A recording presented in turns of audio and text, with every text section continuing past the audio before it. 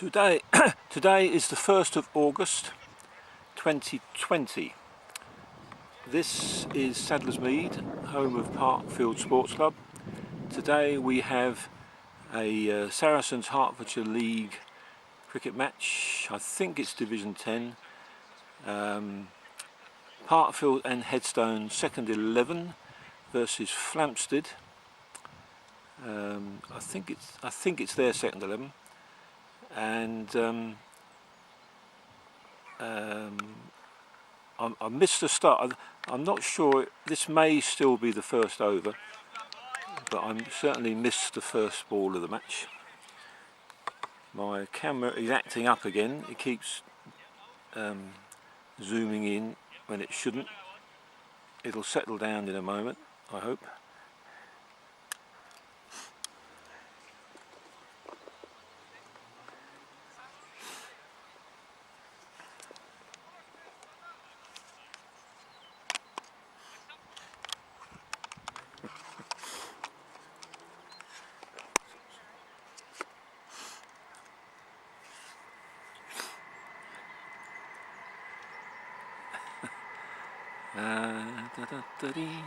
Now then, are we straight? Camera's reasonably straight. I'll do the final bit of straightening up in a moment. Now, Parkfield and Headstone are batting. Let me just check who the batsmen are.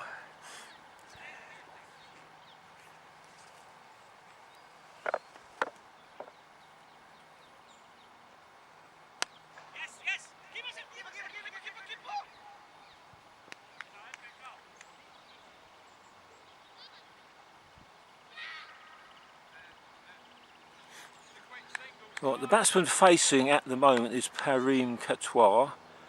Who's the other guy?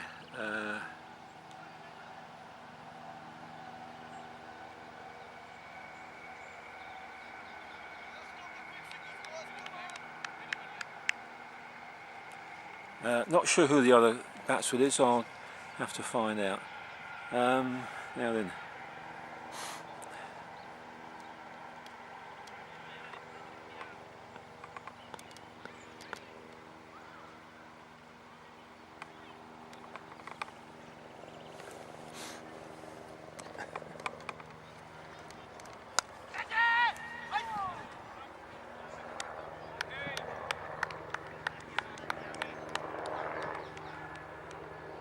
Right, the camera looks fairly straight.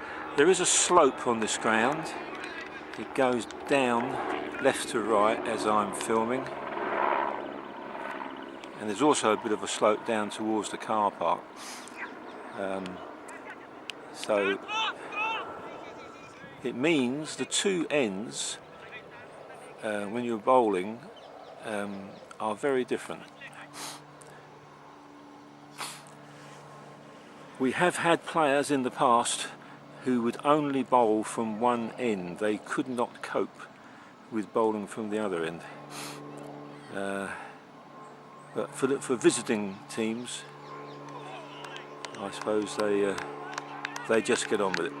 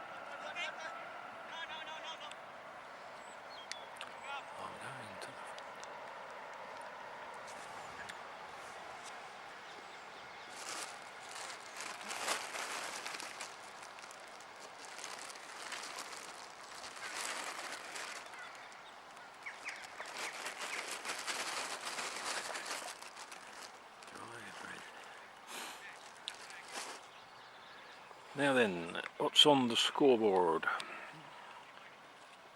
Well, that is not up to date, but that is what is showing at the moment.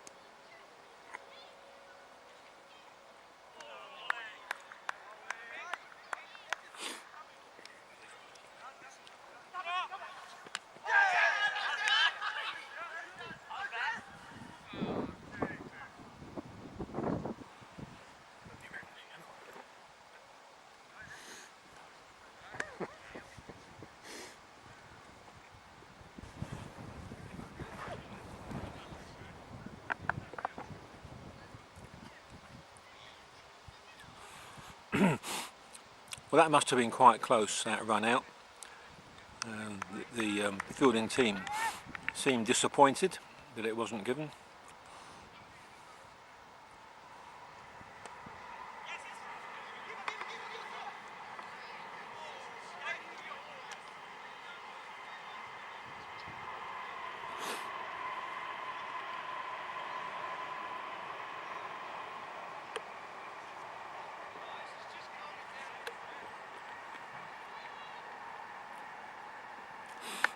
And that was 4 overthrows. Sort of thing that drives a captain mad.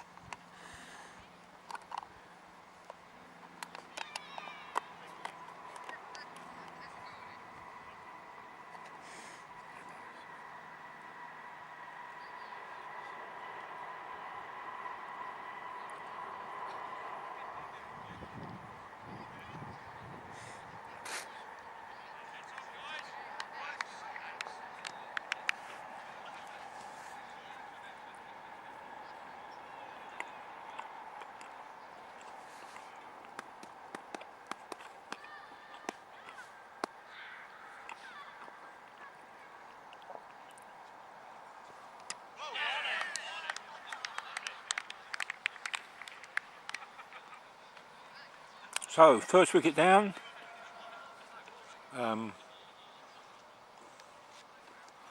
It's how many on the board? 17 on the board. That might not be up to date. But at least some scoreboard adjusting has been done. Our guy's not always the best.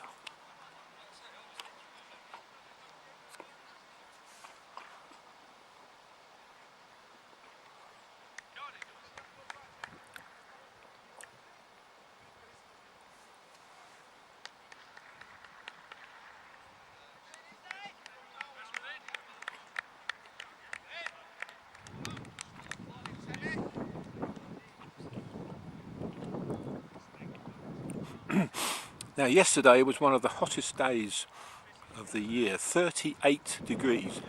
Oh dear, excuse me. Yeah, 38 degrees in London. It was terrible, really. I don't like heat. Now, today it's a lot cooler, although they're still predicting some reasonably high temperatures. But I've just started to feel a drop of rain, which I'm not sure this was predicted. Anyway, this looks like Chris Emmett, who has come out to take over from Perim.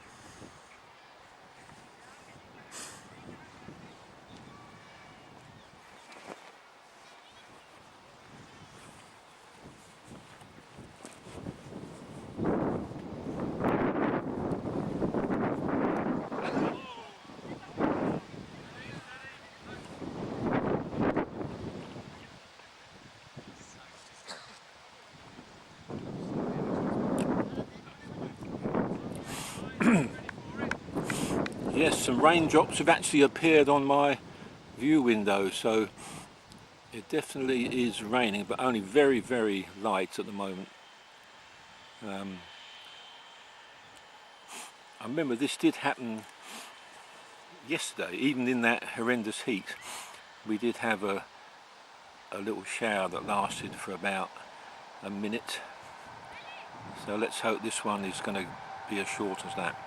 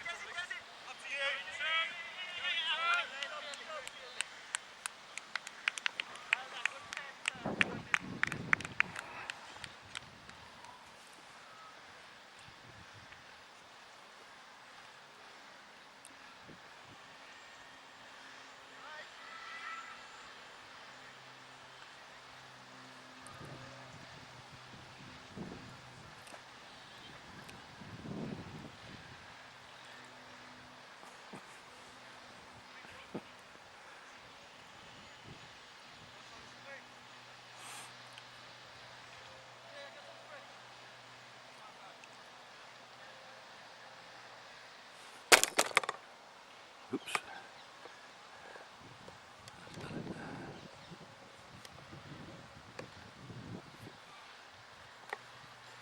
Now, I'm not sure what the hold up is.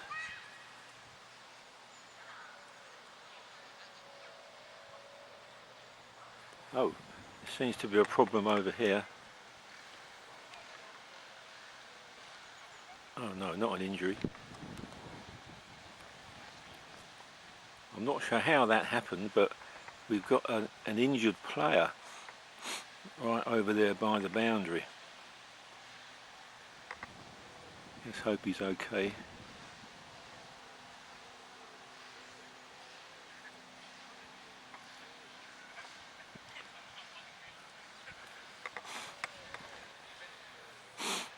I'm used to filming injury breaks in football matches, but it's not often it happens in cricket. There's obviously some concern about him.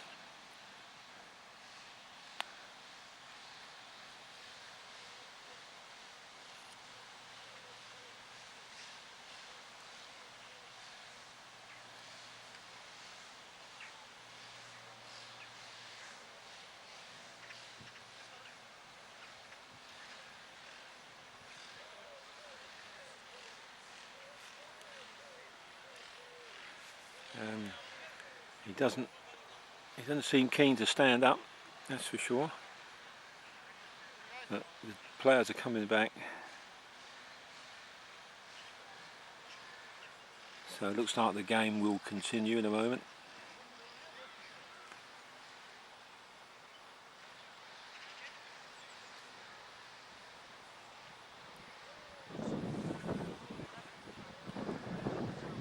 The rain has stopped. That's the good news.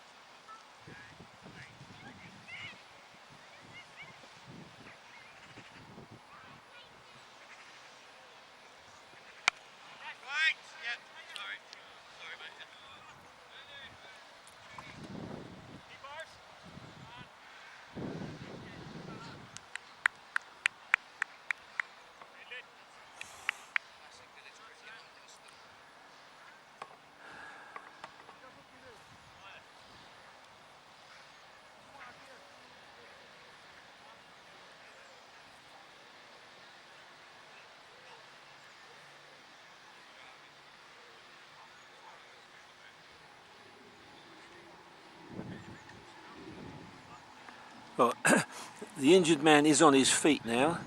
It looks like he's only got one shoe on. Let me just check that.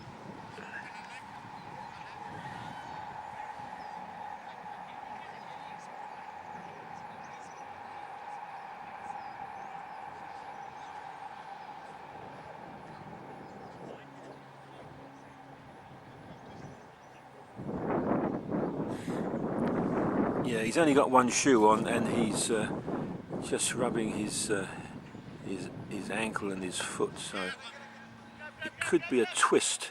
He might have twisted his ankle chasing a ball. So Flamstead have only got 10 players on the field at the moment. It's very unfortunate, particularly this early in the game.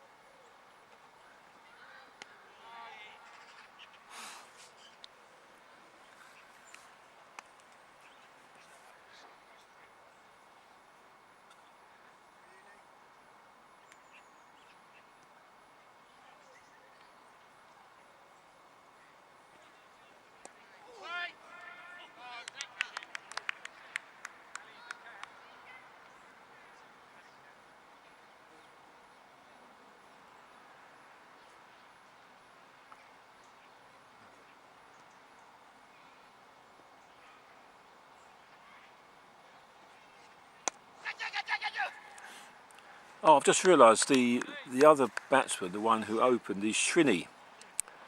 Yes, I should have recognised him right from the start.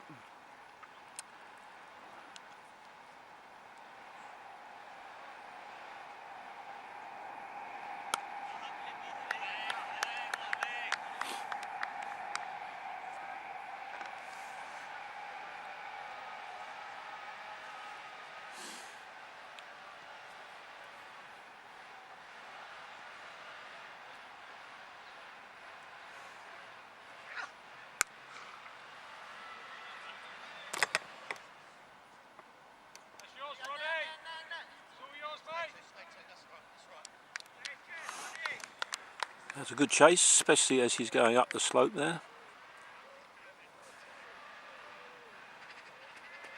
And now the sun's coming back out. Yes, I can feel it breaking through the clouds.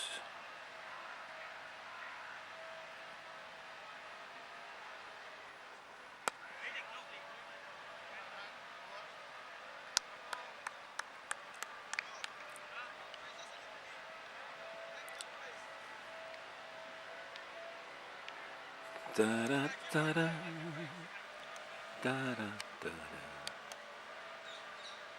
Okay.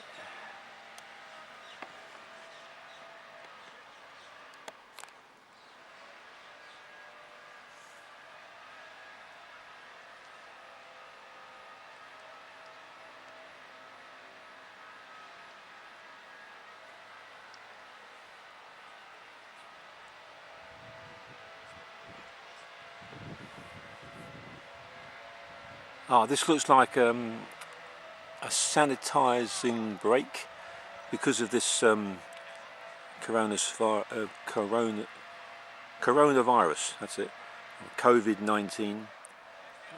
After every 6 overs, the ball and all players' hands have to be sanitised.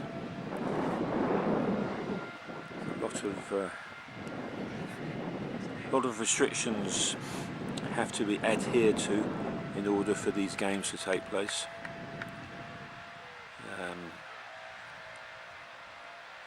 Everyone has to come change. Can't use the changing rooms, showers, clubhouse, only the toilets. Everyone has to bring their own food. Nothing can be shared.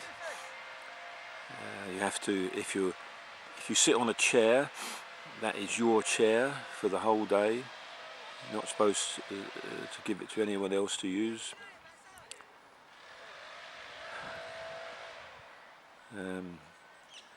Yeah, this virus has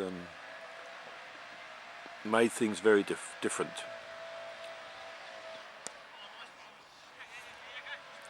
But at least we've got a game on.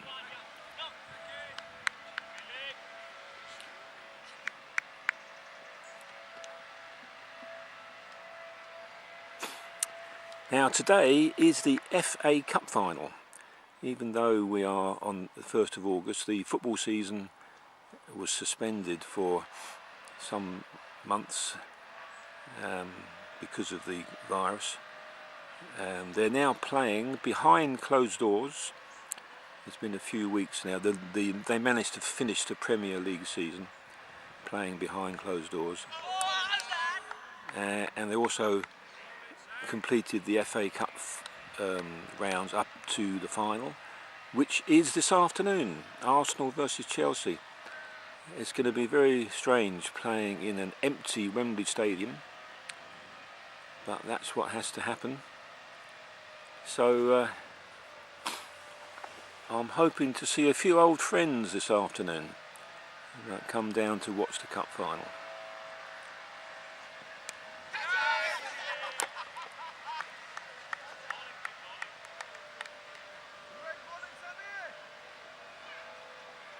And that's the second Parkfield and Headstone wicket down. That is that's Srini, I think. Yeah, it's at Srini caught.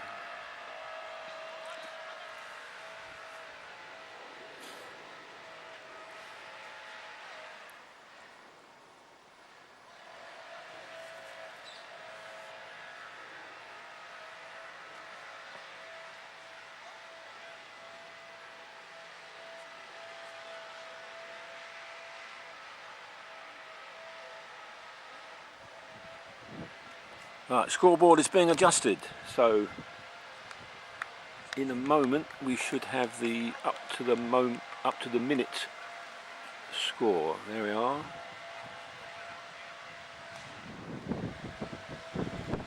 That should be the very latest.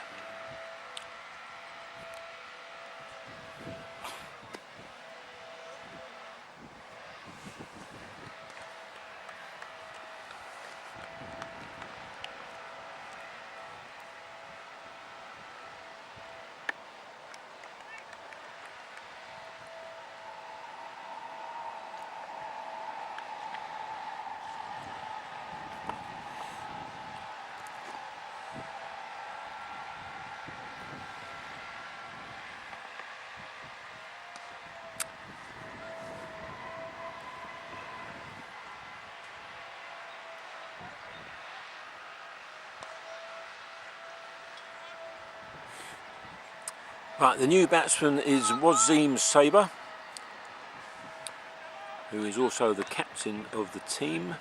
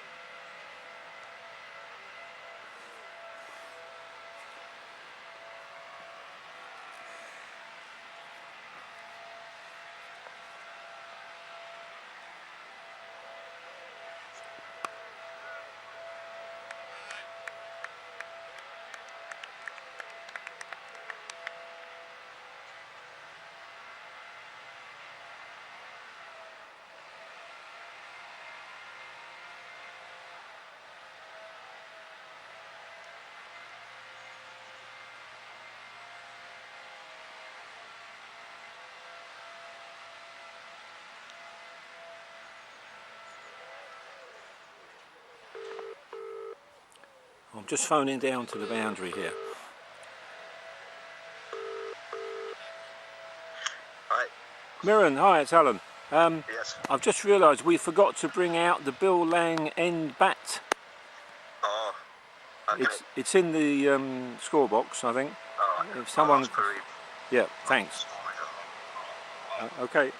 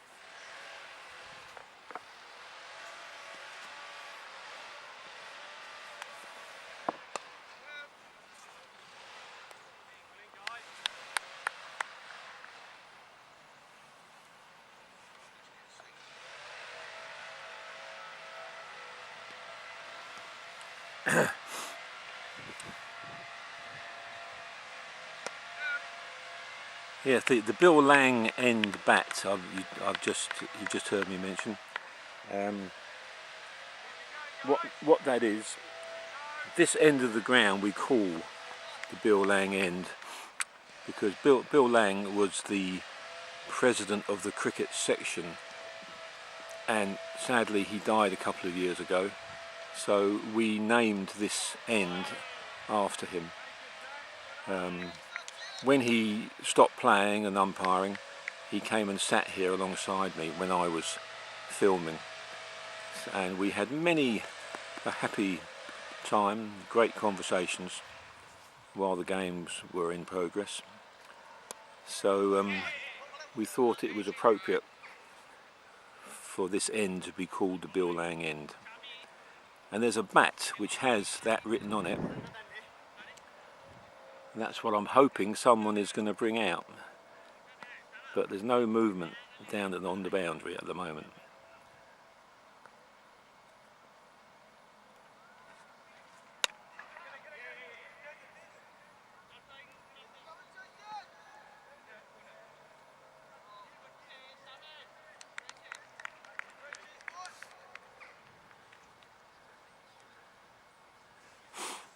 The other end we call the car park end, for obvious reasons, as there is the car park. There is a certain logic to that.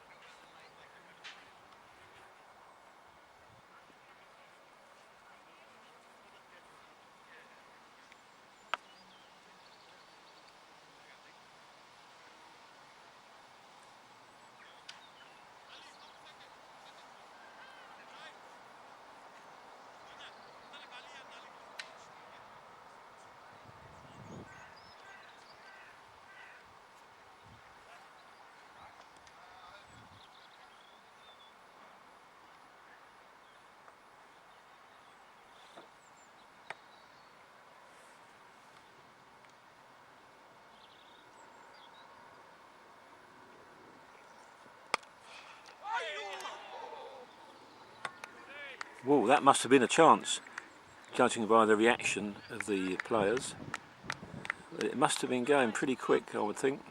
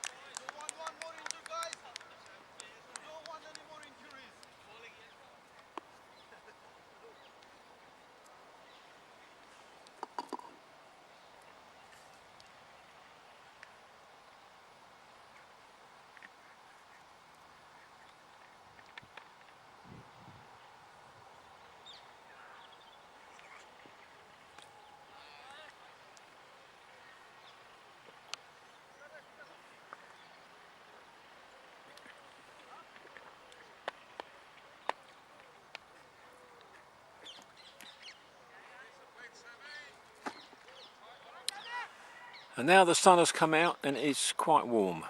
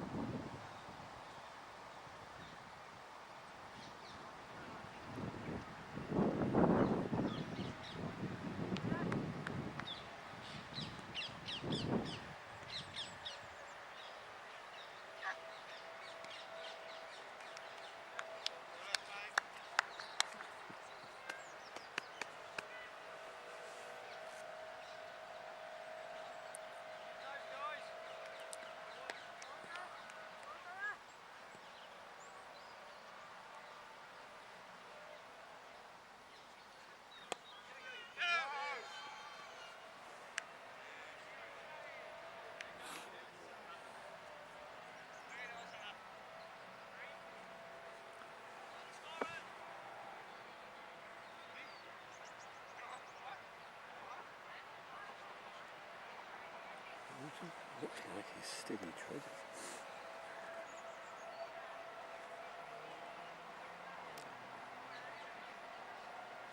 It is. Right, let's check the scoreboard. Oh, it's just being adjusted. That's handy.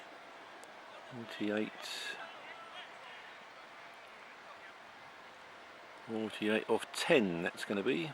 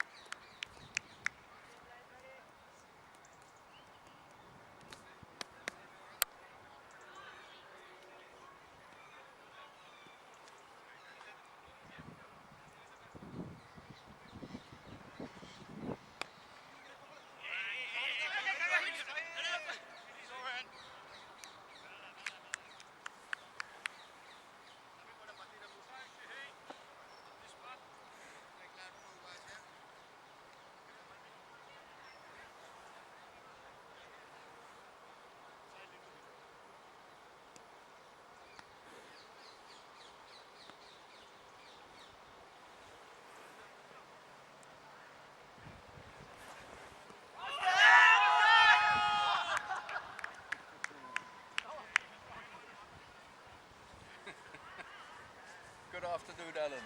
Hello, Alton. Good heavens, you arrive at a very Arrived. significant moment. Yes, 2 metres. socially distanced, of Oh, course. yeah, don't sit down too hard. It's not in the best state of repair, that chair. Doesn't look too clean either.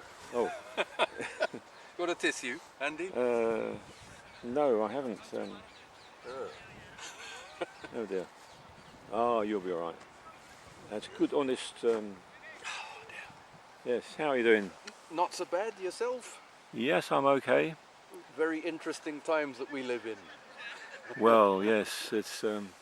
Will it ever get back to normal? That's the thing. Yeah, well, I don't know. I'm putting my faith in the scientists of the world that they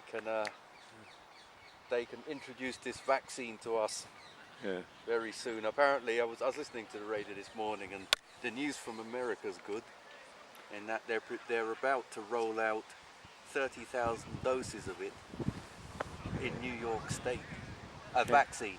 Yeah, but can you believe anything that comes from America? Well, yeah. No, It's a bit of positive news anyway, I suppose. Yeah. Oh, yeah. That is the thing. If we can get a vaccine, that will get us back on track.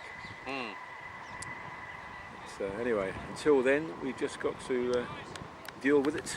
Exactly. That looked a bit. How did that look out from where you were sitting? Well, Because it looked a bit iffy from Chris's Yeah. body language. well, yeah. No, well, I'm not in line, but I don't know. I really don't know. Right. Chris was certainly not happy. No. It's either he thought it hit him outside the line, or he thought he got he got some bat on it. Yeah. One of the two. We'll hear very soon. No doubt. Very rare that batsmen are happy to be out LBW. Yeah, well, exactly. Even when it's plum, we know that there are some people who aren't happy. You know. But No, I just thought you would have more of an idea, as you were more in line than I was. well, yeah, but still not enough to. Yeah. Do we know these three people walking towards us? No, No. I didn't know who the other group were either. Yeah. That were walking behind me whilst I was standing there. Yeah. I think they must live in the houses behind there. Oh, I think. they're lucky if they do. I'd love to live in a house backing onto this park. Trouble is, they start at $1.5 million. Yeah, that's the starting price, isn't it? Yeah. Well, Mind you, having said that, I think they start even more now, because in Wembley they start at $1 million. Some Yeah? of the houses, yeah. all right. Well, I know several years ago, when Bob, what's his surname? Forget. Anyway, Bob used to live in that house there. You know, the one next I door. remember, to yeah, the Bob club. Woodman, yeah. Bob Goodman. That's him, yeah. Goodman, I called him Yeah, Woodman. yeah, Goodman. Yeah. He when he was selling up, the house was on the market for 1.3 million, Right, and if I'd had the money, I would have bought it. yeah. But I spoke to Sanj, who lives there now, last season. He said it's up to 1.5, so it might be more now. Probably two and a half now. No, I doubt that, but it might be. It might have gone up a bit. Yeah. No, well, you got the full story about the dog that was not to be, did you? I got some of it, yes, that you were thinking about taking on a slightly older dog. Yeah. It was blind. Oh, I didn't get that bit. I must have didn't listen to the whole message. Right. Oh no, I thought I sent you an email. Anyway, not to worry. Then you can tell me face to face now. No, Yeah. the full story, as you know, I'm looking for another dog. And funny enough, I got a phone call from Steve Jari. Oh, really?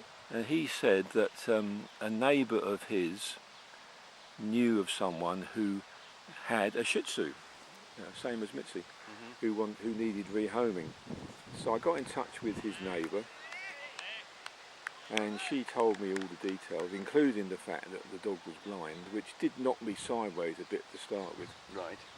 But having thought about it, I thought, well, okay, let's check it out. I mean, a blind dog needs a home more than any other, probably. I would have thought so, yeah. So anyway, I got in touch with the girl who was looking after him. Barnaby, his name was. And the story is that the owner was this girl's father, who has now got stage 5 Parkinson's disease, and he's not expected to live very much longer. And she was looking after Barnaby, but the problem was that she already had 3. The lone appealer. Yeah, she already had 3 big dogs, because she's actually she's a dog person. She fosters dogs. She has her own dogs, and dogs are a big part of her life. Right. Anyway, so she took Barnaby, and she and her sister were desperate to find him a good home. You know, they thought it would be very difficult considering he's blind and not that young. So when I came along, they thought it was a dream come true, and I had a long chat with her on the phone and sorted it all out. And so I said, right, well, we need to meet. Barnaby and I need to meet. Right. I said, okay, tomorrow. So we arranged a meeting, and down at the fields near where I live. And it was great. He was absolutely adorable. Right. Barnaby, wonderful. Sat on my lap. He took an instant liking to you. Yeah, he was content as anything. Right. So I said, she said, so you're interested? I said, oh yes. I mean, I said, I'll take him home now if you want. She said, well, I've got to check with my sister. I promised her I would ring her and tell her all, about meeting you. So I'll phone you tonight. So off she went with Barnaby.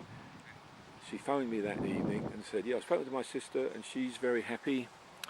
So I'll bring him round to you tomorrow. So I gave her my address. So this was yesterday, a really hot day, God. Anyway, so yesterday, 2 o'clock, they turned up, and I took them into my back garden, where it was the only place where there was any shade, and it was absolutely roaring hot. So we sat in the shade for a bit, and she looked round the garden, and then she said, I said, do you want to come? Oh, he's bold. Oh dear. Is that Abra? Sorry. No, I don't think we're going to see Abra again. Oh, really? Well, I don't know, T seems to have got the hump yet again. Yeah, I know. And if there's no T, there's no Abra. Oh, yeah. And there's no the other guy. So this is somebody's friend, no doubt. I'm just looking through my binoculars to see if I recognise him. No, there'll be no Abra, and there'll be no, what was the other guy who was with T? Malik, something Malik. Arshad. Arshad, yeah. Right. So sadly, I don't think. Anyway, back to Barnaby. We digress. Yeah. Yes. Where was I? Yeah. She looked around the garden. She came into my house. She had a look round. We went back out in the garden, and she said to me, "He said you are absolutely perfect, Right. for Barnaby. Couldn't ask for a better owner." He said, "But unfortunately, your house and garden are just not, what's the word, not suitable for a blind dog." Right. I said, "Oh, why is that?" And she explained there was too many things that he might bump into, and the garden was small, and there's a ridge all the way around it, which separates the sort of the mud or from the rest of the garden, and he said he's going to keep knocking into that. And she said, you know, terribly sorry, but I just couldn't leave him here.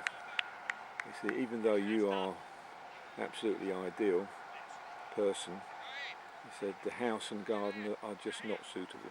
Right. So that was the end of that, unfortunately.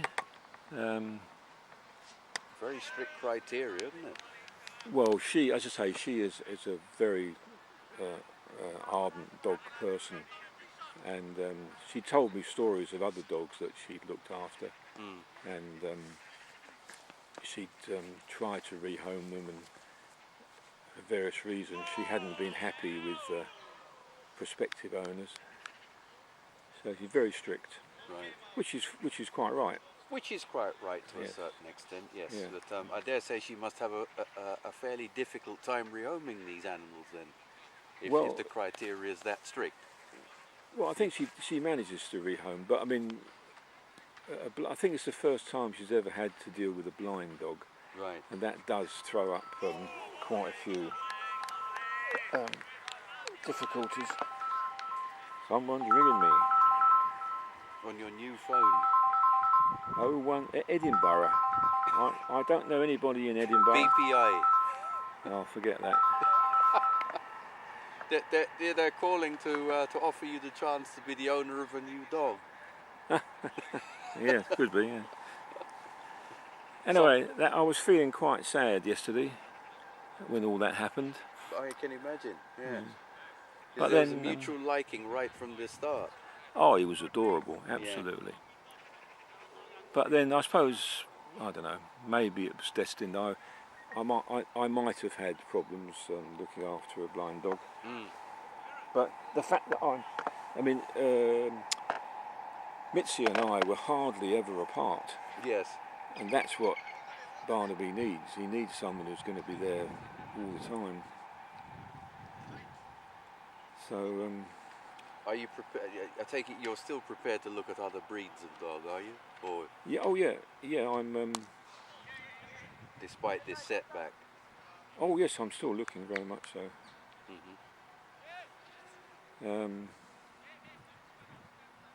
I've been in touch with the Harefield, you know, What about Ali? I thought, is she not a source anymore of dogs?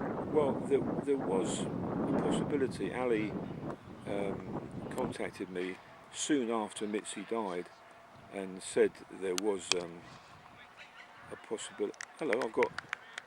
Here, you've come up on my phone here. Alton, missed voice call. Yeah, that was probably all the shenanigans from earlier. 11:27. What was the time? Yeah, that was probably it. That was me. I think I did leave a voicemail. Oh right, okay. Oh no, I didn't actually. It was just a as it says, a missed voice call. So. Okay, all right. No, Ali. Yeah, very soon after Mitzi died, Ali contacted me and said that there was a possibility of a dog, and she asked me, is it okay for her to give them my number, and I said yes. But I never heard any more. Right. And I'm sure she's still looking. I mean, she knows the full story of what happened with Barnaby. Right. So she'll be looking out for me. Is she still an active part of the dog world then, or has she stepped back a bit, Ali? Oh no, their main business is still dog walking. Right. So she will hear. But I suppose with this current COVID-19. situation, everything is a bit askew at the moment. Yeah. Mind you, I would have thought her business would have still been thriving even through this, because people will still want their dogs walked. Yeah. Oh, I think they are. Yeah, I think that's one of the businesses that has had no problem at all. But yeah, I was saying I've been in touch with Harefield, the Dogs Trust, and they were completely closed for a long time. They're now open for appointments only. Right. And I spoke to them on the phone, and they said, right, what you have to do You have to go on the website, and on the website you'll find pictures and descriptions of all the dogs that they have. So they said, right, you go on there, you look through all the pictures, and if you see one that you feel is right for you, you fill in the online form, and then we make an appointment for you to come and meet the dog. Right, so almost every day I've been looking through all these pictures, and unfortunately they all seem to be big dogs. Right. But Alsatians and Lurchers and Boxers and Great Danes. I haven't seen a Great Dane yet, but but they're all large dogs, and occasionally there's a small one, but often it says reserved against them, Right. which means someone's already Got in there. already bagged them. But Yeah. the only small ones that have been available have been Jack Russells. Right. Now I don't know if have you ever had dealings with Jack Russells? they can be well, uncompromising little characters. Yes. Yeah. And the thing is that the ones I've had dealings with, they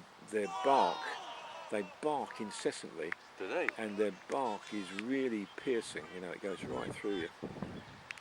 So I'm not keen on the Jack Russell. Well, I mean, you might be lucky and get one that doesn't bark too much. But all the ones I've been anywhere near, they really do bark. So anyway, I'm going to keep looking on the website there, and various people are looking out for me. So eventually. What about dogs like corgis or stuff like that? Yeah, corgi. But you don't. I've never seen a corgi on the Harefield list. I think they're a pretty rare dog, and you don't see too many. I'm not a dog expert, but you don't see too many, so to say, ordinary citizens with corgis. Or am I wrong there? Well, if you went to Buckingham Palace, you'd find a few. Well, yeah, that's what I meant. Ordinary. Yeah. Yeah. I don't recall seeing too many corgis around. No, you're right. Certainly, they are the Queen's favourite dog. Yeah. Yeah. But sooner or later,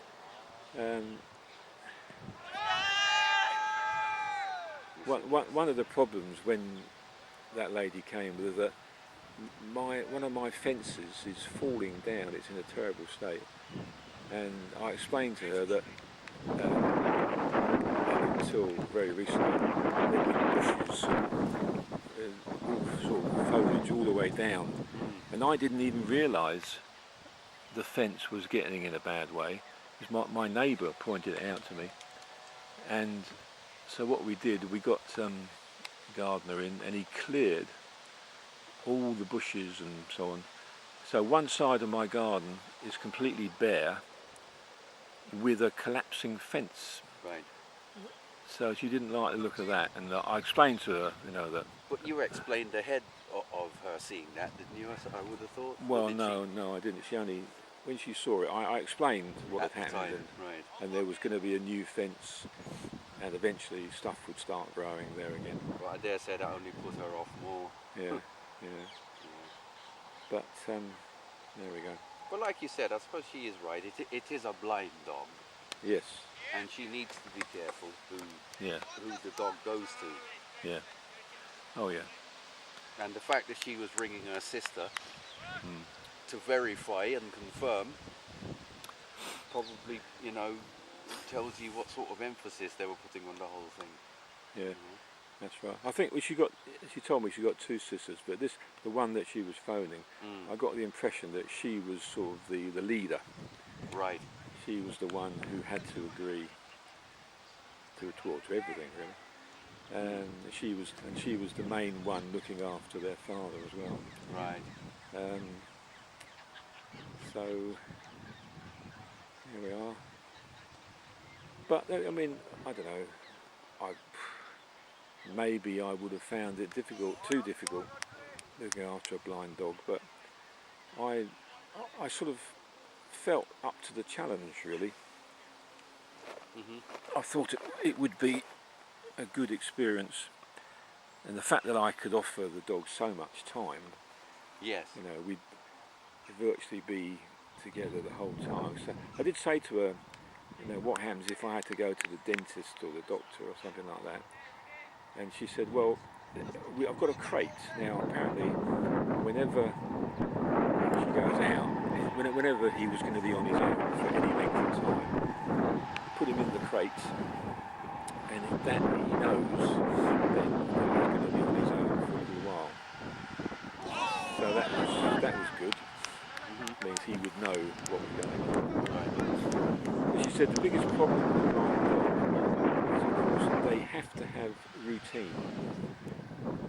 Otherwise, they don't know whether it's day or night. So they have to have a routine so they know it's morning, and they have to have a routine so that they know it's evening and night time. But I'm sure I could have done that. Oh, that's good to know. Like humans, are their other senses heightened? Yes, I think they are. Well, I mean, When they lose one, yeah. you know, the loss of, say, their sight, like yes, human beings. Yeah, I think it is. Right. Well, with a dog, the scent is very, very high anyway. Yeah. Well, I think all dog senses are way above ours. Well above, yeah, Yeah. they are. Yeah, well above the human senses. Yeah. That's right. No, I just wondered if their senses worked in the same way as humans. As we like, if they lose their hearing or their sight, the other senses become heightened. Yeah, I think they do. Yeah. And the thing is, I've met dogs in the past that were blind, and it takes a fair time to realise they are actually blind, because they don't seem to be acting any differently to other dogs around them. And because they can find their way around with scent and the hearing, sometimes you don't even realise they are blind. Yeah.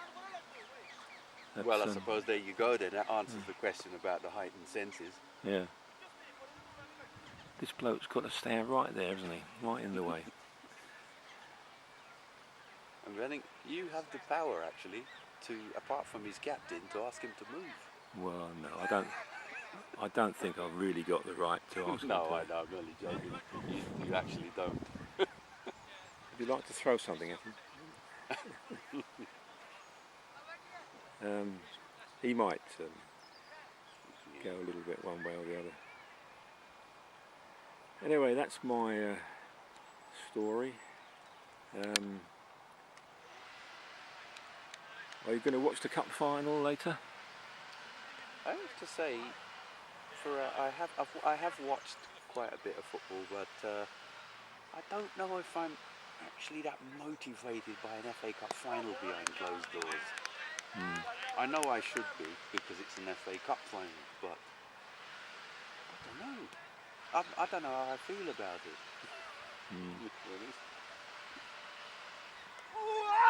I suppose it's something we're going to have to get used to, because it's not going to change anytime soon. You see, most of next season, if not the whole of next season, will be behind closed doors. So. Yeah. No, somehow a league ground, particularly a smallish league ground, doesn't seem quite so bad. But Wembley, 80,000 capacity, it really seems weird. But I've been watching where they have the crowd noise effect. Yeah. I know that Sky do 2 channels, don't they? They do, yeah. I've actually tuned into both. Yeah. Yeah.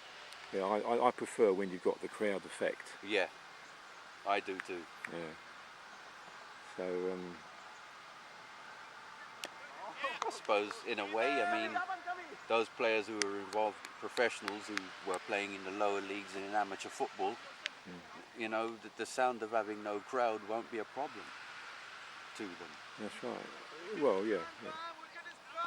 Particularly if you played amateur football. I know a lot of these fellas, they did come up through the leagues, who, playing for clubs that used to play, even though their stadiums were small, they still had full of houses and stuff like that every week. I'm just wondering how it's going to affect, all of this is going to affect those lower league clubs. Because surely they can't sustain themselves playing behind closed doors for a season, can they? No, well, some time ago they were saying that they predicted that a lot of them were going to go out of business. Yeah. Something like 80% could go out of business because of this. Yeah. The Premier League can, they can survive because they've got the Sky money coming in, but yeah, TV and sponsorship.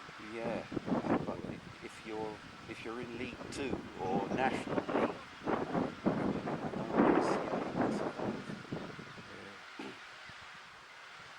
Well, if you've got to pay wages, I mean, clubs like that, like Parkfield, where they pay to play, we should be okay. But where you're having to pay wages, yeah. It's going to be very difficult. Footballers on furlough. Now there's something we never thought I didn't even know what furlough meant before all this. There you go. Now we do. Well, yes. Well, yeah, it's not going to affect the top player. They'll still be getting their 200 grand a week. Oh yeah. If you're Premier League and possibly Championship, you'll be all right. But League 1, League 2, and National League, and those clubs will be struggling without fans.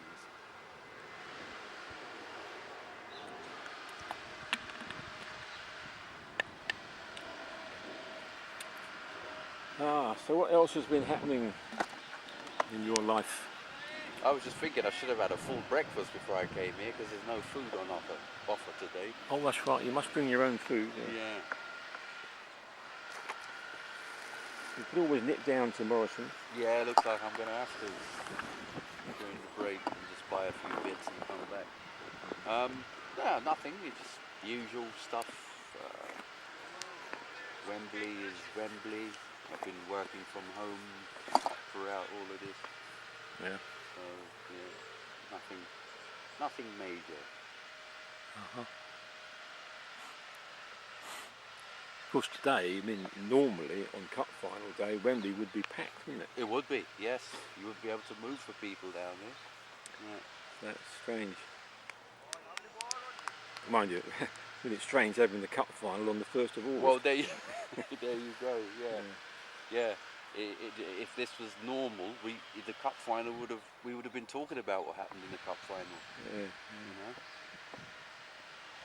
There's going to be no real break, is there? Because Cup Final today, then there's other games next week.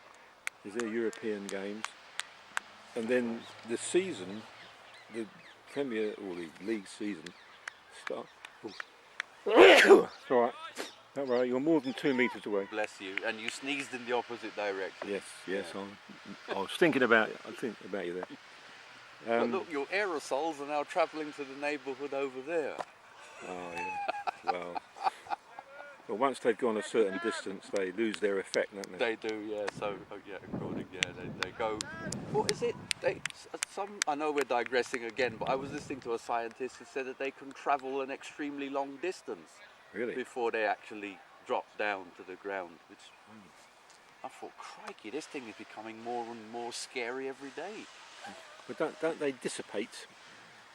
They do, yes, apparently, but they're able to travel a long way. I mean, before we go back to what we were talking about, what were we talking about before? Wembley being empty. Wembley being empty, yeah. And the league season starting soon. That's it, yes. Because he had this thermal imaging thing. This was on television, and he was showing you how long the average person's sneeze or cough aerosols can travel. Yeah. And it was a pretty long way. I can't remember how long the distance was that he said. Yeah. They were talking about face masks, obviously. Yeah, we're talking about yards or miles. Oh, no, not miles, no. But he did say a very long way, longer than we think. Yeah. Or further than we think, I should say. Yeah. Sorry. Yeah, back to Wembley and the emptiness. Yes. Yeah, it's it is going to feel very, very strange. The I did watch the semis though, having said that, and well, one of the semis, and it looked very odd having no spectators there. When all the businesses around whenever there's an event on, they do great business, wouldn't they? They do, yeah. A lot of them, you know, they kind of like plan their year in accordance with the event, so it's been difficult for them. Yeah. I suppose it was a similar thing though when Wembley. I suppose they've got that display Wembley. I suppose they've got that experience before, but because Wembley wasn't there, was it? As we know it for quite some time. So, that's right. Yeah, they were playing down Cardiff, weren't they? Cardiff, yeah. So at least there's that, you know. So. But the difference between that and then is that the pubs were open all the way through. They haven't been through this. So. Yeah. Well, they reopened and now they've got to close again, haven't they? Yeah, there's a possibility the government may order them to be closed if this gets worse.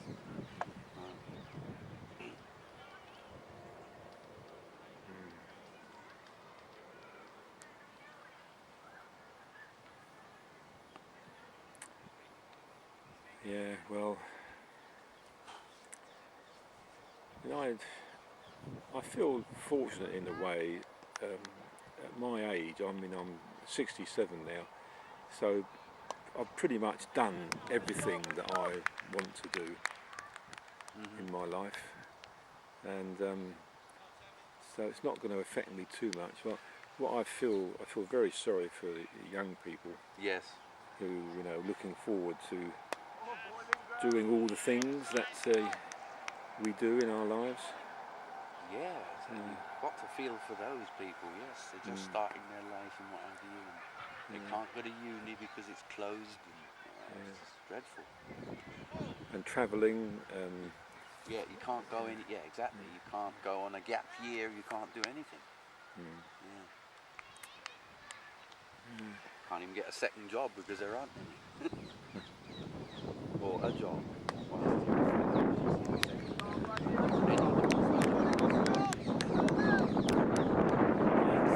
As we said earlier, it all comes down to this vaccine. The world is waiting for the vaccine. Yes. Meanwhile, nature is laughing at us. Nature's saying, all you human beings, terrible things you've done to the planet. Yeah, that's right. I'm saying this is divine retribution for all the things, all the mineral wealth that you've extracted from nature over the years. You know, this is payback time. Oh right. I should imagine the bar will be open about an hour before that. Yeah.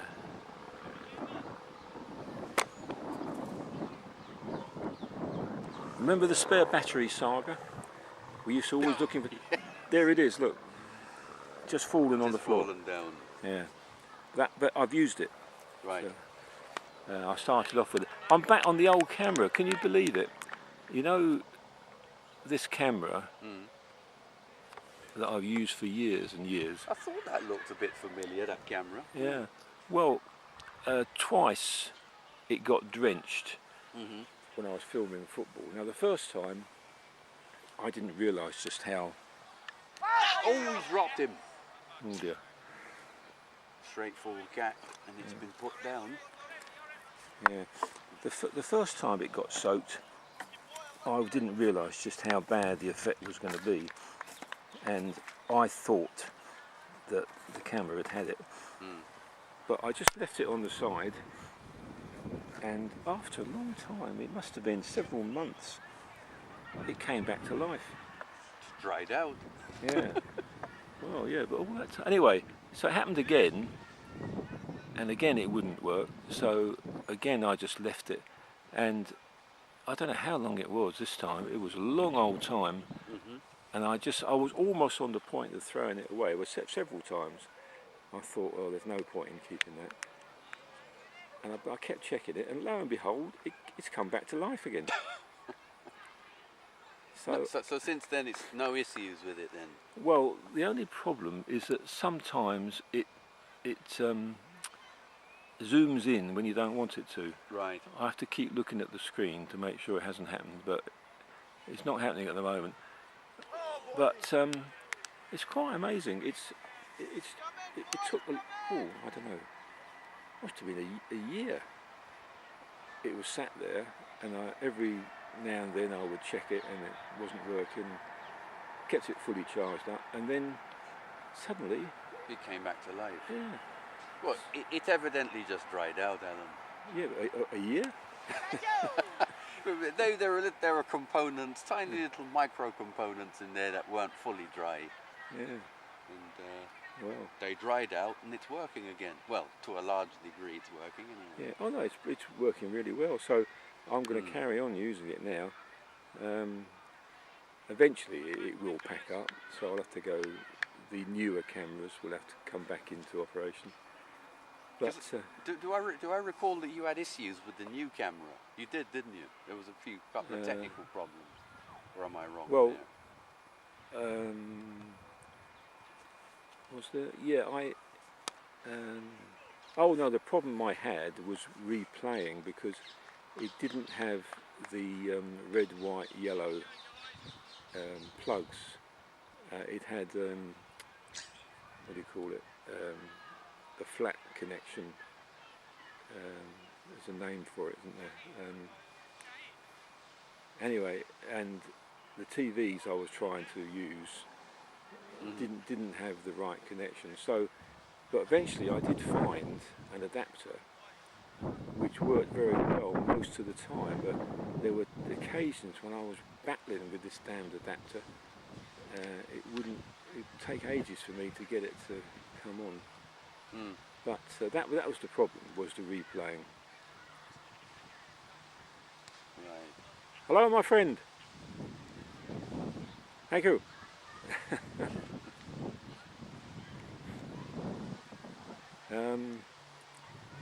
He could actually request that you move, Alan. Yes.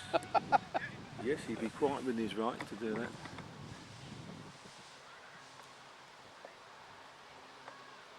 And so he doesn't miss a catch because he had to move to his left. Oh, he's gone way left now. Oh no, he's wandering back. So back to Tottenham then. Are you still in the Mourinho in camp, or are you in the Mourinho out camp? No, I'm in the in camp. He hasn't had a full season yet.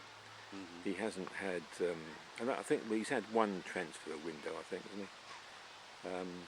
But with £1 billion debt For the stadium, yeah. There's obviously going to be a few restrictions. No, I think we've certainly got to give him a full season. Because, as you know, there are Tottenham fans already calling for him to go. Oh yeah, well. I suppose what you could ask is if they're really true Tottenham fans or not. Well, I could tell years ago when David Pleat became Tottenham manager. Yeah. In those days, I was going to games fairly regularly, and I went to his first match at Tottenham, first home game. And as I was coming out of the stadium, on the wall outside where I left the stadium, it said, "Pleat must go." What, the first game? After one game, yeah. There's White Hart. This is a home game at White Hart Lane. Yes, yeah. Crikey.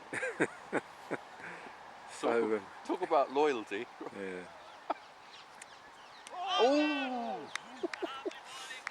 Of course, when George Graham became manager, there were people who were just angry because he was ex-Arsenal. Oh well, yeah. That's a little bit more understandable. Yes. Yeah. But you were in the.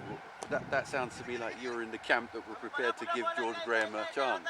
Yeah. Oh, yeah. Definitely. Yeah. I mean, he was thought of as being one of the best managers around, and the story I heard was that Alan Sugar, who was chairman at the time, and he'd steered Tottenham through all those financial crises and got things back on even keel. And apparently he was at the board meeting, and who was manager? It was Ozzy Ardiles, I think, was manager, and things hadn't been going well, and they decided to sack him. And was it Ardiles or was it Jerry Francis? Was it Jerry Francis? Oh, I seem to recall Jerry Francis being... Yeah, there was also that Swiss guy. Yeah, I know the fellow who came on the tube and held up his ticket at the press conference. Yes, that's right, yeah. I know the fella. Can't remember his name, mind. Christian something? Christian Gross. That's him, yeah. Yeah. Anyway, whoever it was, they decided to sack the manager. Yeah. And apparently Alan Sugar was at a board meeting, and he asked a question: who is the best manager around at the moment? And to a man, they all said George Graham. Right. So he said, right, that's the man We're we'll going to try get. and get. Yeah, they did. Was he out of contract at Arsenal, or did they make an approach to Arsenal to trigger? I can't remember how it all went now. No, I can't remember. Well, I think Wenger had already arrived, didn't he? I think. Right. Okay. Yeah, because I don't know why George Graham fell out of favour, because he'd done very well, hadn't he, at Arsenal? Oh, he done very well. Got 2 league titles and a number of cups. Yeah, he was a successful manager there. Yeah. But then, of course, we didn't know at the time, but Arsene Wenger was more successful, wasn't it? No. Again, like... Oh, what a good catch. Oh, blimey. Well, there's a stunning catch has just been taken. I had no chance of getting the camera around in time for that. But this guy here, just receiving the congratulations, has taken a very good catch just off the ground. That point. At point, Yeah, yes. he either made it look extremely difficult with a rollover, or it was actually a very good catch. It looked a very good catch. Yeah. Well, there we are. Yeah, Wenger was in the Christian Gross mould, wasn't he? No one knew who he was, but he turned into this title-winning, trophy-winning machine. Well, he turned Arsenal into that. Well, you say nobody knew him, but I mean, he'd been at Monaco, hadn't he? He was at Monaco, yes. Yeah, and yes. I remember Glenn Hoddle, who had played in French football at the end of his career, saying, you know, what a good manager he was, and so on. Yeah, that's true. Yeah, he was the Monaco manager. That shouldn't be forgotten. Or the Monaco coach. Yes, what happened to the old-fashioned manager? Eh? Yeah. What happened to the old-fashioned manager, indeed?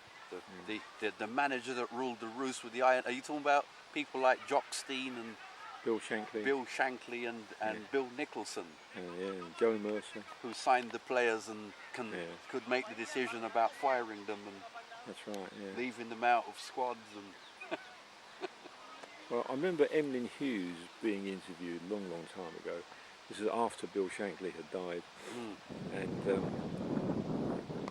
he was asked a question: how do you think Bill Shankly? And Emlyn Hughes said, something like, he wouldn't have had anything to do. He would just have ignored them totally. I think they would. They wouldn't have the no, they just wouldn't be able to. They just wouldn't be able to handle them or get used to them. I just don't think they would deal with them. No. You know, Brian Clough, those types of managers are used to being in total charge. Yeah. They call all the shots. That's right. They're not just a coach. They are the actual. You know, they are the boss. Yeah, that's right. So, as you say, Brian Clough. I don't know what he made of agents. So, you know, but they began in his time. Towards the end of his time, they began to come in, didn't they, to the game? Yeah. Oh, yes. Yeah, he would have had to have dealt with them. But I think was it Bobby Gould who managed various clubs. He was interviewed. I think he'd just been sacked, or things weren't going well for him.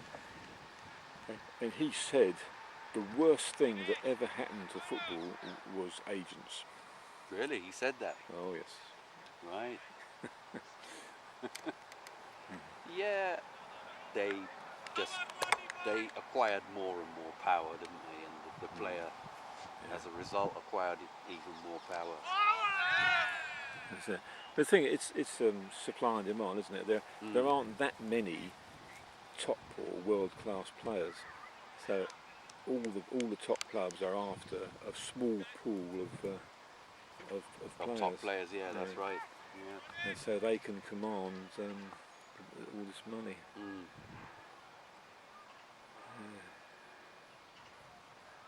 I suppose you could say Alex Ferguson, like him or hate him, was probably the last of that breed. Even though I suppose he would have been dealing with a lot of agents. Oh yeah. Well, didn't he have backup people who dealt with that type of thing? Yeah, probably. Yeah. Because it was a few years ago now. The idea of the man above the manager. What we call him? He's like the director of football. That's it. Director of football. Yeah. Yeah. That came. I remember. But actually, again, it was David Pleat. Oh yes. Yes, that's right. Alan Sugar. This is some years after Pleat had been manager. Alan Sugar approached David Pleat to be director of football at Tottenham, and it was a European idea, wasn't it? It was, yes. They'd got it from the European clubs. Technical director or director of football, whatever you want to call it. Yeah. That's right. Yes, I remember that. Yeah, David Pleat. Yeah, he was kind of like the first of people to be called that title, director of football. Yeah, he was certainly one of the first. Yeah. And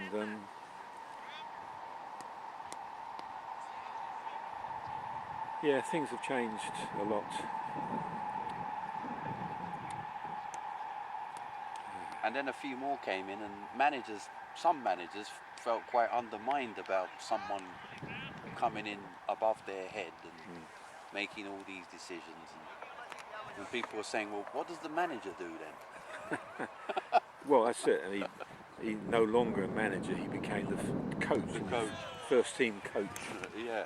His sole responsibility was Just the to team. coach the players. The team, well, yeah, the team. Yeah. Presumably, not just the first team, presumably he had responsibilities for the other teams as well. But when you think about it, though, just the mere fact that there's a person called a director of football means that the first team coach has no say in who that director of football signs, I suppose. Well, no, I would imagine the coach would speak to the director and say, the coach must have a big say in who gets signed. This is Miran Shah facing at the moment. The legend. Yes. Is he a legend? The legend that is Miran Shah. Yes. Has just hit a 4. Yeah. Shot. Who's that standing with Chris Emmett down there? Oh, it's Damien Stalley. Standing? Well, if you look at the sight screen to the left, Chris is in a red top. And I think, have a look through there. I must be going blind because I can't see a red top down there. Oh, sight screen. Oh, yeah. Okay, sorry, just looking at the clubhouse. Look to the left of the sight screen. I think that's Damien Stalley with him, isn't it?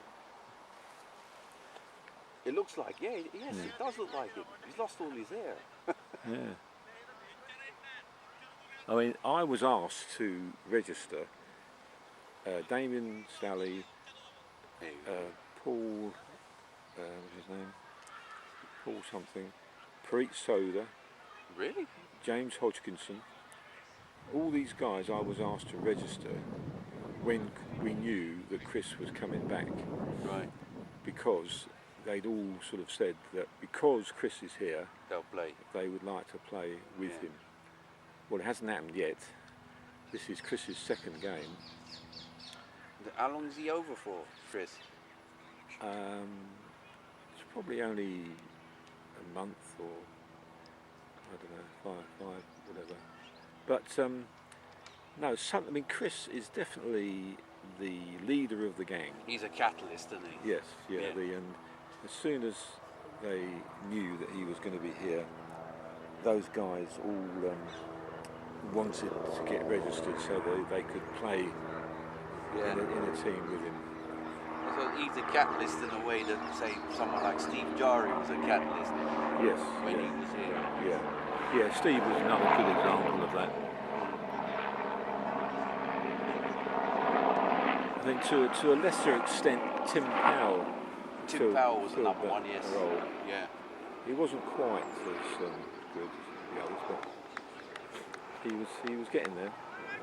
Well, he's one of these people with a, kind of like an engaging personality. He did bring one or two people along, didn't he, Tim? Yeah. Oh yeah. Yeah. James Ezard and people. I think James Ezard played for Parkfield because of Tim. Yeah. Oh yes. Yeah. And bloody flies. And one or two others that I can't remember. I'm sure there were others. Yeah. You know?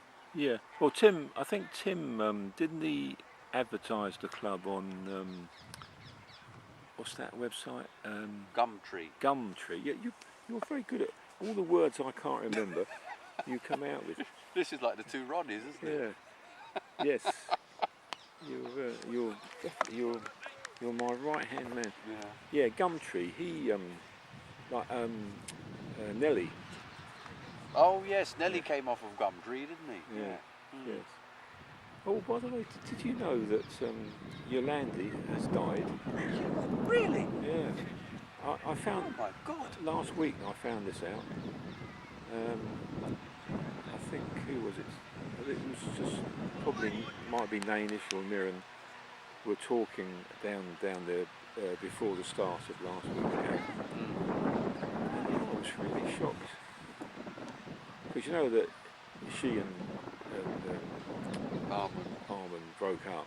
No, I didn't know that. Oh yeah. He remarried. He's got a family now. Oh, yeah, I would have thought so. We're talking what? How many years now since he played? Good long time. Yeah. Oh yeah. A long time ago. Yeah. Anyway, they as you know, they went back to South Africa when Nelly got deported. That in itself was a shock when you told me about that saga. Yeah. So anyway, they went back, and next thing we heard that they'd broken up. And then Nelly got married again. I think Yolandi found another half.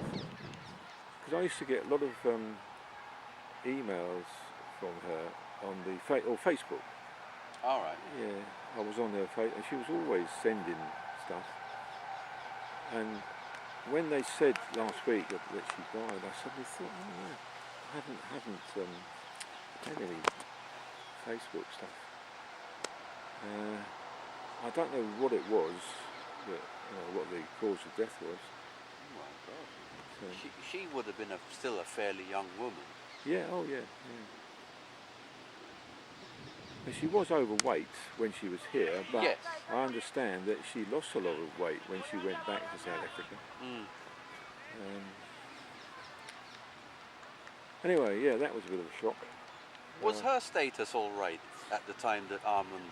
Yes, It was just Armand then. that's right. Yeah, but Right. of course they were married, so I think she felt she had to go with him. Yeah. That's Uh, probably, who knows, but that's probably what broke them up. Maybe, perhaps she didn't want to go back Yeah. and put pressure on them. Oh dear, I'm sorry to hear that. Yeah. As I said, she couldn't have been that old. They were fairly young people when they joined this club. Yeah. Oh, she'd only been in her 40s. Yeah. So, yes, that did shake me, I must admit, when I heard that. Oh dear.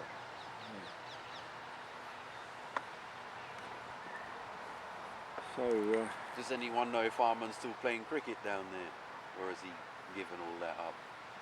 I don't know. Some Nanish or Mirren might know. I don't know.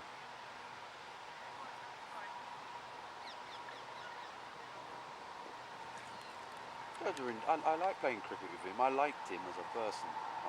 Yeah, he was a very nice guy. Yeah. Which is what made, you know, the sledging that the Australians, all that. Merv Hughes, every time he bowled a ball, he would glare at the batsman and all that. Yeah. Well, he started doing that. Every delivery, he would he'd sort of stare at the batsman. And it used to make me laugh because, and I remember I was at an away game once. I think I might have been doing the scoring, and the home scorer and people around mentioned this about, and I said, don't take notice. He's actually a very nice guy, and I don't know why he does that. It's all bravado. Yeah. You get to know him.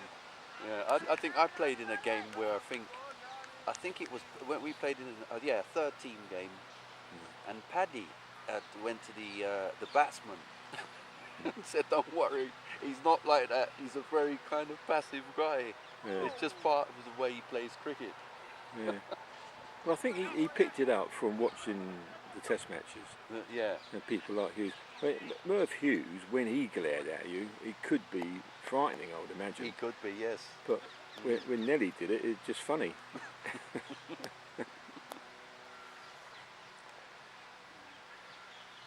Yeah, he's a nice guy. Yeah. One of the nicer guys. Indeed, yeah. Nelly. Although Jerry wasn't happy with him for a while. Oh, really? Well, when they went back to South Africa, Jerry took them down to Heathrow Airport, and apparently the luggage was overweight, and they had to, I think it was £200 or something. Right. They had to pay extra to get all their luggage on, and they didn't have any money. And Jerry lent them. He must have gone to the cash machine, I suppose, and lent them £200, which Armand promised he would pay back to him, send back from South Africa. And I'm not sure if it ever came back, that money. Oh, naughty. He might have done it by now, but I know for a long time, Yeah. Jerry was not happy that he lost this £200. Pound, yeah, it's a bit not the nicest thing to do. Hey? Yeah. Yeah. Anyway.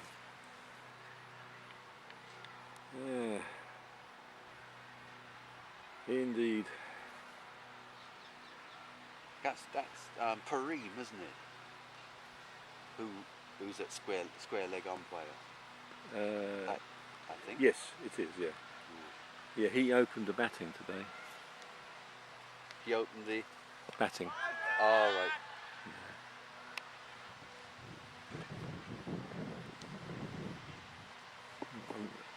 I haven't done the scoreboard for a while. I must do that at the end of this over.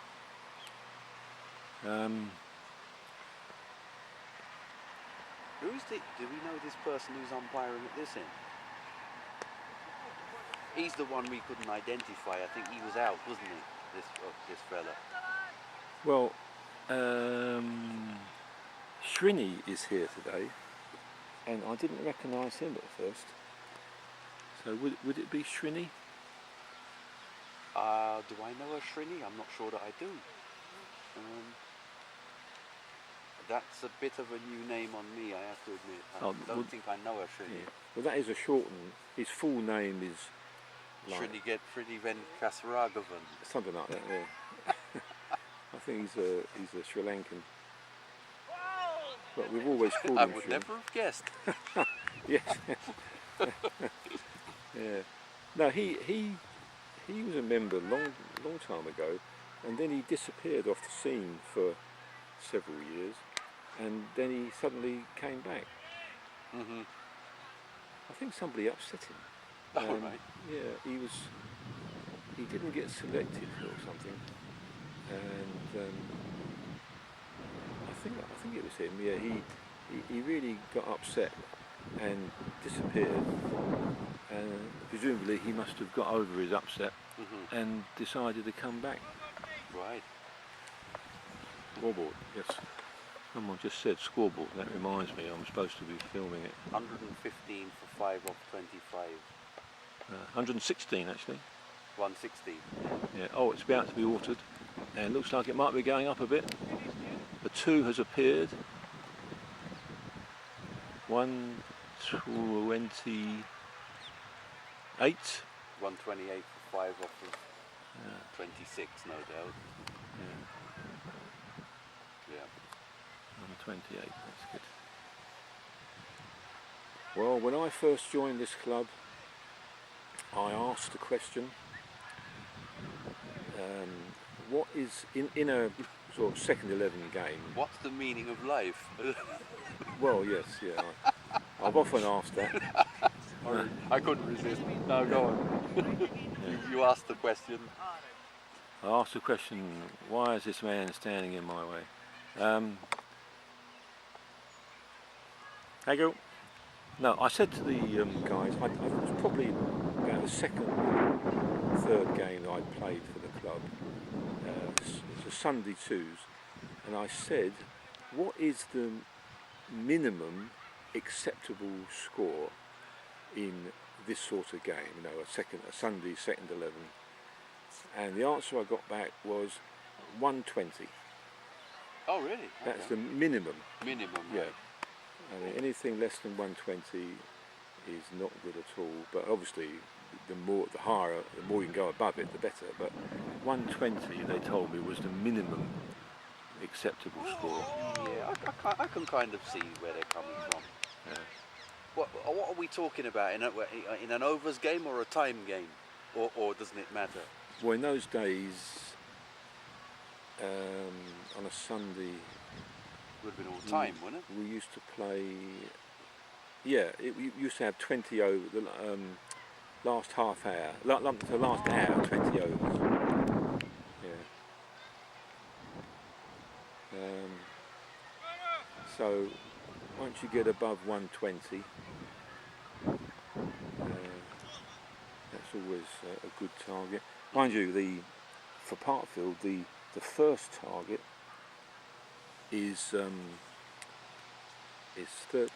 33, I think, or 34, because the lowest score I can ever remember Parkfield being bowled out for was 33. Right. So the first target is always to get to 34. Yeah, right. Okay. Was that? I remember. Was it? I played in a Sunday game where we were bowled out for.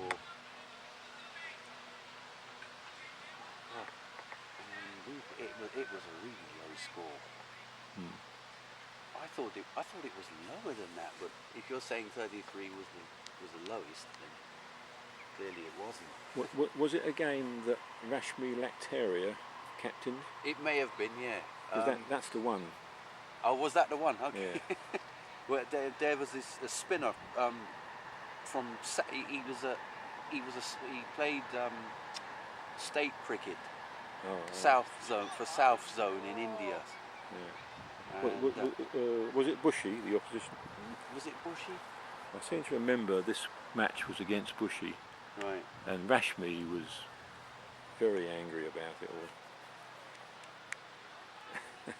Really? But there you go, you have to accept these things, don't you? Well, this guy, I remember this guy being, he was a class above. He was just turning it.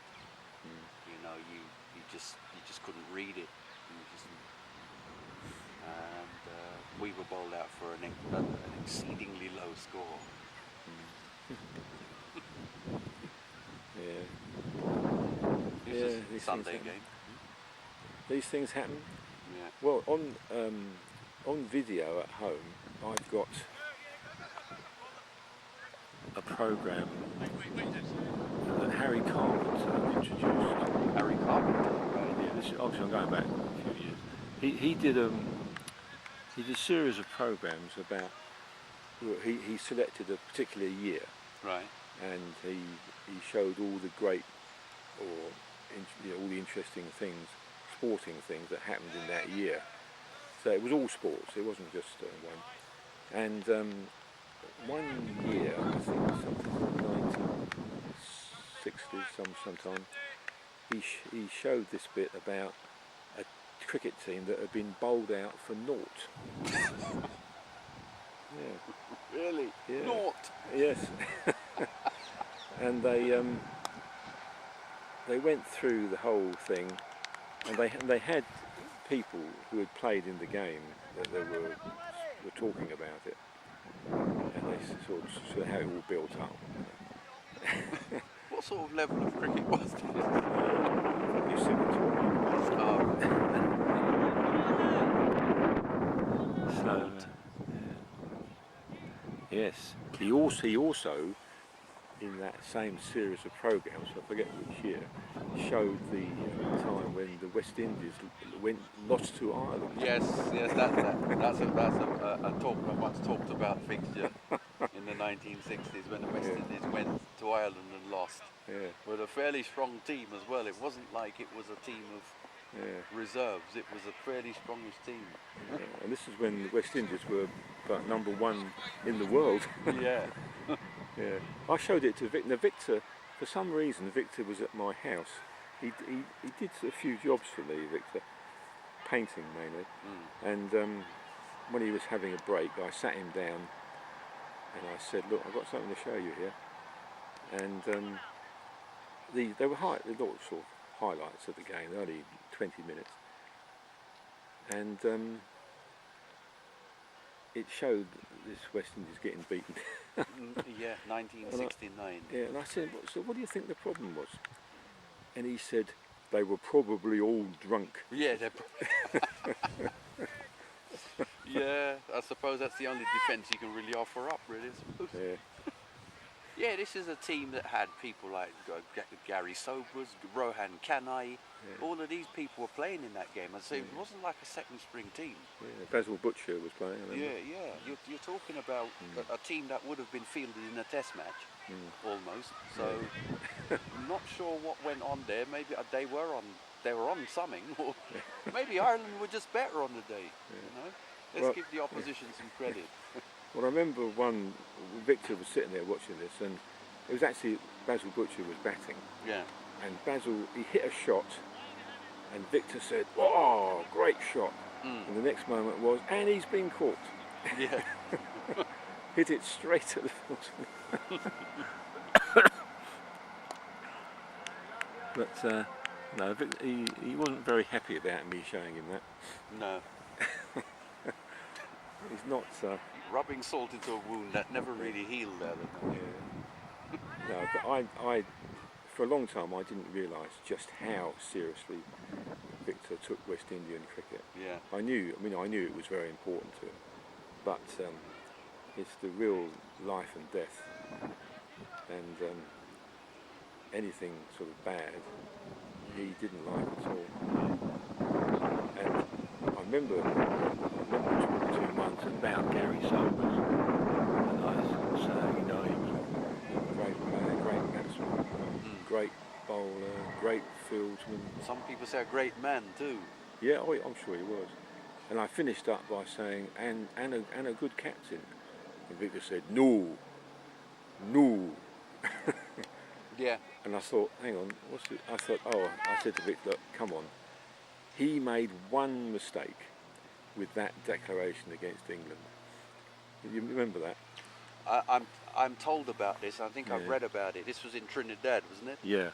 In 1973 tour, I think. Yeah. Early 70s. Yeah. He made a very bad declaration against England, and England went on to win the game. And I said, look, Victor, he made one mistake. And Victor, when Victor goes quiet, you know that's the closest you'll ever get to him saying that he's wrong. And so he went quiet, and I said, look, come on, no. If we were all condemned for making one mistake, nobody would be left. We would all be condemned. We've all made a mistake. Yeah. True. and he muttered something. But no, it was a terrible declaration. Otherwise known as a sporting declaration. I don't think the West Indies thought that. No. Yeah, no. Well, I was listening to the radio, I think, when this happened, and when the English commentators were on, they were saying things like, "Oh, and this is really exciting. England have got a great chance to win here." And when the West Indian commentators were speaking, they were saying, "And it looks like West Indies are going to be defeated here, following a very generous declaration." Yeah. Was Tony Cozier one of them? One of those commentators? Quite possibly, yeah. Is he still around? No, he passed away. Cancer. Oh dear. 2 years ago now. Oh, right, Yeah, he's been dead 2 years. Yeah, I thought I hadn't heard of him. Yeah. He was quite an expert, wasn't he, on West Indian Yeah, cricket? he was the. Oh no. The real authority. Yeah, he was the authority on West Indies cricket, and the West Indies Cricket Board actually commissioned him to write a history of West Indies cricket. That's the type of authority he was on West Indian cricket. Yeah. I remember he did a programme, which I've still got on video, DVD, about West Indian cricket. This was at the time when the West Indies were real top of the tree. Yeah. And he was going, in this film, he went into all the history and the current, or what was current then. And I lent this video to Victor, and I always remember, this is back in the days when Russell Hunt was still playing for the club. Oh yeah. And I saw Russell, not sure why I saw him. Oh no, or maybe it was late. Anyway, Russell said to me, he said, "I left my dad at home watching that video." He said he didn't know how to switch it on. Oh, really? So he's got no idea about things like video. Oh, he's not a technical man. Well, not that he probably does now, but at the time he didn't have a clue how to work a video. And Russell said to me, "I've left my dad watching that video, and he said he was really enjoying it, really enjoying it. It was all about the dominance of West Indians." Yeah. So, Yeah. Yeah, Tony Cozier, he was the veritable authority on West Indies cricket. Was he a Barbadian? He was, yes. Yeah. He was one of the 15%. What's that, 15%? Well, Victor told me that 15% of the population of Barbados was white. Yes, well, yeah, he's right there, yes. One of the 15%, yes indeed. Yeah. He also told me that that 15% controlled 95% of the wealth. When did he... That has changed somewhat. When was he, or does he still maintain this? Oh, that's a long time ago. Right, Long okay. time ago.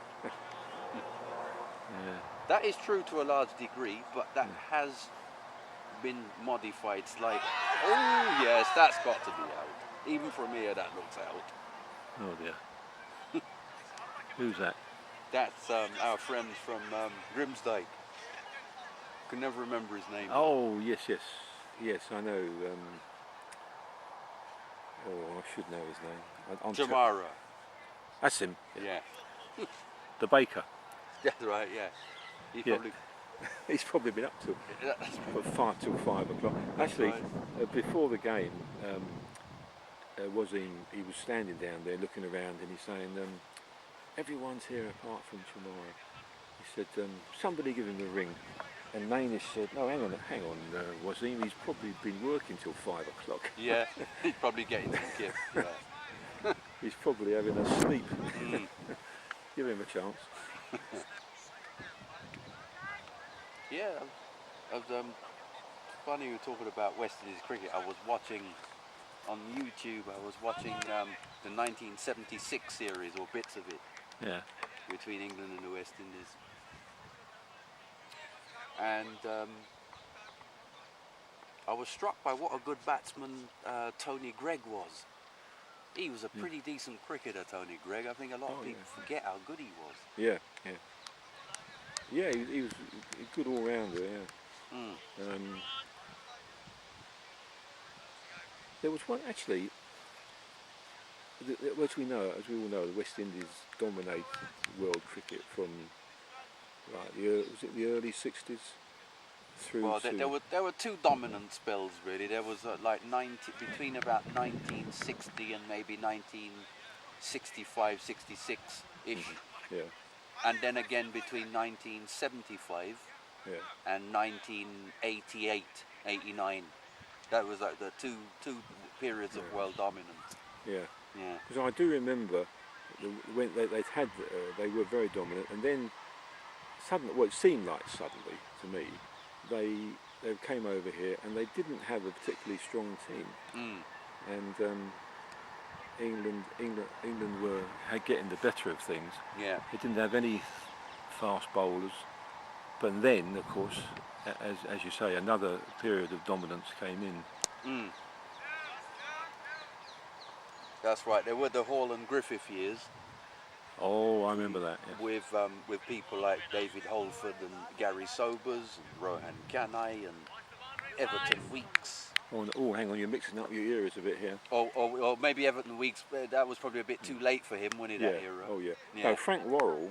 Yeah. Frank Worrell captained. The first Test match I ever watched on television was the 1963 England-West Indies, where Gary Sobers and Rohan Kanai. Not that David Holford. David Holford was a bit later. He's a bit later, wasn't he? Yeah, he was 70s. Yeah. Holford. Yeah. But the first, oh my God, the first Test match I ever watched was this. I'm sure it was 63, 60 or 66. No, 63. 63. Frank Worrell was captain, and in the team was all those players we mentioned, plus Seymour Nurse, Lance Gibbs. Sobers. Yeah, I'd say like Sobers, Kanai, Hall, Griffiths, Basil Butcher, Conrad Hunt. Conrad Hunt, yeah, that's the one there. Yeah. And the only problem that team had was finding an opening partner for Conrad Hunt. They tried several people and didn't really work. So very often number 3 was in fairly quickly, but number 3, people, when he had all those people, they soon got a big score. And who else was there? Who was the wicket keeper in those days? Wasn't Derek Murray was a bit later. Derek Murray first came to England in 66. Yeah, so in 63 it was Jackie something. Yeah, that would have been Jackie Hendricks. Hendricks, that's him. Yeah. And I always remember the commentators saying about he was a very good wicketkeeper, and I think it must have been one of the West Indian commentators on TV, Wes Hall, fielding down on the boundary and hurling the ball in, and Hendricks collecting it. And this commentator said, yeah, there's a bit of a contest here between Hall and Hendricks. Hall always likes to see if he can knock him over. He absolutely hurling this ball in like a bullet, and Hendricks was just picking them out of the air. Yeah. So yeah. So there were like 2 periods of. Yeah. What was that first period? Was that really dominance though?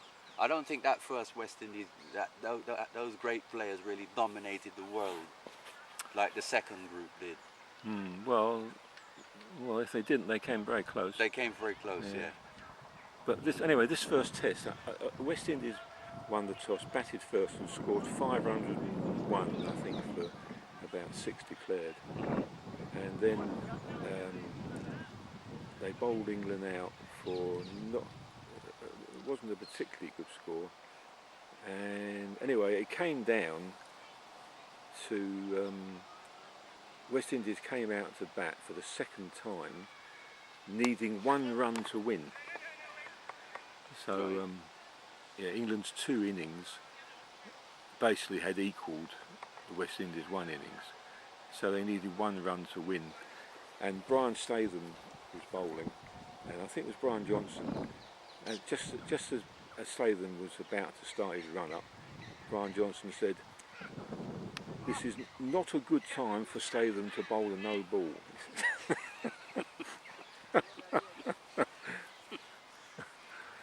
So Yeah, masters of the understatement. yeah, That crop, John Arlott yeah, and Brian Johnston, yeah, CMJ in those days. oh yeah. Masters. And who was the fellow who used to do the summarising at the end? Who? Bill Frindle. No. Oh no, this is Oh, you're talking about 60s? yeah. I He can't was remember. he used, at the end of every day he used to come on and give his summary of the day's play. Were we talking about TV or radio? I think it must have been radio. Right. And he had one of these highfalutin names, you know, that you'd think ought to have Sir or Group Captain in front of it. Right, okay. In that case, I definitely don't remember him. Yeah. So maybe slightly before my time Yeah. on the radio. Yeah, he had a very posh voice, like he would read in the BBC News. Right. And he would come on, and he was very good. He used to summarise the whole day. And You something, sound like one of those Pathé newsreaders then. yeah, a bit like that, yeah. I'll have to look up his name. Mm. But every day he did this summarise. He flies, get out of it. Flies everywhere, yeah. Yeah.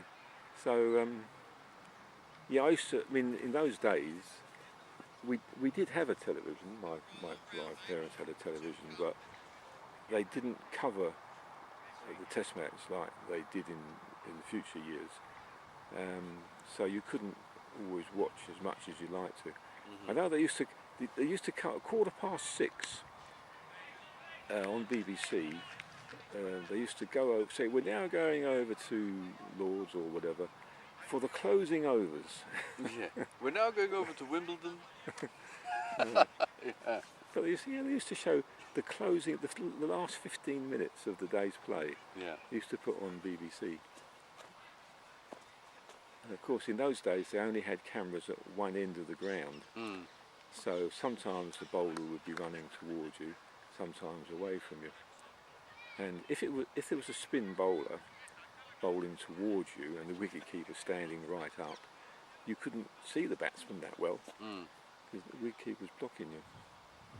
That's right. Yeah, I was watching this footage from, as I said, his 1976 series, and so Holding was tearing in at the end when he took his 14 wickets in that game, and you can see, you know, the batsman, you know, that you couldn't really see what was happening in its entirety because Holding's running in, you know, and the keeper's blocking what's going on. Yeah. That's right. Yeah. Alan Knott.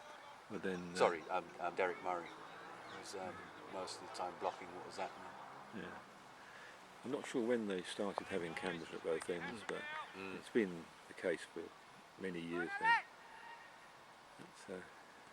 Yeah, it's been like that for a while now, isn't it? Oh yeah, How was that? long time. I used to enjoy listening to Richie Benaud. Yeah, he was the one doing the highlights reel on this on these old Test matches. Him and Peter West. Peter West, my goodness. Yeah. Yeah, there's a name from the past. Peter West and Peter West was at the end of one of the days played. He was interviewing Tony Gregg and Clive Lloyd. Yeah. I think it was actually it was the end of the series. Yeah. The last day at the Oval 76, he interviewed the two of them, and they were talking about, and Greg was just, you know, he was really effusive about the West Indies and how good they were. Remember, he made those controversial comments, didn't he, at the beginning of the series? Oh, well, Yeah, making them grovel. yeah.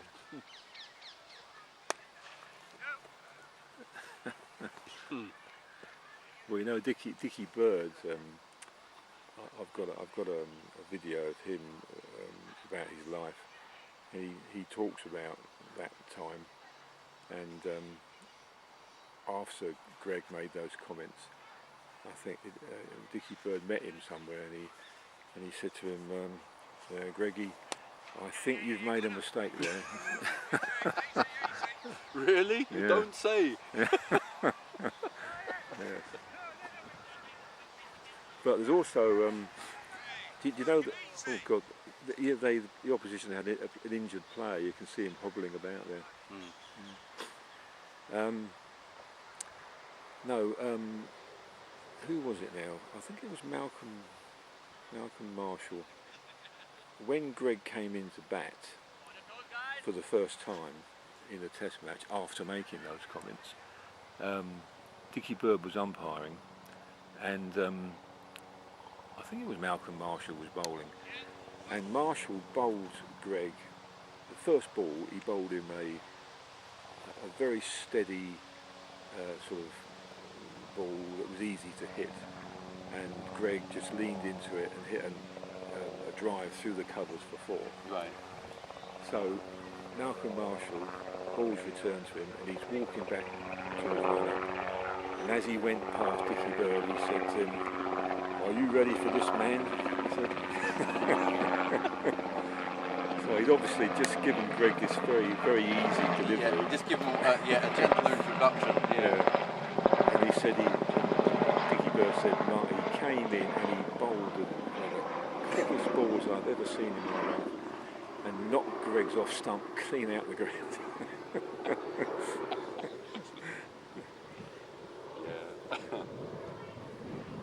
They were extremely quick. Yeah. The whole crop of those West Indian fast bowlers at the time, they were all very, very, very fast. It's incredible that they had so many all through one sort of era. Yeah. And I remember saying to Victor once, he said, these fast bowlers, they can't go on forever, you know. And he said, "Oh, don't worry, man." He said, "We're picking them up off the beach every day." And at that time, it was true. They were effectively queuing up to get into. West Indies could have fielded 2 teams. Yeah, You know, that's right. 2 very strong teams. You Yeah. know, not just of the A and a B. 2 extremely. You know, you had people like Winston Davis, who couldn't get in a team for a long time. He did eventually, but he had to wait. Franklin Stevenson. You know, people like this. Anthony Merrick was a guy who was really quick, who didn't get a look in because of all the others. Yeah. Patrick Patterson, who had to wait his turn for quite a few years. There were quite a few of them. Wayne Daniel was still around, kicking his heels and couldn't get in. He was still lightning fast. Yeah. Yeah. Perhaps you could have lent us a couple of them.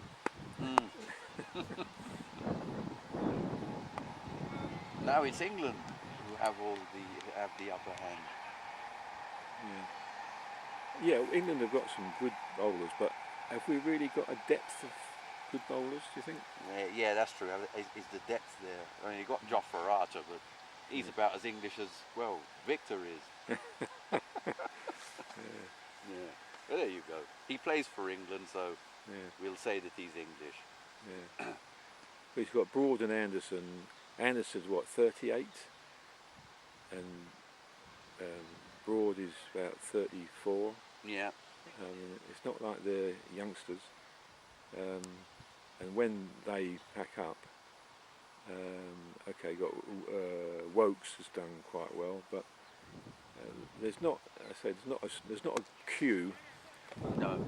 It's not that I know of. We got Mark Wood as well. Who else is there? Mark Wood. And Onions is still around, isn't he? Yeah. Graham Onions. I'm not sure how quick these guys, quick Onions is, but you know, good. They're good enough, I suppose. Bold. Onion. It's not pronounced onions, is it? Isn't it onion or something?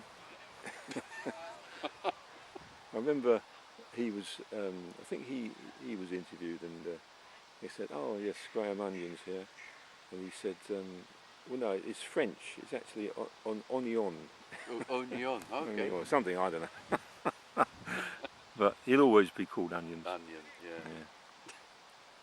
Yeah. It's like when Ian Botham came on the scene. Yeah. Some people were calling him. Again, I watched the England-Australia series from '77, and Jim Laker referred to him as Botham. Yeah. Yeah.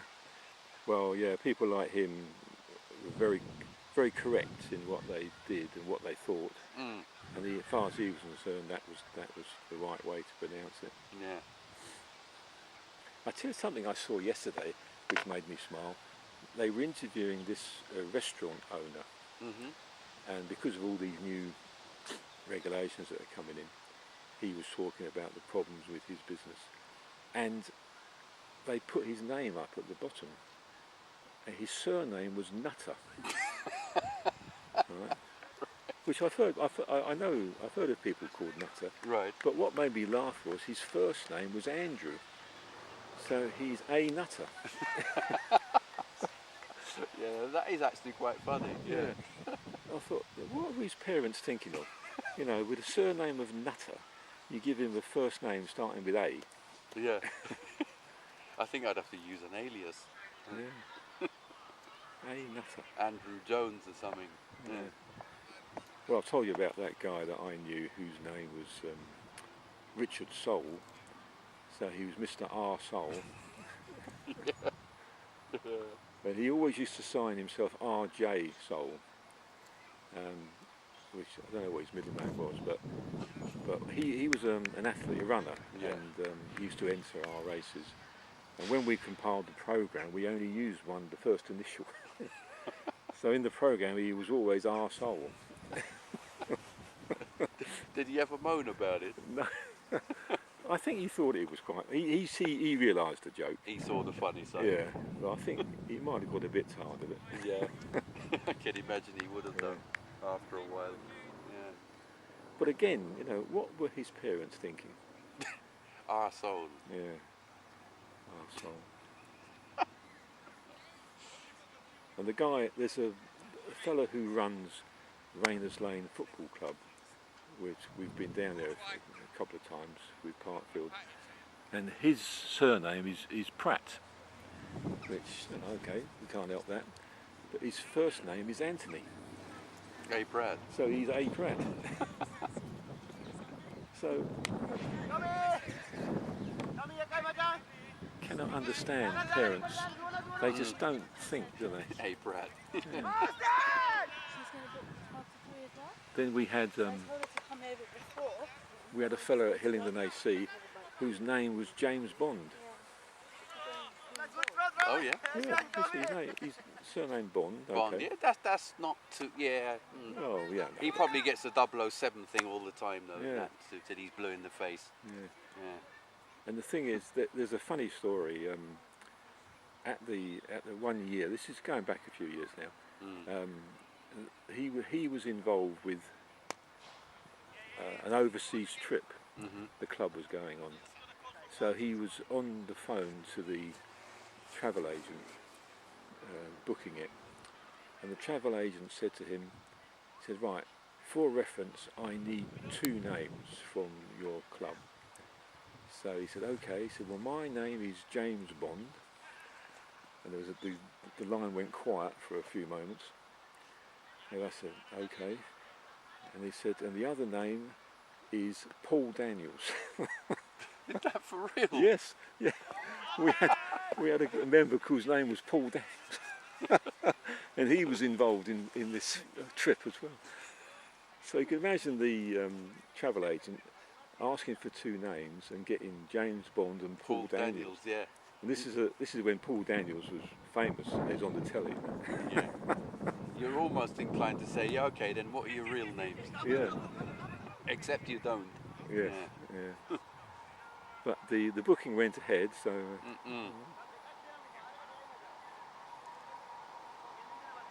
Paul Daniels and James Bond, eh? yeah. So, but sometimes you have to really sort of bite your tongue. If you're introduced to someone who has got a comical name, your first instinct is to laugh. But if you're staring at the bloke, Yeah, exactly. you don't want to. Bit difficult. Yeah. I'm trying to think of a few other examples. There's been a number. Over the years, I've met a few people who have had a combination of strange names. Oh, the new bat. Oh, Nanish. I didn't think he was playing today. Isn't he betting? That's Nanish, isn't it? Oh, no. Yeah, What- because what- I saw a WhatsApp saying I can't play because I've got builders in. That's what it said. Oh, right. Well, a couple of weeks ago, he was supposed to have injured himself quite badly. Right. Had an accident in his garden. But he was playing the following Saturday. The talk was that he wasn't going to be able to play for a few weeks. Right. But he was there the following Saturday. He's made a miraculous recovery, a Lazarus-like recovery.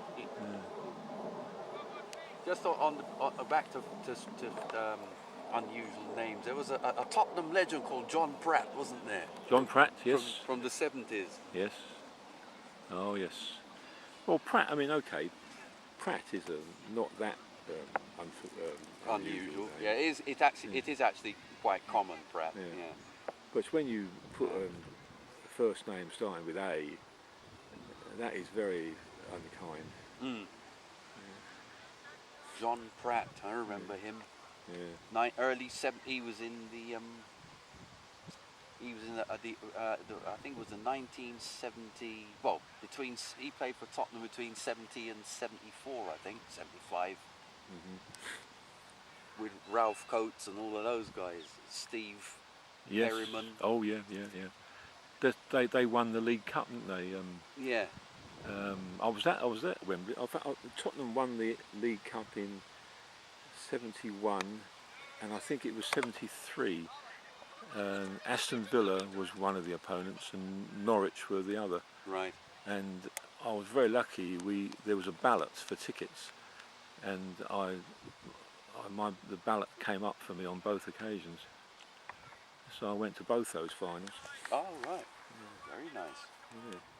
Mind you, we on the terraces at the old Wembley. I mean, crikey, you're so far away from the pitch, and when you're looking down the far end, it's like watching a Subbuteo match. Yeah, I went to a schoolboys match in the 70s to watch England-Scotland, and it is, as you say, like watching Subbuteo. But I tell you, England-Scotland schoolboys. I think it was schoolboys. That was the day I punched a Scotsman on the jaw. Really? Completely by accident. I'm going to say, tell me more. Well, in those days, I was a scout. I was with the 18th Wembley Scouts. Right. And the Wembley Scout troops used to provide scouts to show people to their seats. And the prize for doing this was that you could watch the match. And you used to when the match was on, you'd stand right at the back. And so this particular game, I was down one corner. So to see the game, I had to sort of turn slightly like that and look that way. And just behind me were the steps that came up. And so the game's on. England scored, and I went goal like that. And there was a guy just coming up the steps. Bang! Hit him smack. You landed a right hook. Yeah, well, and hit him smack in the jaw. It wasn't that hard, but I remember looking around thinking, oh, the shocked look on his face. Yeah, I can imagine. Yeah. And Oh, I wasn't aiming a punch at you or Yeah. anything. so I quickly explained what had happened. Yeah. And he said, "Oh, that's all right, Sonny. Don't worry." But when you're walking up the steps onto the terraces, the last thing you expect is a fist suddenly to come at you. You think that there's more of a chance of a football hitting you in the face than someone's fist. Yeah, yeah. Well, that was good. As I say, being a Wembley Scout troop, I went to several matches, and the thing, if you went to enough, you were chosen to go to the cup final. Right. To do that, again, showing people to their seats. Mm-hmm. So I went to a couple of cup finals in that way.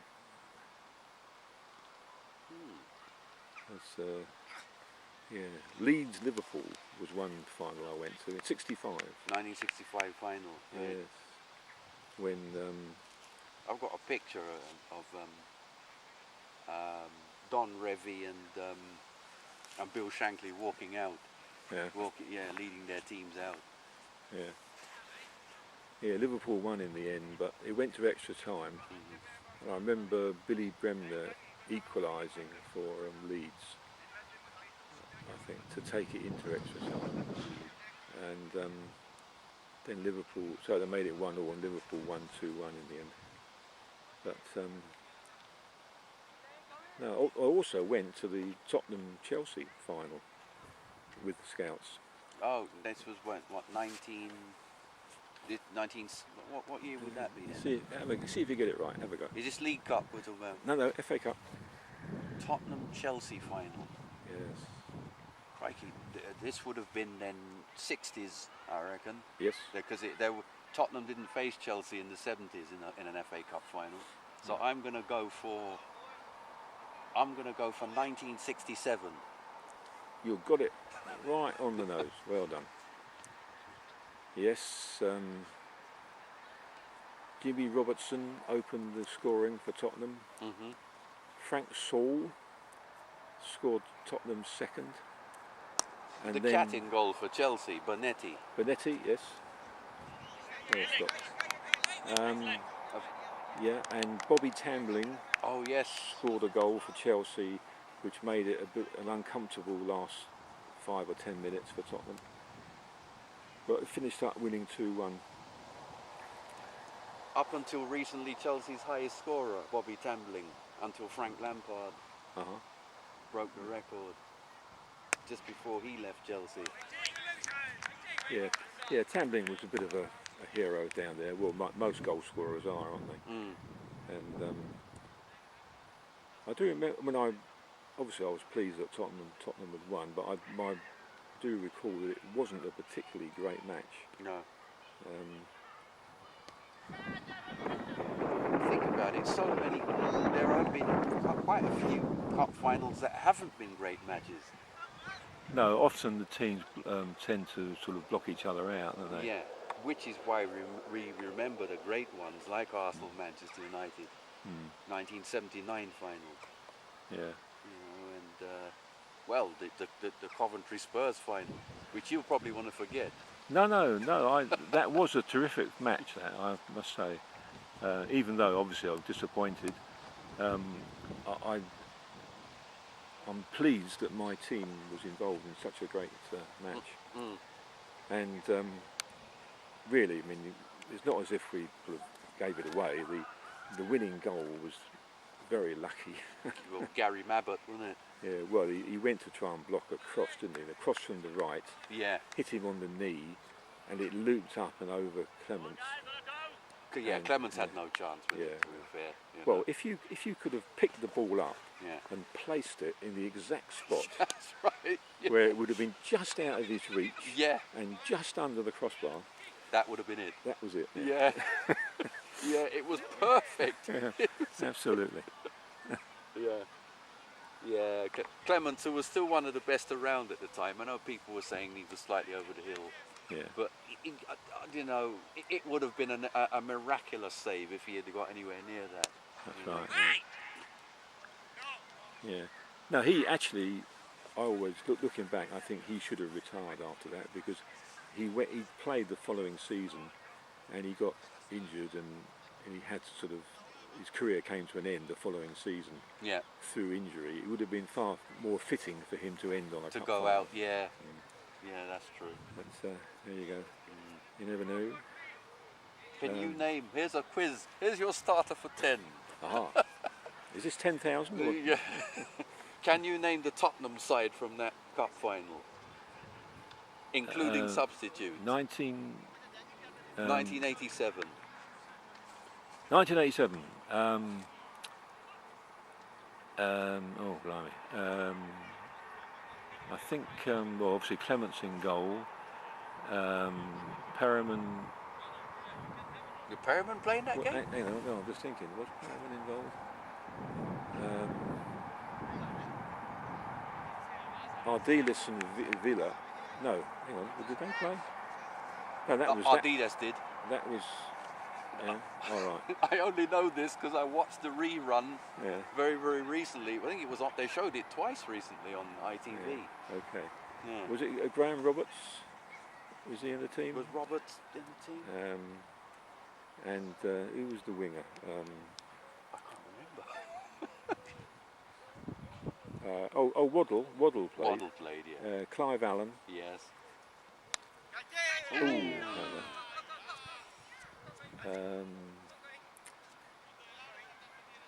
Yeah, Ardiles. That's right. Ardiles played. Miller. Was it Paul Miller? I'll look it up in a minute because you know what? It's actually. I was hoping you'd be able to name them all. Well, I'm struggling a bit, as you can see. Yeah. I could tell you the 1961 team, but not the 87 not the side. Let's think. I can name a few of the players. Yeah, go on. Okay, in goal, obviously Clement. Yeah. Mitchell Thomas played that day. Uh-huh. Richard Gough and Mitchell Thomas were the centre halves. Oh, Richard Gough, yes. Yeah. Yeah. You had Chris Hughton. Yep. I'm not sure who played on the other side, at the back. Waddle. Yeah. Hoddle. Waddle and a Hoddle. Yeah. And a hey daddy ho. Hoddle and Waddle played. Yeah. Oh gosh. Who was the winger? Tony something. Tony. He was very quick when he was. You talking about the Coventry winger? No, Tottenham. Tony. Tony Galvin. Galvin, yeah. Was he in there? I'm not sure. Let's look it up. Yes. And as for the subs, well. We can't even name the team. Yeah. All right, was Mickey Hazard? Was he one of the Mickey subs? Hazard.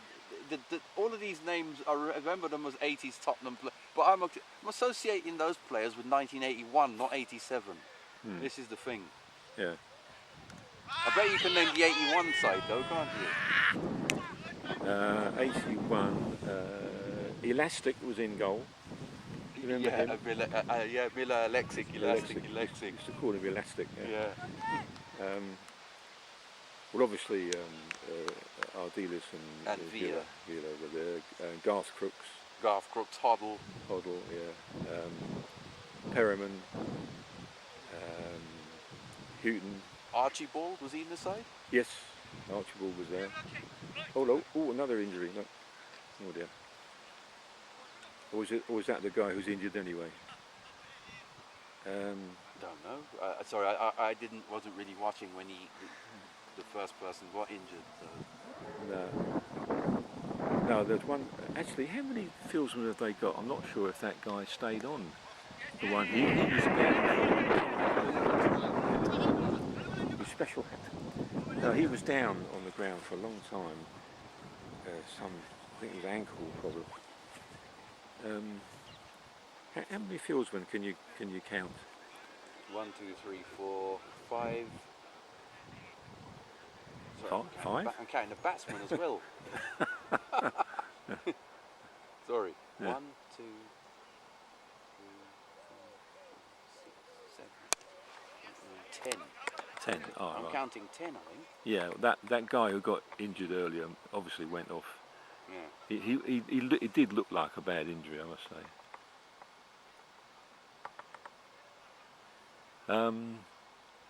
Right, we're trying to remember these players. This is the 81 side. It wasn't, was it? No, Sedgley was. Is that Yep. too early? Sedgley, I think, would have been 91. Right. That was against Forest.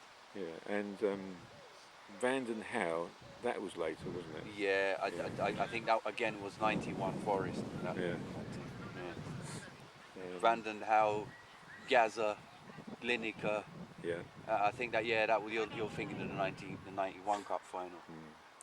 Samways came on when Gascoigne went off injured, didn't he? That's right. Yeah. Yeah.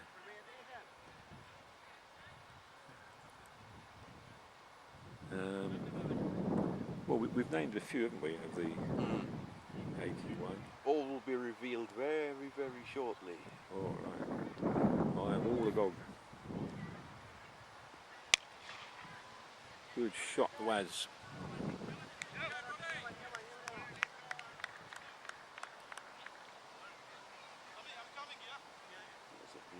Okay, there, 1987 Tottenham squad. Players: Clive Allen, Chris Hughton, Ozzy Ardiles, as we mentioned, Chris Waddle. Yes. I don't name anyone else. No? Bit weird. Must have had more than 4 players, haven't Yeah.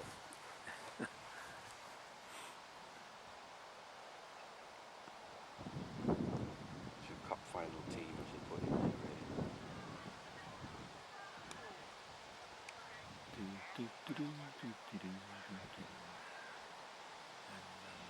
Neil Midgley was the referee that day. Yes.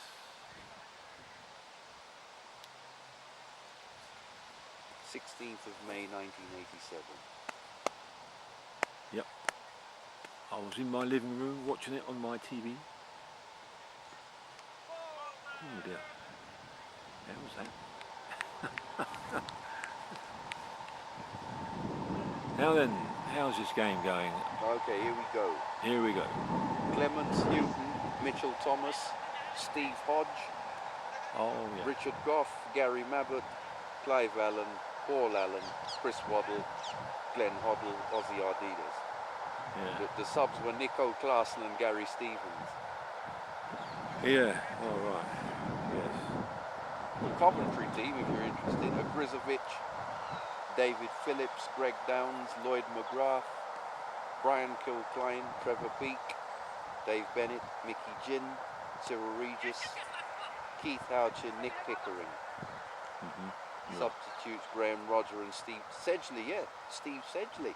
Oh, Sedgley was with Coventry then, He was wasn't with he? Coventry, he was a sub, Yeah.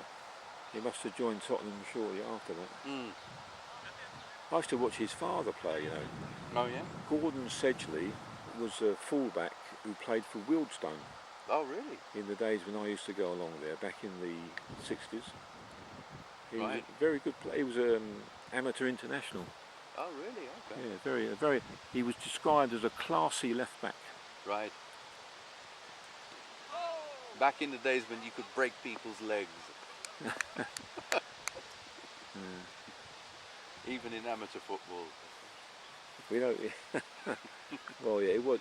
Yeah, certainly there were some tougher tackles then, Hatchet men. which weren't penalised. Yeah.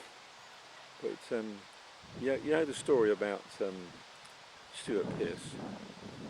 Stuart Pearce eventually broke his leg playing in a match. I think he was with West Ham at the time. Yeah. And somebody rang his wife and said, Stuart's broken a leg. And she said, oh, whose?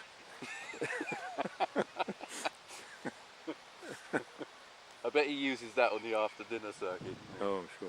Probably used that about 100 times or more. Yeah. He's an ex-Wealdstone man, isn't he, Stuart Pearce? Yes. And Vinnie Jones. Yeah. Yeah. It seems like they had something of a reputation for producing hard men. Oh. Norman Hunter said about Vinnie Jones, said, oh, he's not hard, I would have had him for breakfast. Yeah. Well, yeah. Bite your legs, Yeah. Hunter. Oh yeah. Well, that Leeds team. I mean, if you could pick that Leeds team up and put it into today's football, they'd be three or four red cards every match. Every match, yeah. They'd be lucky to finish with more than 7 players on the field. Yeah, the game would have had to have been abandoned because a shortage of Leeds players. Yeah. Jack Charlton, blimey. Did you ever see the video of the Leeds Chelsea Cup final? No. 70. This was it? 1970. Yeah, somewhere around there. Yeah. Well, if you get a chance, you want to watch it because Leeds players were really angry. They thought that the Chelsea players had gone after Johnny Giles. Johnny Giles was a very good midfield player, sort of made the Leeds team tick. And they believed that Chelsea players had gone out to nobble him, and I think he'd had to go off injured. And the Leeds players were so angry. And there's one bit of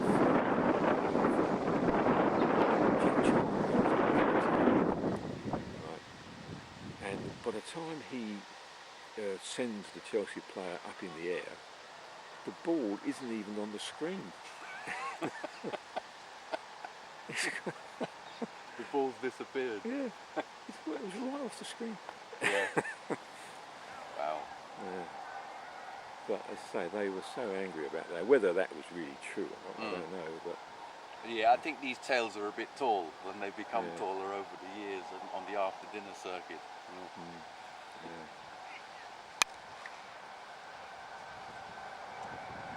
Yeah, there are some great stories. Yeah. One or two. I think the essence of them, they are true in essence, but I think a lot of them have been blown up over the years. Yeah. You know, and exaggerated for comic effect. Yeah.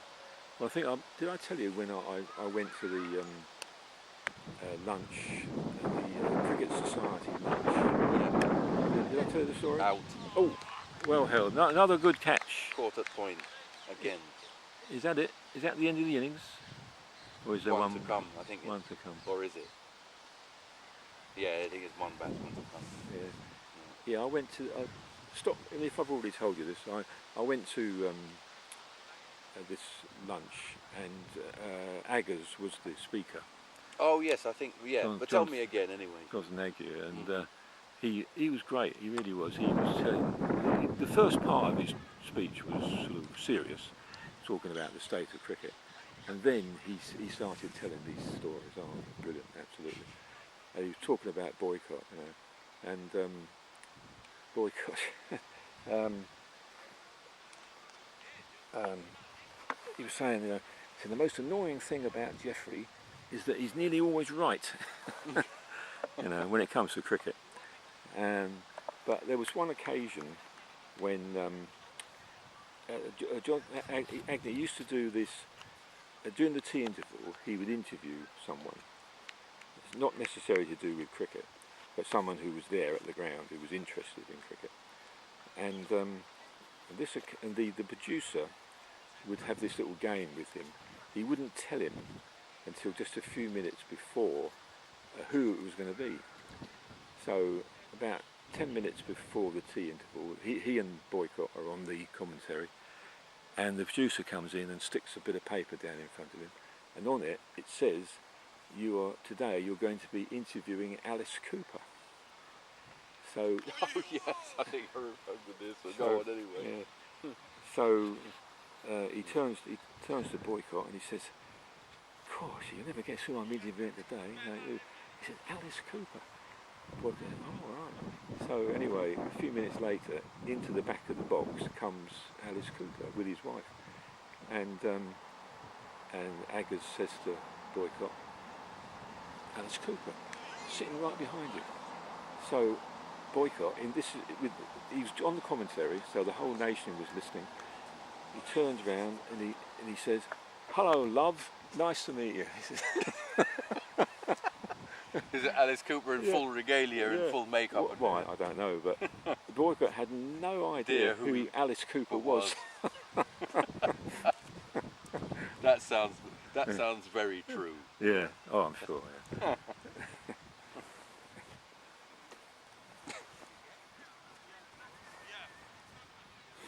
I've been reading Ian Botham's book again. It's a very interesting read. Uh-huh. Yeah. And let's just say he isn't very complimentary about Jeffrey Boycott in it. Well, I've heard some stories about Boycott, and if they're true, he really wasn't the nicest person. No. But I mean, he was a great batsman. I think he's probably this country's last truly great player. You think so? Well, okay. yeah. I mean, Botham was a very good player, but would you really class him as a great player? I don't know. I think you. Yeah. Some people would say that Botham isn't great because he didn't produce against the West Indies. That's what Botham. He did make. He wasn't. He didn't do his greatest work against them. It was most of the Australians. So on the downside for Ian Botham, people will always remember that. Yeah. Is he a great? I don't know. That's actually a very good point. Yeah, but he's not not in the sort of Bradman, Sobers sort of mould, is he? I wouldn't. I mean, Bradman and Sobers are truly great players. I wouldn't put both of them in there. But Boycott, I think, despite all the bad stories, I think Boycott was a great player because he was a fantastic batsman and he was a pretty decent bowler. He bowled a fair amount with his cap on. Yeah, exactly. What did he bowl? Just off spin, wasn't it? Spin? It was sort of medium pace. Yeah. But he was a sort of guy you could bring on a partnership breaker. If the score was mounting up and the frontline bowlers weren't getting anywhere, he's the sort of guy you'd bring on to try and perhaps break a partnership. And he was he's a very decent bowler, but I think he was a great batsman. Yeah, he was. I mean, and his record suggests that he was. You don't acquire a record like his without being good. Yeah. Okay. Well, we all know the bad side of it. Slow, but did you? I was listening to the radio once during a test match, and somebody. I forget. Oh God, I can't remember names. But there was someone that had been batting quite slowly, and.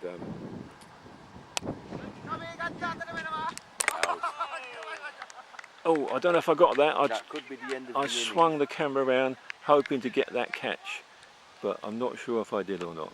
But that is the end of the innings, and on the board we have 205.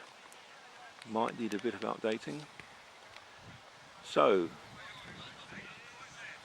that is the end of the first innings. There you go.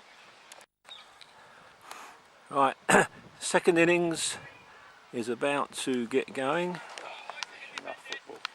I'm having trouble with my camera again. Keeps going in when it shouldn't. Here we go. It's the first delivery of the second innings. Who's this opening the bowling? We'll look at it a minute. Where's my other glasses? Chasing 205, 206 to win. 206 to win. Yes. All right. If you and Victor were at the crease, I'd have no doubt that total could be reached. I think there'd be every doubt if Victor and I were at the crease. You'd be getting plenty of advice, I know that. Oh yeah. Victor, the best captain that never was. Yeah. Or the captain that never was, whether he would be the best or not. It's another matter. He actually captained one match. It wasn't a Parkfield match. Right. It was, we had a BT team that came down here to play Parkfield long time ago. And I organised the BT team. I think, was it Alan Dutch was involved with organising the Parkfield. Anyway, we arrived here to find we were playing against a 17-year-old Mark Rapakash. Oh, right. Yeah, shows you how long ago it was. Is this the game where he hit the ball almost everywhere? I remember Victor talking about this game where the ball was disappearing to all parts. Is that the one? Well, I know we spent a lot of time in the ditch. Yeah. In fact, we spent so much time in there that at one time we considered leaving someone there. And I think he scored 100 in a fairly quick time. Yeah. But my biggest memory of this game was we had a young wicketkeeper. He was a West Indian lad, and his father, who was actually the doorman at the telephone exchange, was playing, and this young lad, Victor gave him some terrible stick, honestly. Yeah. Yeah, I was surprised at Victor. Anyway, this lad was quite upset. What? Just criticising the way he kept wicket? Yeah. Anyway, this lad was a bit upset, and Mark was batting at the time, and as soon as he got to 100, he deliberately played inside the line of the ball and stepped out of his crease so that this lad could stump him. And I always remember what a generous thing to do that was, because then this lad was over the moon, and Victor had to shut up, which doesn't happen often. No. So that was a very generous thing for Mark to do. Mark, he waited till he got his 100 first. Of course. Yeah. He's not going to give himself away on 96. That's right. Well, the 100 didn't take very long. No. When so many balls disappearing into the ditch. Mm. Now then, you asked me who the bowler was, and I didn't check, did I? Now, who's this bowler? This is Chamara. Oh, is it? Yeah. Oh, right. He's opening the bowling. Yeah. Right. Much to a lot of people's surprise.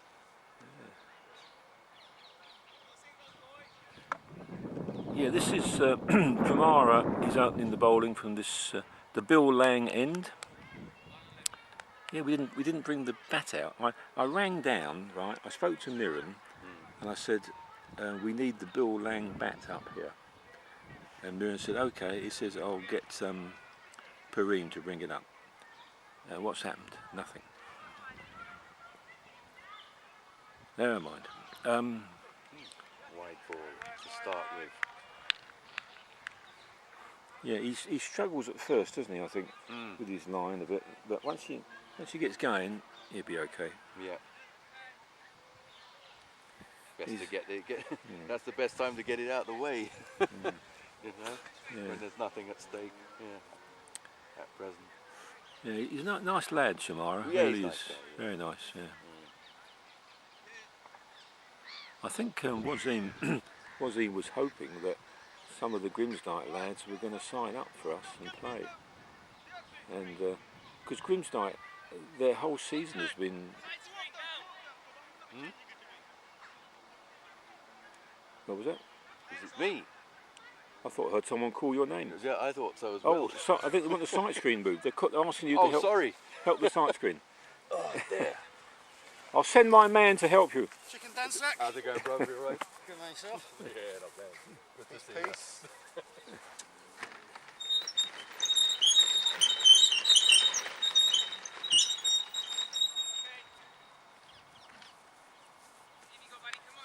I hope that was the sight screen making that squeaking noise. Yeah. Well, it wasn't me.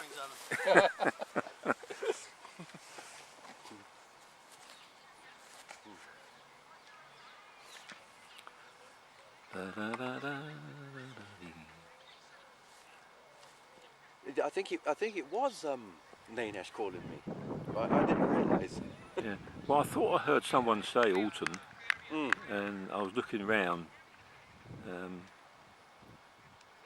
Yeah, I was trying to see where it came from, but then I realised it was Danish. Yeah.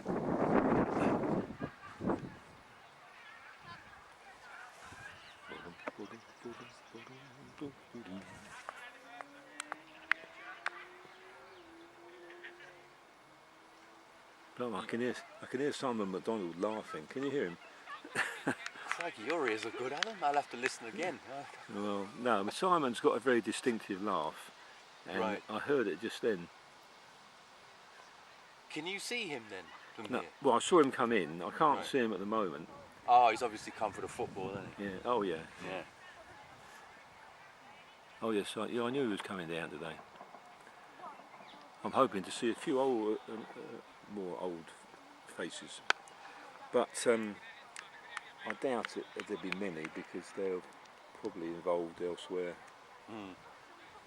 Of course, Steve Jarry plays for Ickenham now. Yeah, you were saying, yeah. Vic May, have you heard from Vic Mayers at all lately? I tried to. I've sent him a few WhatsApps. I haven't received anything back. No, I haven't heard anything of Vic. I expect he's still playing for the veterans team, is he? Mm. Well, that was the case last season and the season before. Now, he was the one who told me about Steve playing for Ickenham. Mm-hmm. Yeah, because he played in a veterans game against them, and he said, "Oh, Steve's playing for Ickenham." Yeah. Oh, okay. I thought because I said to him at the time, I thought he had too many injuries to still be playing cricket. Steve. Well, the main injury that he had, which was a football injury, which he'd had, I think he'd had 2 or 3 operations, and and they just couldn't sort it out. And eventually, what they did was fuse 2 bones together, which means that he was able to walk okay and lift his feet, and I think he can maybe jog a bit. And with cricket, you can get away with that. You just take a 2 or 3 set run up for your bowling. And, Yeah, I guess so. Yeah. and as long as he can move his feet okay, he can bat. But the running between the wickets must be a little awkward at times, though. Yeah, I don't think he has too many quick singles. No. But he's playing for their, it's either the 3rd or 4th 11. So I mean, it's not life and death stuff.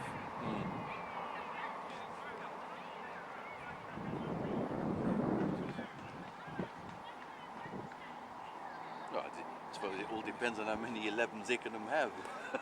4. Oh, right. Okay, Yeah. so it isn't then. Yeah, I think he's playing. Well, he captains. I think it's the 4th 11. Right. And his son, or he's got 2 sons. I think one or both of them were playing in the same team as him. Because I used to see Steve fairly regularly, because I was always walking past his house with the dog. And he said to me once, he said, we're playing a game, we're fielding, and my lad, he came up to me and he said, "Hey Dad, shall we do so and so?" And Steve looked at him, he said, "Look," he said, "on the field, don't call me Dad." Call me Steve. Yeah. Yeah. Yeah, it's one of the downsides of playing with your son. Yeah. Well, I think he's got to captain him now. Yeah. Or actually, I think the son may have moved up a team or 2. But, Oh, right.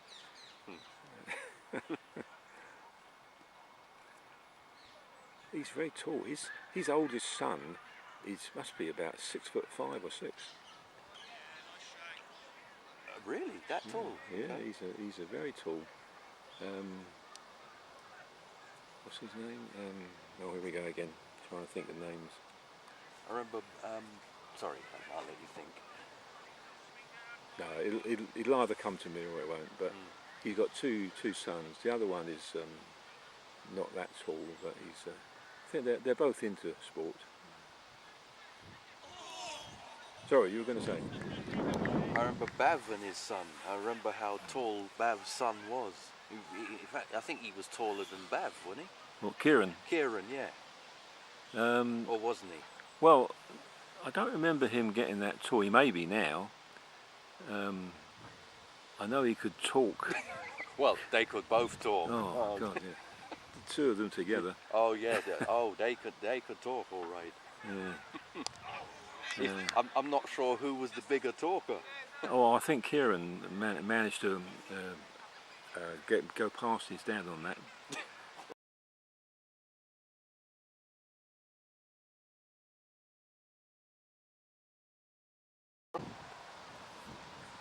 I played in a few games with Bev, and he talk you from a. I said, Bev, you should be the captain. He's a bit like Vic Mayers. I remember Vic Hunt. Yeah. I remember him playing those two playing together in a couple of games, and it was like no one else was in the dressing room. It was just those two. Yeah. Yes, unfortunately, you do get people like that. Yeah. He talked. He was just talking. He wasn't bowling, but he was talking the whole time. Yeah. Even the batsman said, "Does he ever shut up?" Yeah. The problem is some people can just switch off, but Yeah. other people it irritates them, and it can lead to problems. Yeah. But yeah. That's what I say. Vic, it's like a radio, having a radio on the pitch. Yeah. And there wasn't even an off switch. Yeah. Do you remember Phil Rogers? Yeah, I remember. Yeah, Phil was here just as I joined, and I think he kind of like fizzled out Yeah. the season after I joined here. But yes, I do remember Phil Rogers. Yes. Well, he could be bad. Not as bad as those two, but I remember one occasion.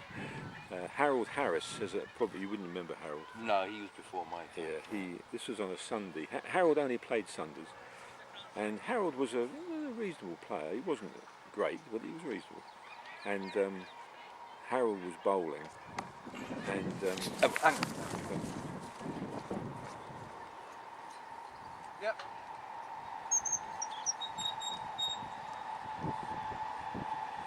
more. No, they want more. More.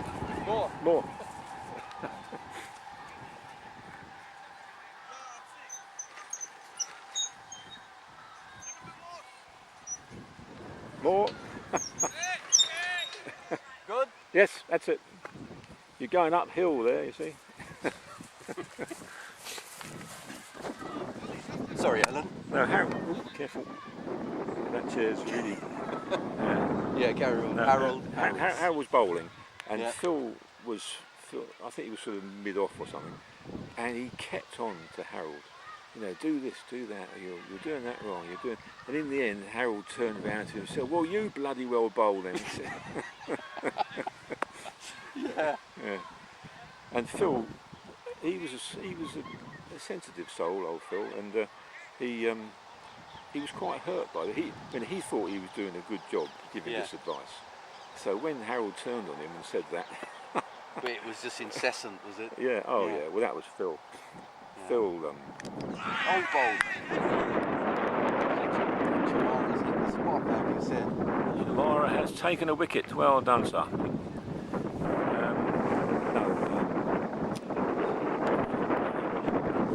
Phil could go on, but he was a likeable guy. He didn't realise that sometimes he could be irritating, and he'd be quite surprised, you know, if someone was to say to him, "You're irritating the life out of me," he'd be quite shocked. Well, he wasn't boring though, was he, to talk to, or was he just did No. he just talk a lot? He did talk a fair amount. He could be interesting because he was a clever guy. He was half French. He could speak French fluently, and he lived probably more in Paris than in London. I remember, yeah, he lived half the year in France or something, didn't he? Yeah. Probably just over half. Yeah. Yeah. And he was involved with his job, his career was bringing students over to England and then vice versa. Yeah. And that was his whole livelihood. And so no, he was. I liked him. I liked Phil, Mm. but he was one of those people that vast majority of the time you liked him, but just occasionally you felt like punching him. Not that I ever did. No. But my favourite story, which again I may have told you this already, as we said, he lived in France a lot of the time, and way back in the days when I was team secretary, and as ever we were struggling for players, and the season was about 3 or 4 games old, and one day he appeared, just came out of the car park, walked down, and he came up to me and he said, I really want to play cricket this season. I thought, oh great, another name to add, someone who's going to play. Mm. And he said, mind you, I only want to play second 11 games. I said, oh right, okay. And he said, and I only want to play home games. Oh, right. And he said, oh, and also, I only want to play in games where either Jez Hindley or Tim Garland-Williams are in the team. And I thought, my God. I nearly said to him, well, which way do you want the wind to be blowing? So... That's when things got very parochial, didn't it, when it came to first and second team cricket? It was very cliquey. Yeah, oh, it could be, yeah. But I mean, the thing was that Phil would have thought there was nothing wrong with what he'd said. Yeah, second 11 only, home only, and one of those two had to be in the team. Mm. And it didn't occur to him that he was giving me all sorts of problems. No. With that. Because he just thought, well, Alan can make it happen, can't he? Yeah. But he wasn't. I mean, that was quite an extreme example. But he wasn't the only one. There was plenty of guys who would only play in certain teams and wouldn't play with other people. Yeah, that's happened for a very long time, to be fair.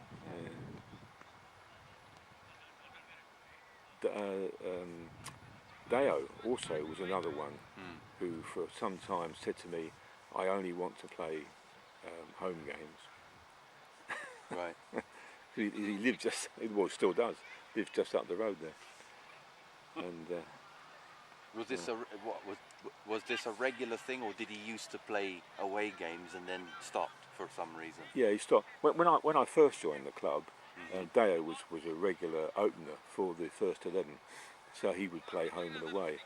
But as time went on, and he started to not be quite so good, and he was sort of slipping down to the twos and that. He said home only. He decided home only. Yeah. Yeah, we've had these players over the years who've said that though. I only want to play in certain games at home and with certain people. Yeah. I think quite a bit of that happened when Ian Smith played.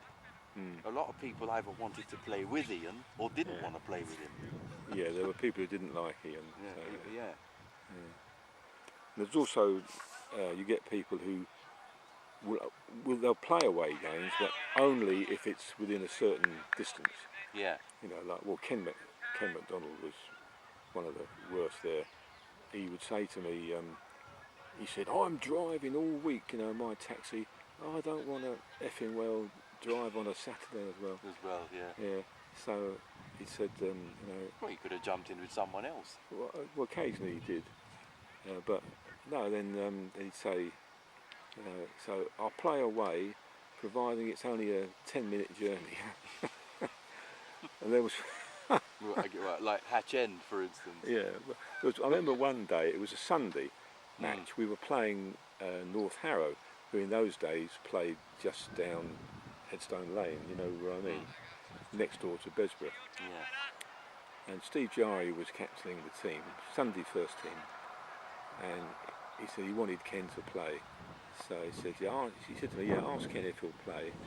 He said, and if he starts on about all this away, he doesn't want to play away, tell him the ground we're playing at is actually closer to his house than Parkfield. Because in those days he lived down in Harrowview. So You could effectively walk home from their ground. yeah, well, almost. Yeah. So it was close. It was a lot closer to his house than here. Yeah. So and then Norman Hindley as well, when he used to help us out and fill in a gap, he would say, no, I'm not travelling. And there was one a Sunday again. There was one occasion I asked him to play in a game, and he said, it's not an away game, is it? So I said, well, it is, but it's only British Rail, Broadfields. You know what I mean? Opposite Headstone Lane Station. Oh yeah, yeah, Which is not a cricket ground anymore, sadly. But anyway, in those days we used to play down there quite a bit. What, did he think that was a bit too far away then? Well, no. I hadn't told him the venue. Oh, right. I just said, "Can you play?" Can you play on Sunday? And he said, "It's not an away game, is it? I don't go to away games." So I said, "Well, it is, but it's only just opposite Headstone Lane Station." He said, "Okay, that's all right." Well, it's a home game an away game that's almost like a home game. Yeah. Mine. In terms of where it is. Yeah. Mind you, he lived just up there. I mean, from his house to here, you could walk in 3-4 minutes. Mm. So this was perfect for him. Yeah. But he was okay with travelling all the way to Headstone Lane. A short distance. Yeah. And of course, in the days when Hatch End were based in what I call their normal ground, the proper ground, any time we played them, that was always a favourite. Mm-hmm. That's a good leave. Who's it? Oh, that guy must be delivery. He must have delivered some food. Yeah. He could catch him quick. He'll get you some pizza. No, I'm not a huge pizza fan anyway. Oh yeah. It would only make my dinner more appetizing later on. Okay. Now, what have you got for dinner tonight? I don't know yet. Ooh. Don't know.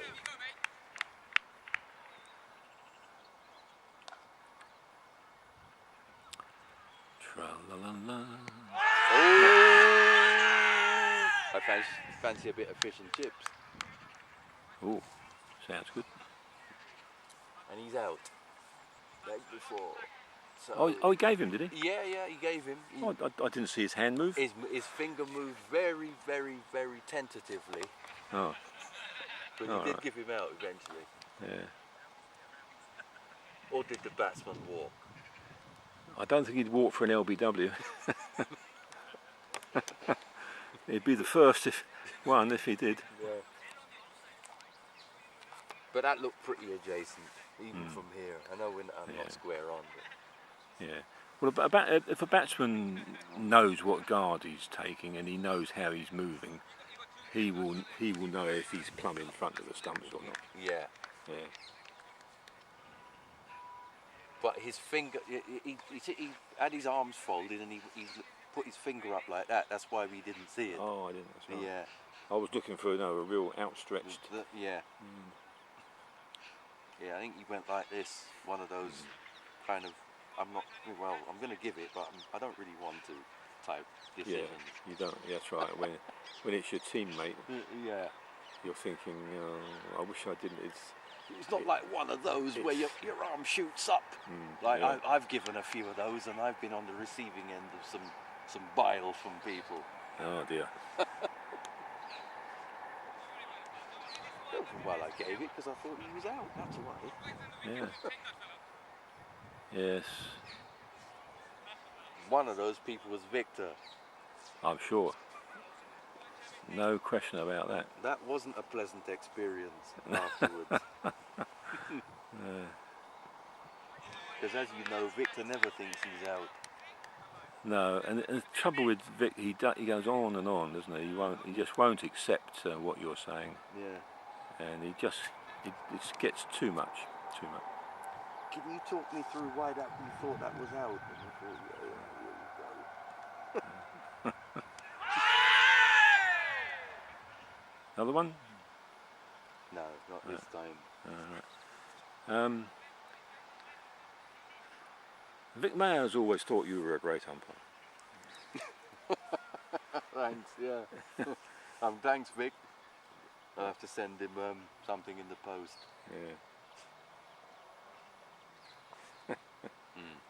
No, I like every umpire. I made mistakes, but so do a lot of umpires. Yeah. Well, I'm sure I've told you before, I umpired, I think it was about 5 seasons. I was the Parkfield first team regular umpire because we just didn't have anybody, and we'd all decided that my career as a player was pretty dead. And you fit the umpiring criteria. Yeah. And at first I was quite happy to do it. I was pleased I was helping and doing something worthwhile and all the rest of it. And for several years I did it, but I have to say I grew to hate it. Why? Because of the constant sniping from the sidelines. Yeah. Well, also there were some very bad incidents. There were times when I felt like I was really physically under threat. Some of the bowlers, You became very aggressive. Yeah, oh yeah. There was a couple of occasions when I really was getting ready to defend myself. I thought they were coming at me. Really? Okay. I've never. I must say, I've never ever felt like that in a game. No, Yeah. But, No, there was a game up at Abbots Langley. I would never forget. They had a very quick bowler. He probably the quickest I've ever seen at our level. And in fact, the wicketkeeper was wearing an ice hockey goalkeeper's mask. Okay. So when I saw him put that on, I should have realised. Anyway, Sylvan Hunt was opening the batting, and this guy came storming in. There was a ring of fieldsmen round the all close. Sylvan went forward. The ball flew through to the keeper, and they all went up. Terrific appeal, ground shaking appeal. Yeah. And honestly, I didn't see any deflection. I didn't hear anything. And Sylvan sort of indicated to me that he hadn't touched it. So He hadn't touched it. Hadn't, yeah. Yeah. So I said not out. And there was a lot of rumblings and so on. Anyway, the very next ball, was like an action replay. Exactly the same thing happened. And again I said not out. And now this time the bowler turned round and started walking towards me, straight towards me, Right. very aggressively. And the captain, who was one of the close fieldsmen, ran from his position, grabbed the bowler by the shoulders and marched him past me. Right. Yeah. Right. But the final chapter of this story is we won the game. Sylvan went on to score 70 odd.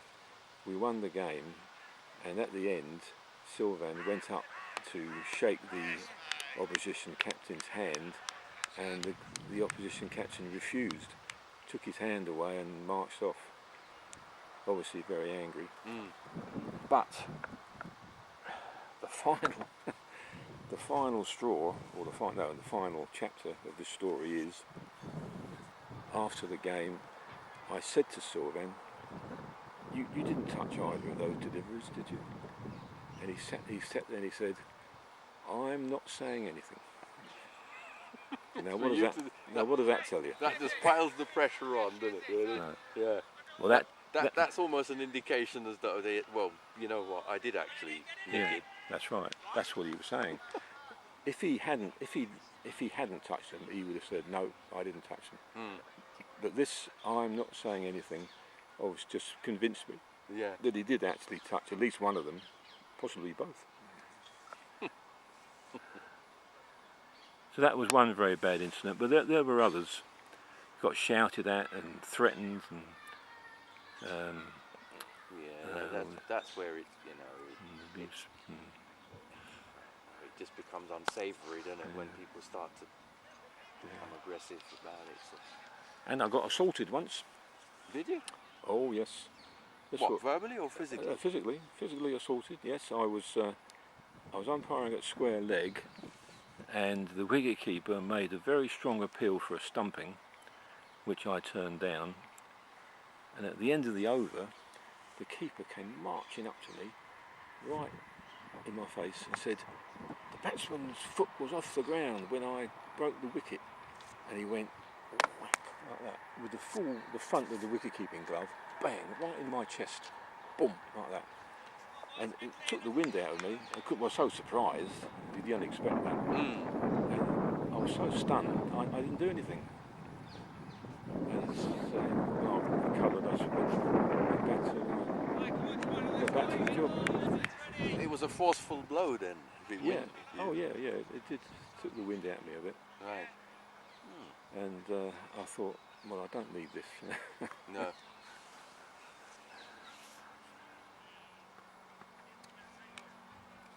Yeah, it's not easy actually being a recreational umpire. That's right.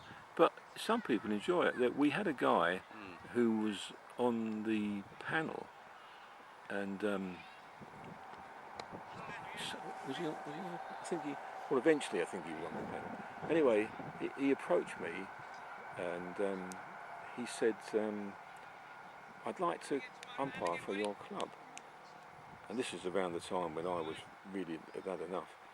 So I was delighted. I said, "Yeah, wonderful."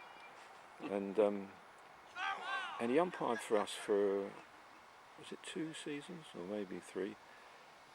And he said to me, I think I want to get on the panel. I love umpiring. I absolutely love it, and I want to get on the panel. And what I'm doing is I'm going around to various clubs and just spending a couple of years with different clubs, so that people get to know me. Yeah, that's what it was 2 years he did with us. So he was doing. Hello again. Excuse me. You'll be building up those muscles. You're a good team, you two.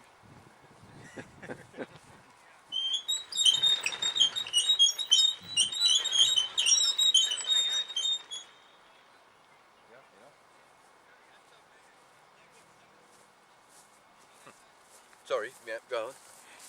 Yeah, he just explained that he was spending a couple of years with various clubs so that people got to know him. And I think he did get on the panel. So I was absolutely thrilled. But the point is, what I'm saying is that we're both saying that, it's not an easy job and so on. Yeah. And I'm saying I sort of agree to hate it.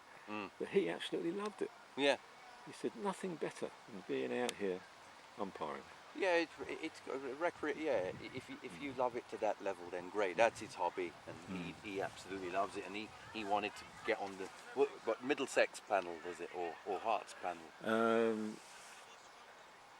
Well, Hertfordshire League, the league, they The have Hertfordshire League panel. Yeah. If you look in the handbook, there's a page of the names. And so I thought, well, that's good. It saves me doing it. Yeah. So some people love umpiring. Genuinely love. Bill loved it. Yeah, Bill liked umpiring. enjoyed umpiring. Yeah. Just a couple of times I did see him a bit peeved when people got a bit over the top. So I'm just trying to keep my arms out of the sun. So Right. that's why I'm wearing this umpire coat back to front. No, well, fortunately, I was at Shenley once. I think what had happened that the game here had finished very early, first team game here. So I drove up to Shenley, where the second team. Oh no, sorry, the other way round. That's right. The second 11 here had finished very early. and Bill was umpiring up at Shenley for the first team. And so I'm watching the game, and there was a guy, I think it was the Shenley captain. Shenley were batting, and he was getting really irritated. And in the end, he said, that umpire is cheating. He said, I'm going to go and tell him. And he started marching towards the boundary, actually intending to march right out to the middle and confront Bill. And I stopped him and I said, look, you're talking here about a man who's been involved with cricket for 60, whatever it was, years. He played club cricket all that time, umpired for umpteen years. I said, he is not a cheat. Okay, I said it as firmly as I could. He is not a cheat. I said, okay, he might make mistakes. Who doesn't? Yeah. But he is not a cheat. Right. And the guy, he stopped, and just didn't. I don't think he said anything, but he in the end he turned around and walked back. So I'm glad I was able to do that. You calmed him down. Yeah. Well, he might still have been angry, but I stopped him from storming out into the middle.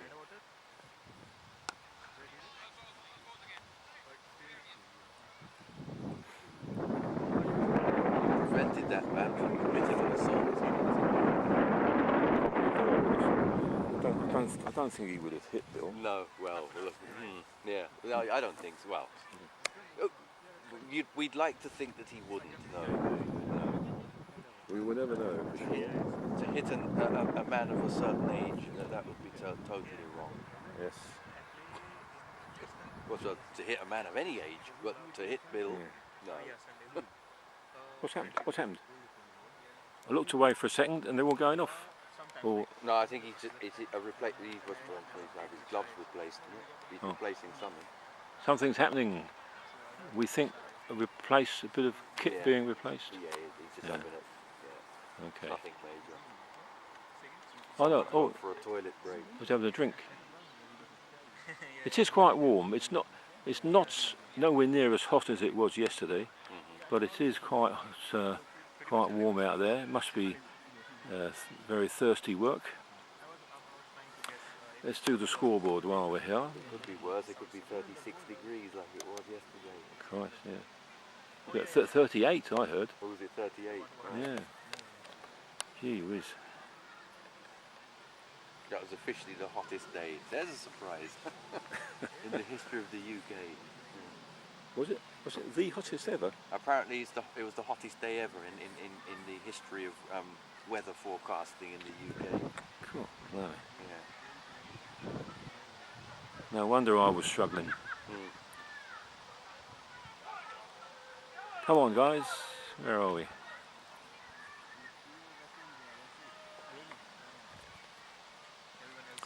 Are we having a desanitizing? Not desanitizing, I mean sanitizing. Yeah, a sanitizing moment. Yes. No saliva on the ball allowed, according to the ECB. Yeah. You see, what in one of the county games, one of the players did that. You know, just sort of instinct, and he went up and told the umpire that he had done it. You know, apologised. He said, you know, I'm so used to doing it. It just happened automatically. Yep, and immediately that ball was changed, no doubt. Yeah. I'm not sure. I didn't hear what the outcome of it was, but it was good. I mean, it was good of him to admit it. Yeah, because I suppose it's like a normal thing, isn't it, for a lot of players? Yeah. Spit on the ball. And who is it that applied Vaseline to the ball? Vaseline. Someone applied Vaseline or something, or hair gel. Well, I know Fred Truman. There was a story that he used to put Brill cream in his hair, and then he would run his fingers through his hair, right, to get some Brill cream onto his fingers, and then rub it on the ball. right. That's many years ago. It was Fiery Fred that did it. Right. It was Mike Addison, who had a pocket full of Oh yeah, the dirt in the pocket. dirt in thing. it, yeah. And the camera zoomed in on it. He was fined £2,000 by the ECB. Yeah. And of course, we won't mention the sandpaper. That was Australia, wasn't it? Yeah. So That was his name, the captain. Steve Smith and, Steve and Smith, David yeah. Warner, wasn't it? And one or two others. Do you remember when Steve Smith played here, after he'd finished his ban, he came out to bat, and everybody in the crowd were waving pieces of sandpaper. Did you see that? I I mean, somebody outside made a fortune Yeah. selling strips of sandpaper. Yeah. And they put the camera on the crowd. They were all Yeah, it was a good moment. I remember. Yeah. I remember when Bruce Grobler spoke about match fixing, or was caught engulfed in a match fixing scandal. Yeah. The fans waved like £10 notes. That's right. Yeah. Oh yeah. Never quite sure what happened about that. What was the final outcome? I can't remember now. It was Bruce Grobler and Hans Sagers, the former Tottenham and Wimbledon goalkeeper, were involved in this, some sort of fixing of games. Yeah. But I can't remember what the outcome was. I can't remember. I'll look it up in a minute. Yeah. Well, I'm intrigued now. they had one of these underhand scams, didn't they? They Yeah. filmed him. They filmed him receiving Money to throw games, or bundle of money. just dive out of the way when the ball's coming towards you. Well, I don't think it was so much throwing games. What it was that people would lay bets that a goal would be scored after so many minutes. You know, someone would say, right, Liverpool game, I'll put money on a goal being scored in the 10th minute, or no, it's not. No, within 5 to 15. Yeah, within a specific time period. Yeah, and so he would wait until that time, and then deliberately punch the ball into the goal. So that was the sort of thing that was going on. It wasn't really a match fix, was it? It was like No. a spot fix type Yeah, of that's right, yeah. incident. I suppose he hoped that Liverpool were good enough to score enough goals to cover up his fixing. And it went on from there, didn't it? Because like strange things were happening, like the ball would just get booted out for a corner or stuff like. Yeah. Well, I remember. Oh, hello.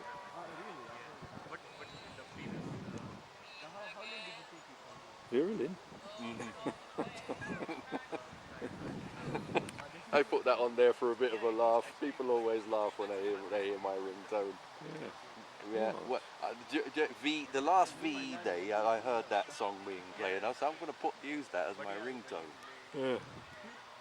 Oh, it's a very nice song. She had a nice voice, Vera Lynn. Very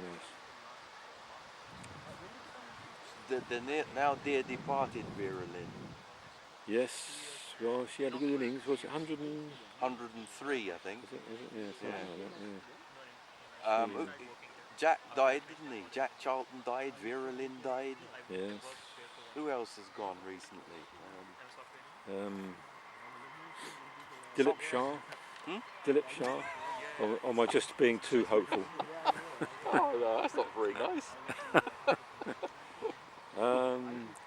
Let's think. Who else famous has died?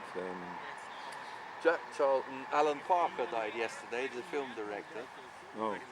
Oh, there was that guy who was involved in writing of film music. Who? Andre Previn. No, he did the music for The Good, the Bad, and the Ugly, and the rest. Oh yeah, John somebody, wasn't it? Yeah, I can't remember his name, but he was into his 90s, but he was a very famous person in Hollywood.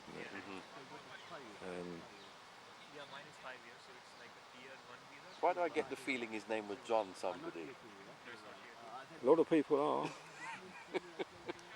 Let's look at famous people who died this year. Oh, right, okay.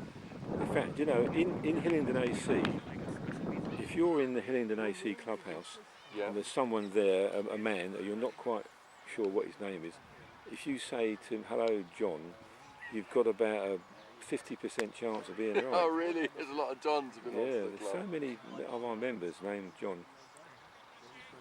Mhm. But she came then Corona started. So she can't give her training now. But they only got 3 years. Here only get quite a Saturday. so they can we give like 200 of this every year in 5 kind of categories. 200 visas they give. Like they have category like Oh, the whole each year 200. yeah each year in each category. Each category. They have How 5 many categories. That is 1,000 people. 1,000 people. Yeah, but now since this year Who's this bowling now? increase that actually. There's no limit now. Oh, he's a new guy to me. I so don't in recognise. practice, That's like somebody's earlier friend. People can directly come. So now it's not here. It's called We've been- global talent. Right. Who's been roped in. I don't recognise him. There's no limit. Yeah. Somebody's friend is now bowling from the Bill Lang Inn. Somebody's friend who was called upon at the last minute and who said yes. I'll play. From Europe, but a lot of people come. So they have now Famous people who have died in 2020. Doris Day. Oh, of course, yes.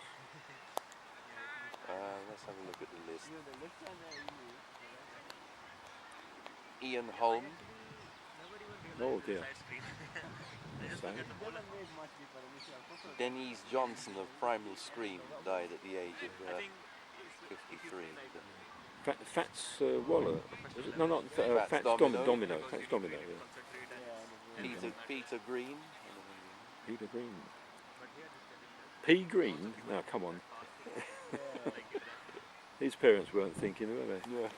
you really need the side screen.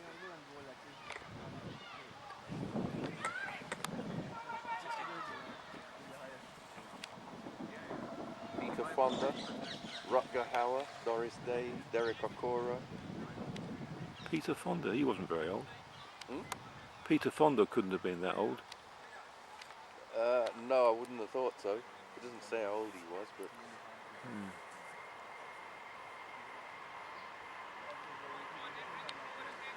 What was the other one? Hmm? What was the other one after Peter Fonda? Rutger Hauer. Ever heard of Oh, him? no, Have you ever seen a film called Blade Runner? no. Okay. Olivia de Havilland. Oh, yeah, she was well over 100, wasn't she? Yeah. Regis Philbin, he's dead. Oh, yeah.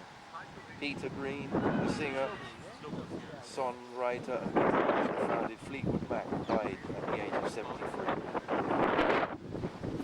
Phyllis Somerville, veteran of the stage and screen, died at the age of 76. Can't say I've heard of her. No. I don't know half of these people.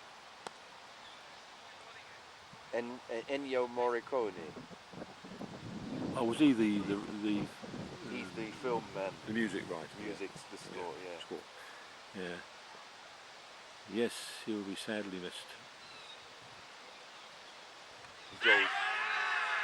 Joel Schumacher. Oh, another wicket's gone, Alton. What happened there then? LBW.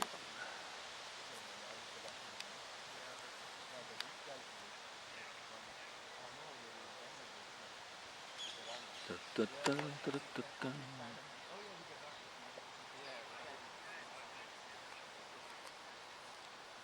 Yeah, da, da. Anybody else you recognise? Not that I recognise, no. People who, I'm just looking somewhere else, people we've lost in 2020. There hasn't been any well-known sports people. Jack Charlton. Oh yeah, apart from Jack, yeah. No, there's, don't really know. Kelly Preston, John Travolta's wife. Oh dear. She passed away at the age of 57. Oh, that's sad. Yeah.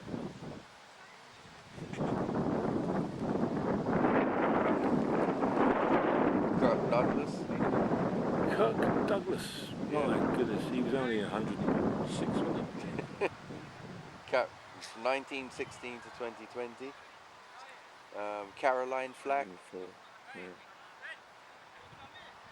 remember her? Caroline Flack. Little no- Richard, he died. Little Richard. Yeah. Oh, Max von Sydow died, good lord. the actor. Yeah.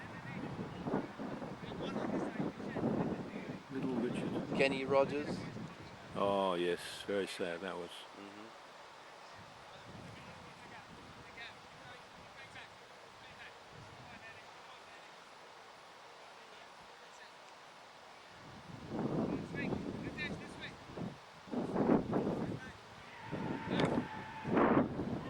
Someone scored. Has the cup final started? Yeah, 5:30. Did that sound like a Chelsea or Arsenal cheer? From here, There's still not a great deal of people. I mean, I was expecting a far more people to be coming down the path leading up to it. maybe it's because of COVID, people are deciding to watch it at home. Yeah, could well be.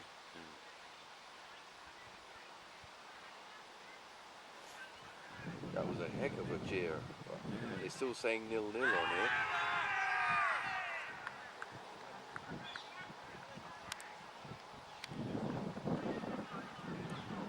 I would guess there's probably more Chelsea fans down there than Arsenal, but we'll see.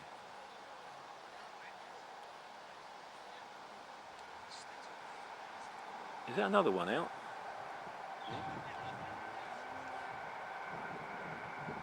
Is that another batsman out, or are they just having a sanitising break?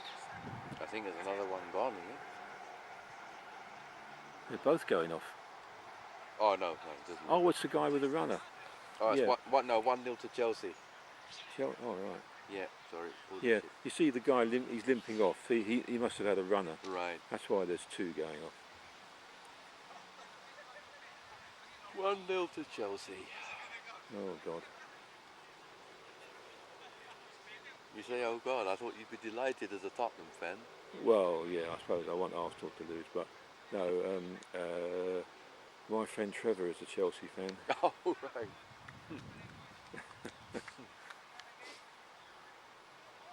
But you can name the 1961 team, can't you?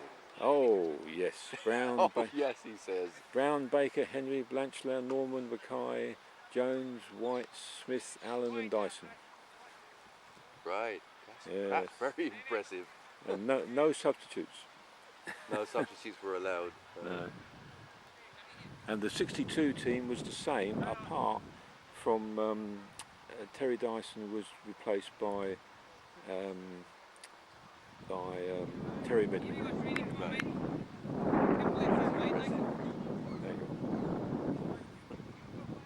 And the manager was Billy Nick. Bill Nicholson, yes. Yeah. The great Bill Nicholson. I can name every. This is my little thingy. We don't want to know about your little thing. I know you don't want to know about my little thingy.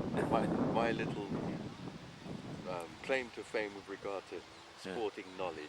Yes, yes. I can name every set of cup final teams between 1970 and 1980. Good heavens. I'm impressed. You're now going to prove it to me, are you? Yeah.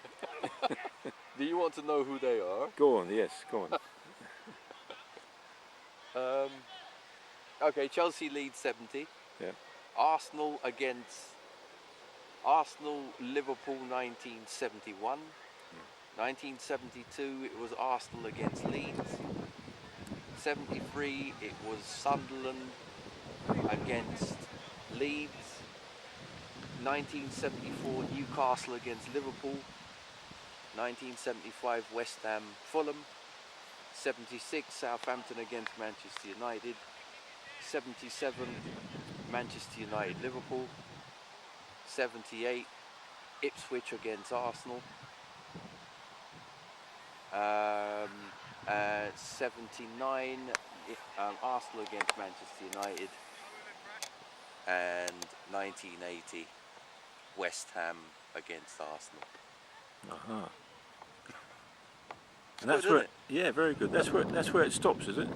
Well, 1981 Manchester City against Tottenham. 1982 Tottenham against QPR. Yeah. 1983 Manchester United against Brighton. Uh-huh. 1984 Everton against Watford. 85 United against Everton. 86 Liverpool against Everton. 87, as we said, Coventry, Tottenham. 88 Wimbledon against Liverpool. 89 Liverpool against Everton. 90 Manchester United against Crystal Palace. Or was it? Ah. Oh. It wasn't, was it? Dear, oh dear. 90, when are you talking about? 1990. It was Manchester United against... Oh. I'm not sure. Or was that the 19... No, it was Manchester United against Crystal Palace. 1991 was Tottenham against Forest. Yes. 92 was Liverpool against Sunderland. 93, I think, was Newcastle. See, after 93, this is where my memory goes. Oh. Okay. But what we really want to know is, do you know the cup final teams for 2021? Because if you do, we go and put a bet on it. Yeah, exactly. I don't. Sorry. All right. That's pretty good, isn't it? I It think. is. That's very impressive. Very impressive. Yeah. Pre-1970, I can't really remember. 1960 was between, I'm going to take a wild guess, it would have been between Chelsea and, I think I'm wrong, I think Chelsea were involved, can't remember the opposition. Do you know all the men's Wimbledon singles finals winners since 1960? No, do you? No. I'm afraid I can't help there. Oh. I can recall some of the Wimbledon finalists. Well, Beyond Board covers 5 of them, 5, yeah. and McEnroe must cover a few. McEnroe's won it, what, 3 times?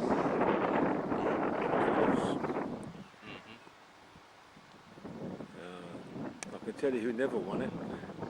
That was oh God, I've forgotten his name now. Nasty. The Stars. Did he never win it? I don't think he won Wimbledon, did he? No, I was thinking of Ken Rosewall. Right. He never won Wimbledon. No, Right. he was in. I'm not sure how many finals he was in. There was certainly 2. Was he American or was he Australian? Australian. Right. Yeah. Who's the Aussie that gets all the acclaim then? He won it as an amateur and he won it as a pro. Rod Laver. Laver, that's it, yes. Yeah. Oh yes, he's often talked about as the greatest ever. But old Rod. Not only did he win Wimbledon, I think he won all the majors as an amateur and a pro, didn't he? I believe. Yeah, I think he did the Grand Slam. Yeah. No, he was a tremendous player. That's gone for 4, isn't it? Yeah. Not before. Yeah, Laver. I actually saw him play. Now I'm not sure why I was there. I think it's my sister at one time was a very big tennis fan. Not so much now. And I think I went with her to Wembley indoor. What would that have been? Would that have been the arena? Probably. What, Wembley held a tournament, tennis tournament. Yeah, it was an indoor. I can't remember what tour. Anyway, this is when Ilya Nastase wasn't really known, or he was just starting. Right. And we went there because Rod Laver was playing, and he was playing this guy who we didn't really know, which was Nastasi, and everybody was around. We were all sort of expecting Laver to win against this unknown, and I think it went the whole thing 5 sets, but Nastasi won in the end, and we were all a bit stunned by this.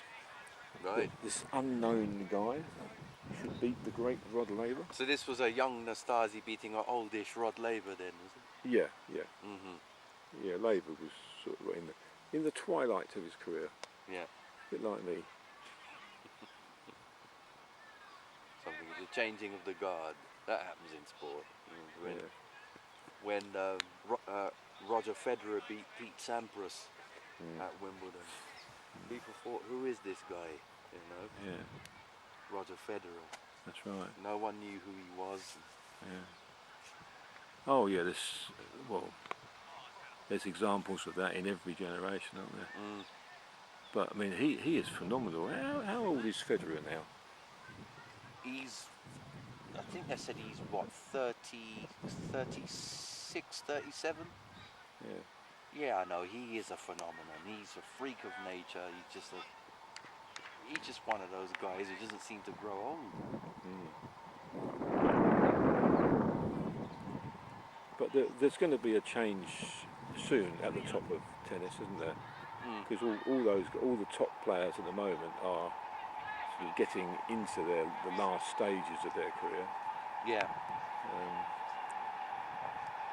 Well, Murray's still fairly young, isn't he? I think. Yeah, but with all these injuries he keeps getting. Yeah, he's had that hip surgery. Yeah. I dread to think what he's going to be like when he's 60 or 70. Yeah. 2 metal hips. Yeah. He'll have to avoid going near any big magnets. Going through airports will be interesting for him. He'll be going off. like going off like the proverbial. Yeah. He's he's our first British champion since Fred Perry. Yes. Oh, Fred. And he went on to win it again. He's double Wimbledon champion. Yeah, Perry only won it once, didn't he, I think? Perry only won it once, didn't he, I think? I think so, yeah. Singles. He may have won doubles, I'm not sure.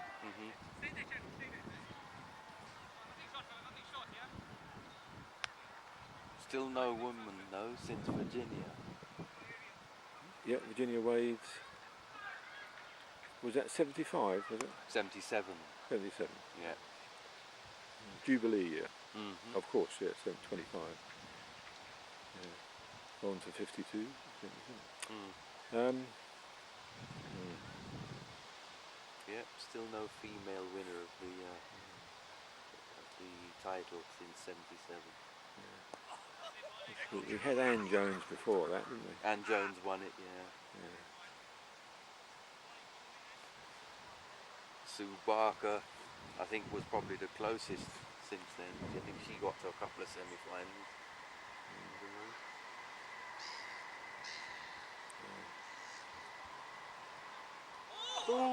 Oh, now we got Nainish Shah bowling.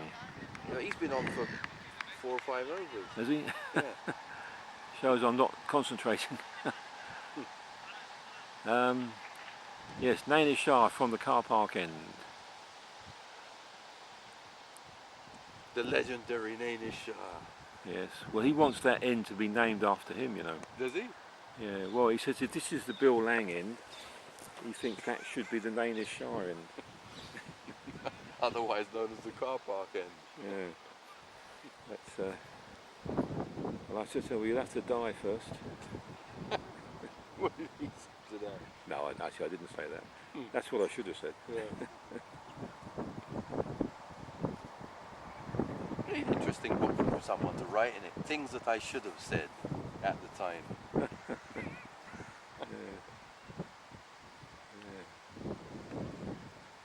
Yes. Or things I shouldn't have said. Or things I shouldn't have said. Yeah. Yes, you can get into trouble. You have to be so careful sometimes. In the Hillingdon clubhouse, when you walk through the main door, you go through not narrow, but it's a bit of a gangway, and either side are the changing rooms, men's to the right, ladies to the left, and there is curtains, which are pulled back if we ever want to use the whole hall. And sometimes you can be in the sort of social area, which is at the other end, and you're unaware that someone is in the changing room, and might only be that far away from you because of this curtain. And once or twice, I've just managed to stop myself saying something about somebody, and I thought, I think they're in the changing room. But you said you managed to stop I managed yourself. to stop myself, yeah. Right. As quick as they would hear, but it has happened. Things have been said in the social area, and someone in the changing room has heard it. Hasn't been too happy.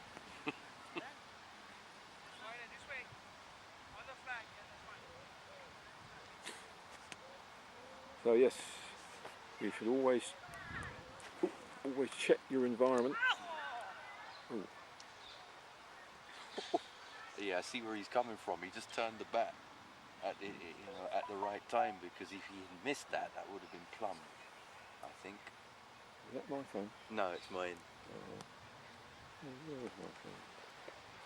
Where is my phone? Oh, there it is.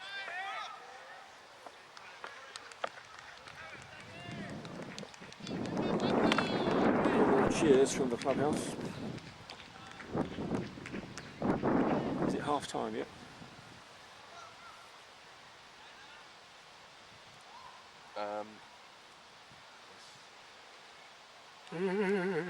Well, yeah, it's. Let's see.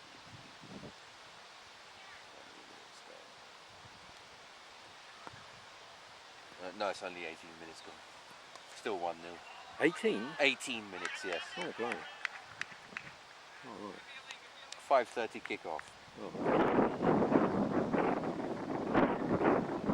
It's very quiet in the clubhouse. Can't be that exciting.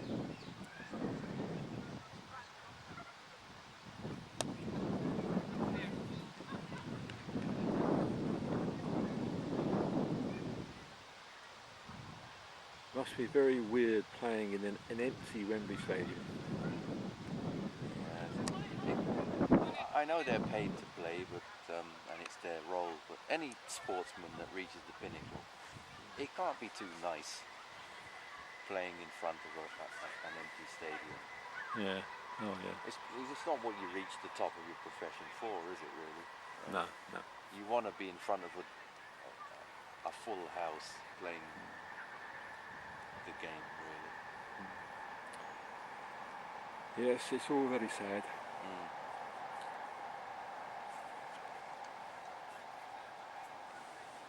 Well, they're talking about before the latest reintroduction of certain measures in Manchester yesterday or the day before, talking about having a few people in to watch the cricket, because Surrey is supposed to be playing Middlesex. Well, they are playing Middlesex today. Yeah. But they scrapped that idea at short notice. Well, wasn't there one game where they did allow some people in? They did allow some people in, yes. I think it was through a game last week.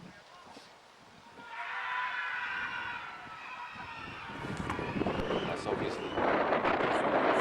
There's no message from the club.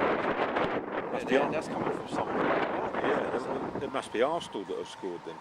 There must be no Arsenal fans down there in the club.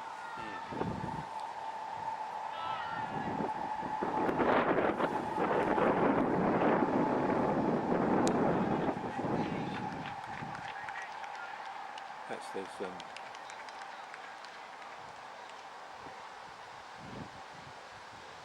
all fallen asleep.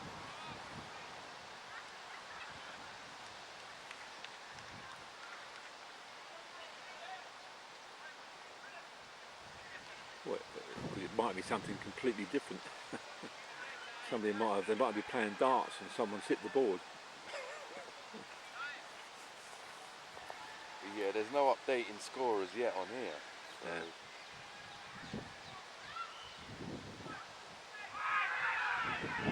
Oh, not again.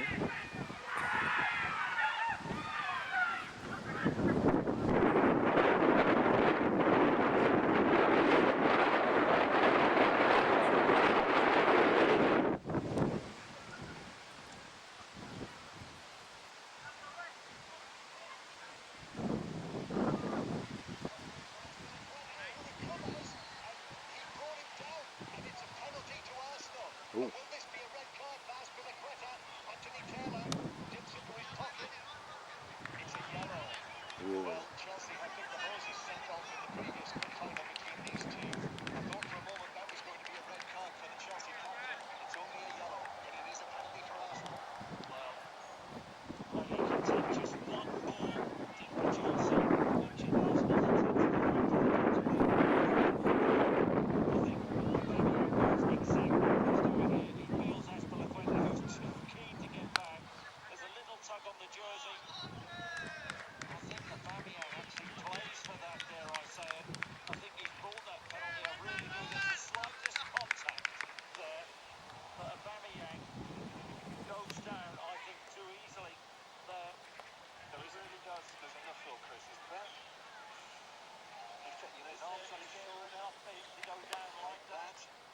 Running at pace. I have to say, Azpilicueta is contesting this. Obviously, VAR are having a look at this, and the decision is there is contact, but is there enough contact for him to fall in that manner? He feels Azpilicueta. I think he knows exactly what he's doing there, Aubameyang. I think he throws himself to the floor, John. I think that Stewart had it's harsh. The video assistant referee has backed up Anthony Taylor. As they do.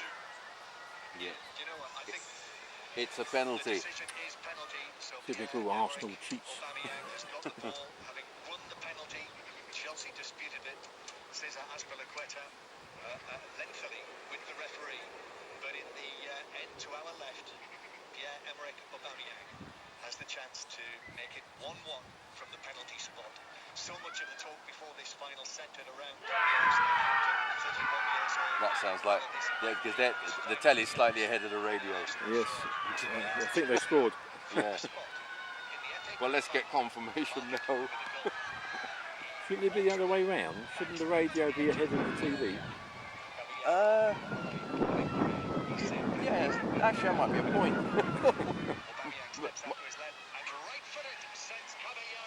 Wrong. Anyway, we know it's 1-1. Yeah.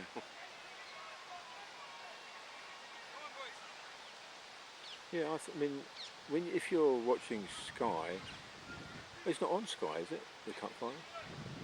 No, it's on BBC. It's on BBC. Yeah. The website hasn't even brought up yet. They're still saying Chelsea 1-0 up. Oh well. Anyway, we know that they've equalised now.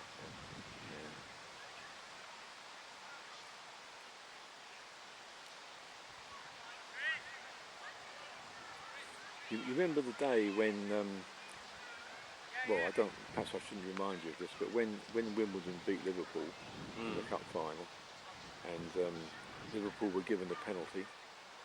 You remember that? Oh, yeah, John Aldridge. Yes, and Dave Besant saved it.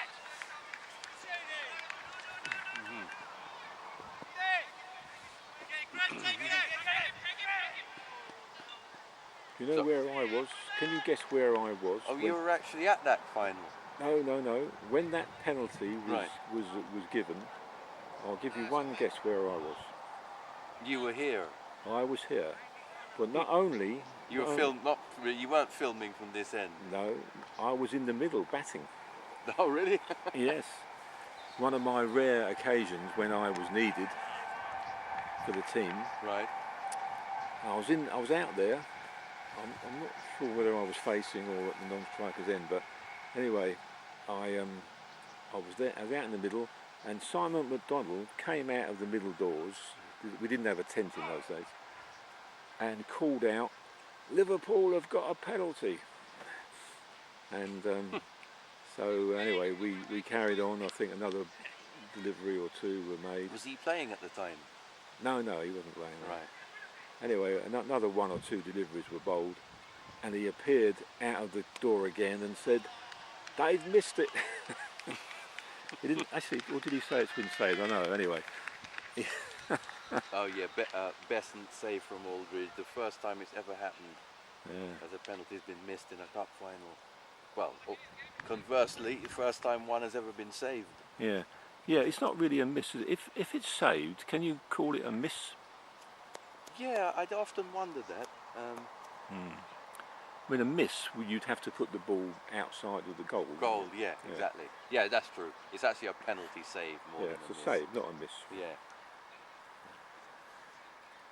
Oh dear. Oh, That's a wide and a half. Oh, he's done his shoulder. he probably ain't bowled for ages. He's carrying a bit of timber, old Chris, isn't he? He looks bigger than when I saw him the last time. Yeah, he is, yeah. That's better. Well, he's the only international in our club, you know. He's still playing for Chile. Well, he only played once. But he is an international cricketer. Yeah. Yeah, Pete Ford put that on the WhatsApp. He said, "Our only international cricketer is coming will be with us soon." Did you see that? No, I've been... No, this is a while ago. Right. So Pete Ford put on, "Our only international cricketer will be with us soon." So I put a text back, or WhatsApp back, saying, "Didn't Jerry play for Cornwall?" To which he replied with just one of those smiley, funny Yeah. faces. Jerry is a Cornish international, isn't he? Yeah. Well, he's a Cornish man. I don't know if he's an international or not. Cornwall, the people... I know. Didn't Cornwall have an independence movement sometime back? Yeah, well, over the centuries. I mean, Cornwall is a kingdom, Yeah. really. I mean, Cornwall, if you're ever in Cornwall, you should never refer to it as a county. As far as a true Cornishman is concerned, Cornwall is a separate country. Yeah. Yeah. And yes, they've had independence, and well, you know, people say that Cornishmen or Cornish people are the only true English, because when the Romans invaded, they pushed the ancient Britons westward, and that's where they finished up. Right. In Cornwall. Well, and Wales as well. They pushed them into Wales as well, but basically Cornwall is thought of by some people as the only true English. Right, okay. So You learn something new all the time. yes, you're very proud. If you were to be a Cornishman, you'd be very proud. Right. They were occupied by the French as well for a short time, weren't they? Cornwall, weren't the French there for a while? Were they really? I didn't know that. I don't know, I'm just throwing that out there. Yeah. I know Poldark was there. Right. Remember Poldark? That was remade recently from TV, wasn't it? That series? Yeah, oh yeah, there's been quite a recent one. Yeah. There's been a couple of films as well, I think.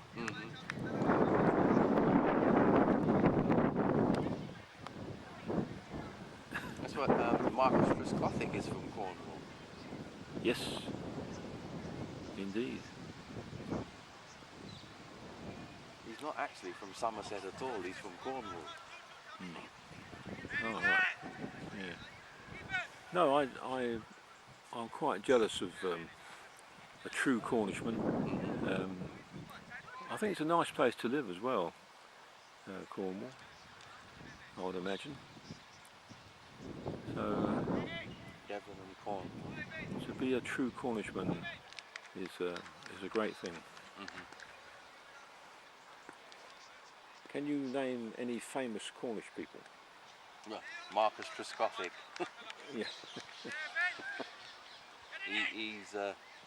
He's always said, I'm from Cornwall, Okay. from a town called Keynsham?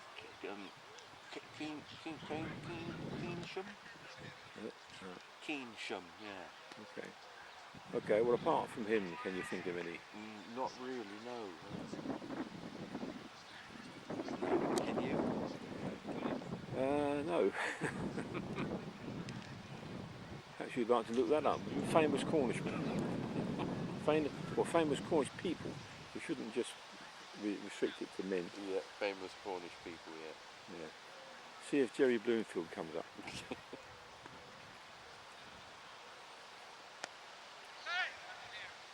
Trelawney might be on there.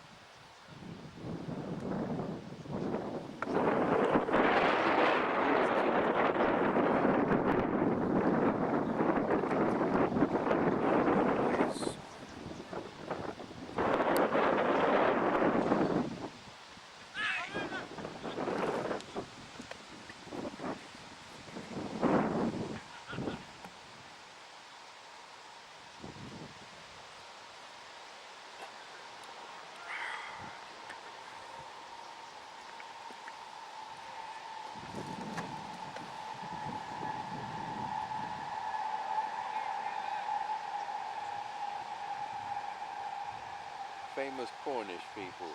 Yes, yes. Mick Fleetwood. Oh, he's a musician, isn't he? Yeah, from Fleetwood Mac, born in Red Roof in 1947. Roger Taylor, the Queen drummer. Oh. Another wicket's gone down, caught in the outfield. Dame Kristen Scott Thomas. Yeah. Robert Shaw. Robert Shaw. Yeah. John Rhys Davis, Ben Ainsley, Richard James, Thandi Newton.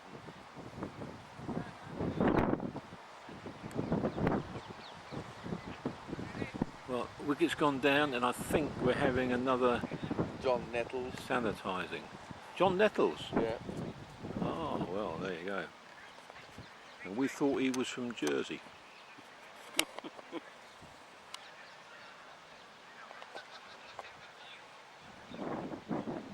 Robert Shaw starred in Jaws. Oh. And the villain in James Bond from Russia with Love. He attended. They tend to think of themselves as Cornish and English, according to this. Really? I thought they hated the English. Did Cornwall used to be a country? Yes. Throughout the early modern period, many Cornish people continued to regard Cornwall not as an English county but as a British country called Kernow. Oh. Everywhere, was this? Virgil observed that Cornwall was the smallest of the distinctive territories. Interesting.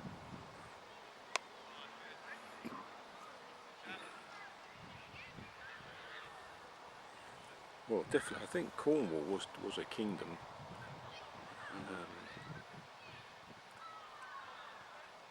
Well, there you go. We do learn things, don't we, while we're here? We do. How was that? It's gone a bit chilly, isn't it? Chilly? Not chilly, but Lovely. where's the sun up, Ah, it's beautiful. This is beautiful. This. I'd like this. It'd be like this all the time. I'd be very happy. You prefer this to 36 degrees. Oh God, not half. Yeah. Dear me.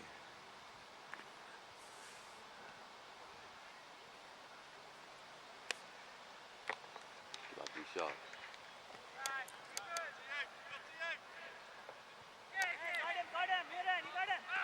Oh, he's missed the stumps. Oh dear, dear. Oh no, he did take off. I thought you missed them. But he didn't.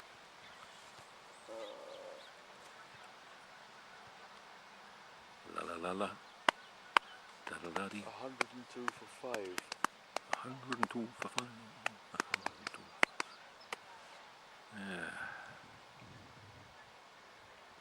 Is this Shamara again? It is. He's getting a decent bowl, isn't he?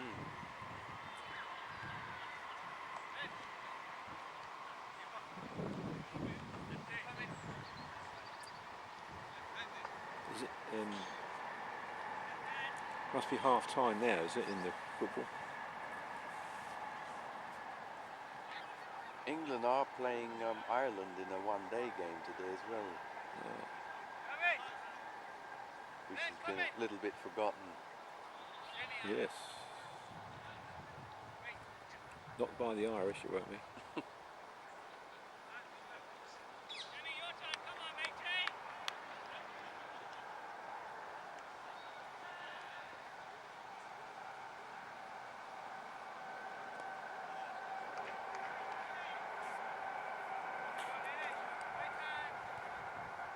Yeah, still 1-1. Right on the 45-minute mark now. Okay.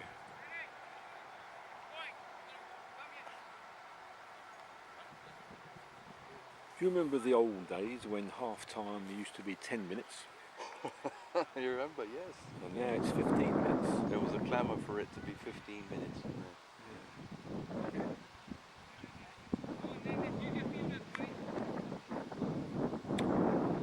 I suspect that was just so that TV could put more adverts in. Yeah, I think so, yeah. Yeah. Change of bowling. Angel bowling. I think this is bowler number 1 coming back. Number 1. Who is the bowler number 1? I think. Oh, it's Danish. Oh, it's Danish. He looked different there when he was. Yeah. For a second, he looked very different. Master of disguise.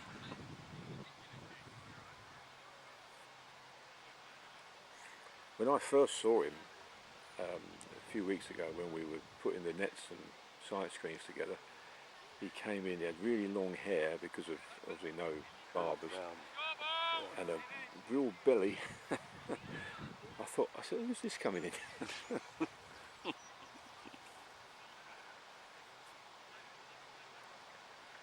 Oh, we're getting a scoreboard update. This is exciting. Scoreboard is being updated. We'll film it in a second. I think only the wickets have been updated. Sorry, the overs rather.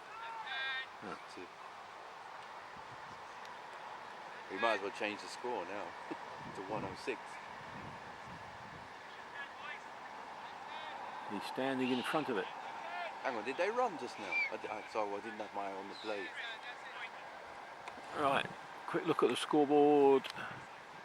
105 for 5 off 21. Right. Oh, I don't think they did. I don't think they took a run.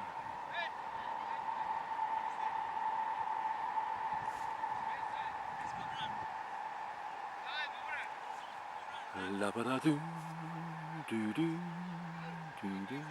I wonder how the first team are getting on. Are you a fan of Birds of a Feather then?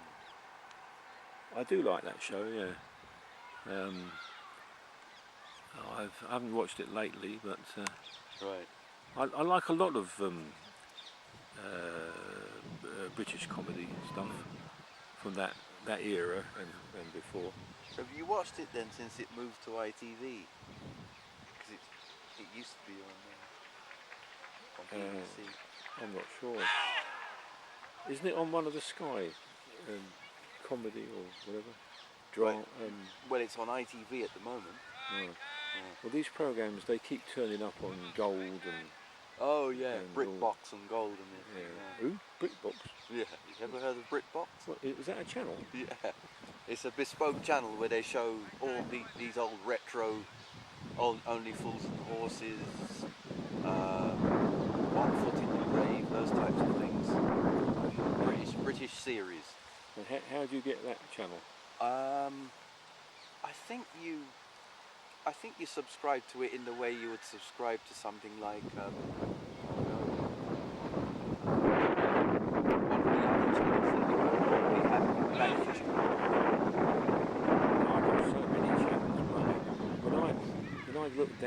channels I've got. I think, God, blimey, when my parents first had a television, there was only one channel.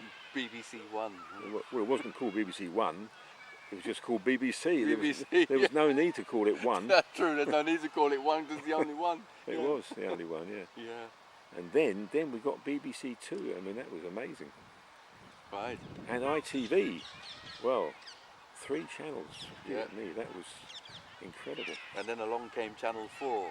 Yeah. And then 5, and now we've got about, God, I don't know how many. Gazillions. Yeah. Most of them haven't got. There's a lot more channels, but I think the actual output is worse. Yeah. You know, in my opinion, anyway. Well, that's right. No, it's not.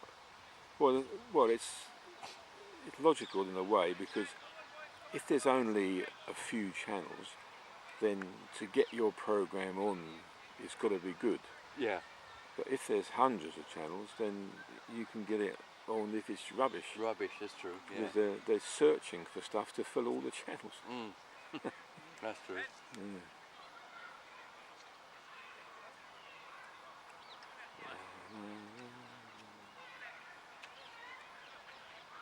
So you're saying there's a chance there might not be any more Abra then, or? Well, I keep thinking to myself, should I ring one of them and get the story? But you see, I thought it had all been sorted out. We had that meeting, and all the resignations were withdrawn, and Wazim became captain, and there were some games that came along after which they all played in. But from what I'm hearing, it seems that, well, they're all blaming T, saying that he's the stubborn one. Whether there was another upset or not, I don't know. Is Jeevan gone for good too? No, he played last week. Oh, he played, right? So Yeah. he's back in the fold then. Yes, and he's taking on. Well, according to Kareem, Jeevan is going to be the next secretary of the club. Oh, right. Because Kareem doesn't want to do it anymore. All of this is happening because T is no longer on the scene. Well, yeah, Jeevan left because he was very unhappy with T. But as I say, I thought that had all been sorted.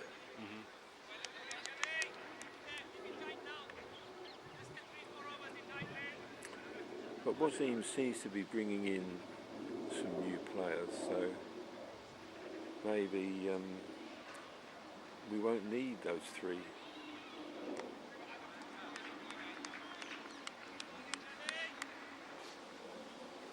I ran into T actually in Wembley. Yeah, what, Yeah. recently? Yeah, a couple of months ago I think it was. We had a chat, and I said, "You're going to be coming back to Parkfield anytime soon?" He said, "I don't think so." You know, because some of the guys didn't get my philosophy, Oh, which was an interesting way to put things. yeah. They didn't understand what I was trying to achieve. But then the first, was it 3 seasons or more? It was very successful. We won promotion, didn't we? And we won the division, didn't we, on one occasion? And things were going well. Yeah, there were certain decisions that T was making that certain people weren't very happy with. On-field decisions. Yeah. But I've never known a captain that wasn't criticised Yeah. by someone. It's impossible to keep everyone happy. That's true. Who would you say, since you've been at the club, has been the most criticised skipper? The most criticised? Yeah, Saturday or Sunday? Oh dear, that's a tough one. Who incurred the wrath of most people, most players? Well, it probably is T, actually. Really? Looking back, because, well, I mean, I've been involved here since '85. What's that? That's 35 years. So I've seen quite a few captains. Well, Alan Dutch did get a fair amount of criticism in his day as captain. Oh yeah. Do you know Alan Dutch? No, again before my time. Yeah. He was second 11 captain when I first got here. And Barry Saunders, not Barry Saunders, Barry Golding came in for a fair bit of criticism. Barry Golding did. Barry Golding, yes. Right. He captained the twos for a long time. And he took a lot of criticism. Well, a fair amount, yeah. But as I say, I have never known. He's not giving it. He's not giving it. Oh, Nanish is not going to be happy. No, I should say I've never known a captain that didn't get criticised. Everyone's got their own ideas, but what is annoying is people who criticise and they won't take on the job themselves. You know what I'm talking about? Yes. They've got all the answers, Yeah. but they won't take the job. Oh, do you want to be captain now? Oh yeah. I mean, Victor. Obviously, we're talking about Victor. He several times he was asked to be captain, and his normal answer was, He said, all-rounders do not make good captains. Yeah, he bases that on. Yeah, and I know he's basing it on Yeah. people like Ian Botham. Yeah. You know, Oh, hello. his calf strain.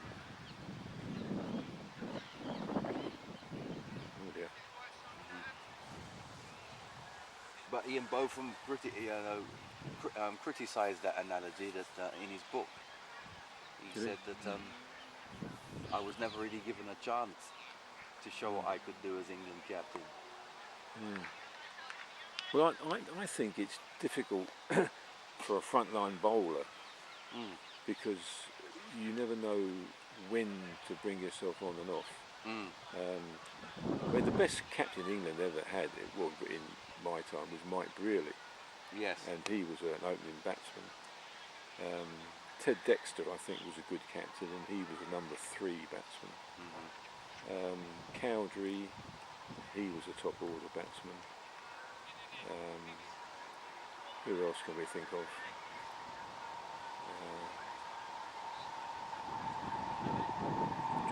Was Greg a good captain? Well, Greg was an all-rounder, so that rather does go against the theory.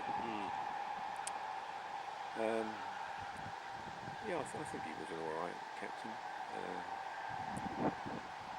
But there we go. Everyone's got their ideas. Oh, Manish has conceded a 4. Has he? Yeah. Yes. Just got enough. Just. That one just sneaked over the boundary.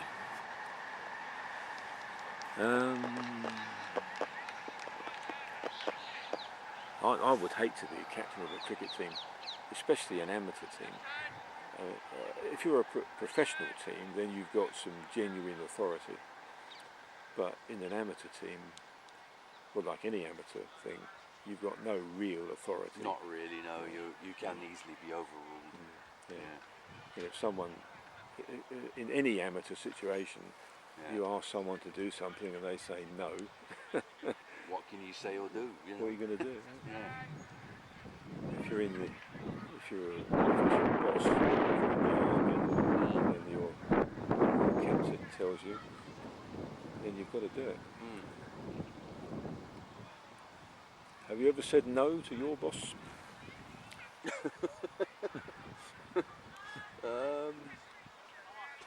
Maybe I did once or twice, but it's not something I make a habit of doing. Okay. No, I mean, if he asks for your opinion or something, fair enough. But if he gives you a direct instruction, you should carry that out. Oh, of course, yes. Yeah. Takes a brave man to stand up to his boss and says, "No, boss, I'm not doing that." Say, well, have a good time in the dole queue. Yeah. Just check that you've checked that lottery check has been paid into the account before you tell your boss where to go. That's right, yeah. Oh yeah, if you're in that situation, Yeah. you can do it.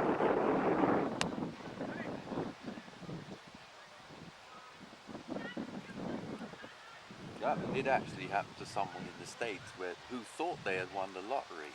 Yeah, oh dear. They went in and told their manager where to go Yeah, and found out that there was an oversight. oh dear.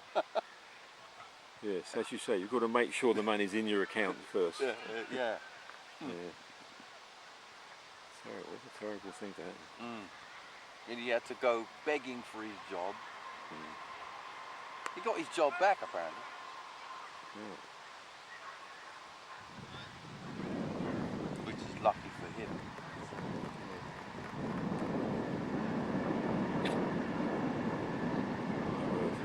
Lucky for him, he didn't call his boss for all sorts. He just said one or two things about the company in general, not about his boss. Yeah, you know, I've just realised something. You see down there that the first house after the car park going left. There's an extra building at the bottom of the garden, isn't there? So the first so left or right of the car park? To the left of the car, as we're looking. Yeah. If you look at the buildings right at the bottom, but just the other side of the fence, Yes. there only used to be one, didn't there? One building there. Right. Now there's two. Well, there's certainly two now, yeah. I wonder what that is he's built there. The first one, I think, was supposed to be a gym of some sort. Oh, mind you, he sold, doesn't he? Yeah, the guy who bought the house, the friend of Clive Dins's, he extended it. I mean, it's the biggest house in the area now. It's enormous. And then he built something at the bottom of the garden. But he sold up. So it must be the new people who built that. I know that the house at the bottom of Sadler's Mead there, or the bottom. That's the top, isn't it? I think that's the top of the road there. The bottom of the road is undergoing huge refurbishment. Yeah? Yeah. Oh yeah, often you'll find new buildings. I see where Norman Hindley used to live. The entrance to the place has now got a big green gate on it, which says something about another development by so and so. Right. Well, that was a huge place. But it was in two parts. He used to live in the. Oh. My God, where's that gone? Yes, I think we'll call that a wide. One of my deliveries. Yeah. Nainish must be suffering a bit. Yeah, he doesn't look fully fit to me. Well, he was feeling his calf 2 overs ago. Yeah. As I say, he was supposed to have had an accident in his garden, which was going to put him out of action for several weeks. Oh, that's a good delivery though. That's a better ball. That's like the old Nainish. Ah.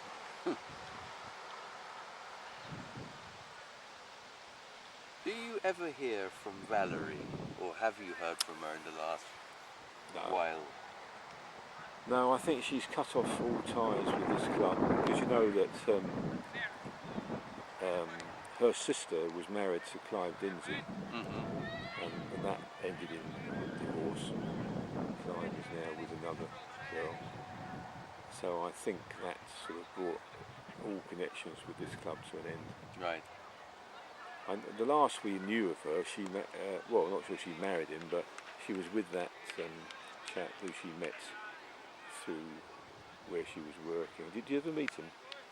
Didn't he come down here and do the teas a couple of times? Yeah, he used to help her a little bit. Yeah. He was a strange guy. I mean, nice enough, but he looked a bit odd.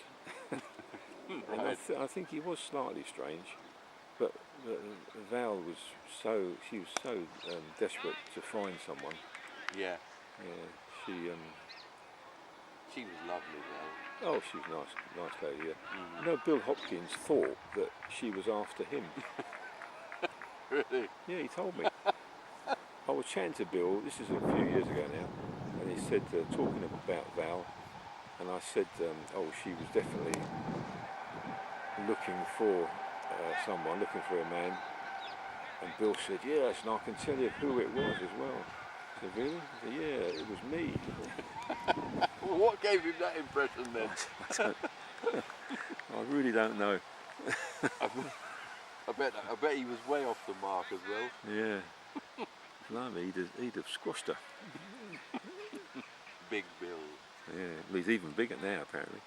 Is he? I haven't seen him for a long time, but I'm told he's about the size of a house now. Well, Well, you know, I told you that, was it 3 years ago? Or something like that. We were playing Northwood 2s here, and one of their guys came and sat next to me, and we chatted, and Bill's name came up. And he said to me, oh yeah, he said, Bill is now the scorer for our first 11. I said, really? He said, how do you get him into the score box? And he said, we can't. He said, we won't fit in the score box. He has to sit outside. crikey, he really is enormous then. Well, yeah. Well, he always was big, but he just...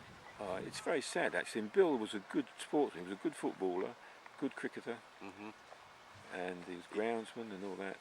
But he just couldn't care. He kept on eating and smoking and drinking. Yeah, living the high life. Yeah. He just couldn't care less about his health. Oh, Eating, drinking and smoking was all he was interested in. Yeah.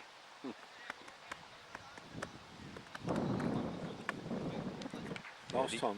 Sorry, go on. No, after you. No, I was going to say, last time I spoke to him, this is a few years ago, I rang him to invite him to a do here, some sort of reunion, and he said, oh, I'd love to come. He said, but I wouldn't be able to walk from the car park to the clubhouse.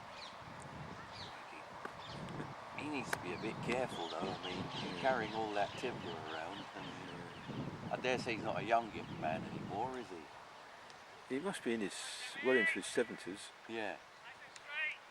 But it's amazing, really, that he's lasted this long. And it'll kill him eventually, but as I say, he couldn't care less. No. I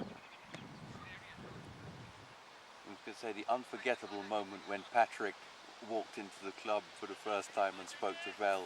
Oh, yes. Were you there?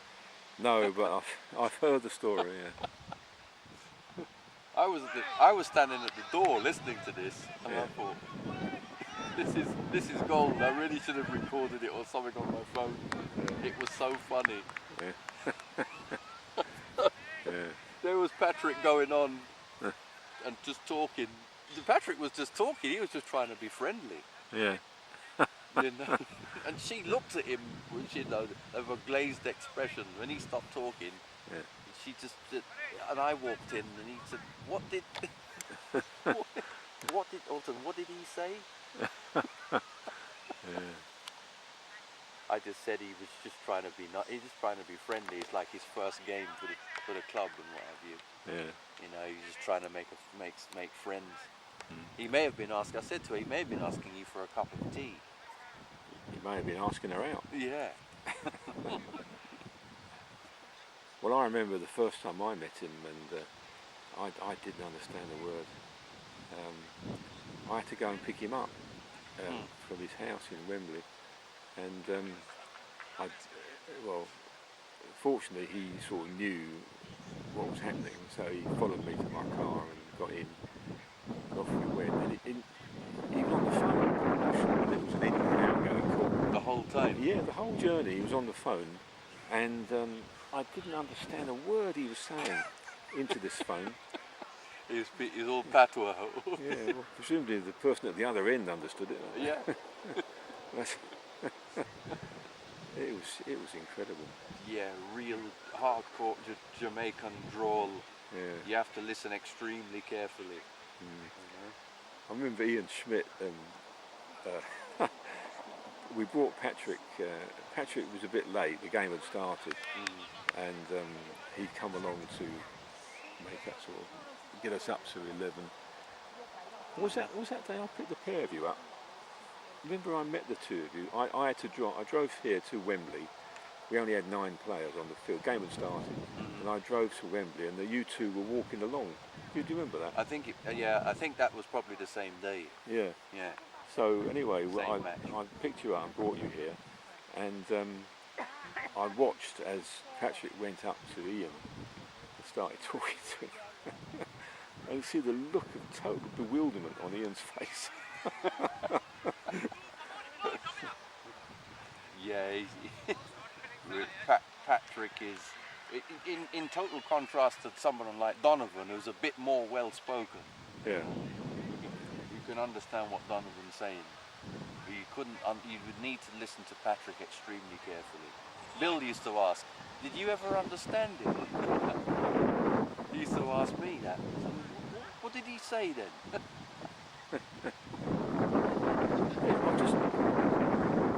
I've just noticed something. There's 2 wickets being made up here, look, in front of us, Yeah. all marked up. And we're playing on this one, which looks very green. Do you think we're using the wrong wicket? We should have been on one of these 2. Maybe. Yeah. There's no game tomorrow, is it? There? Yeah. Willow Cricket Club are here tomorrow. Oh, okay. Who are Willow?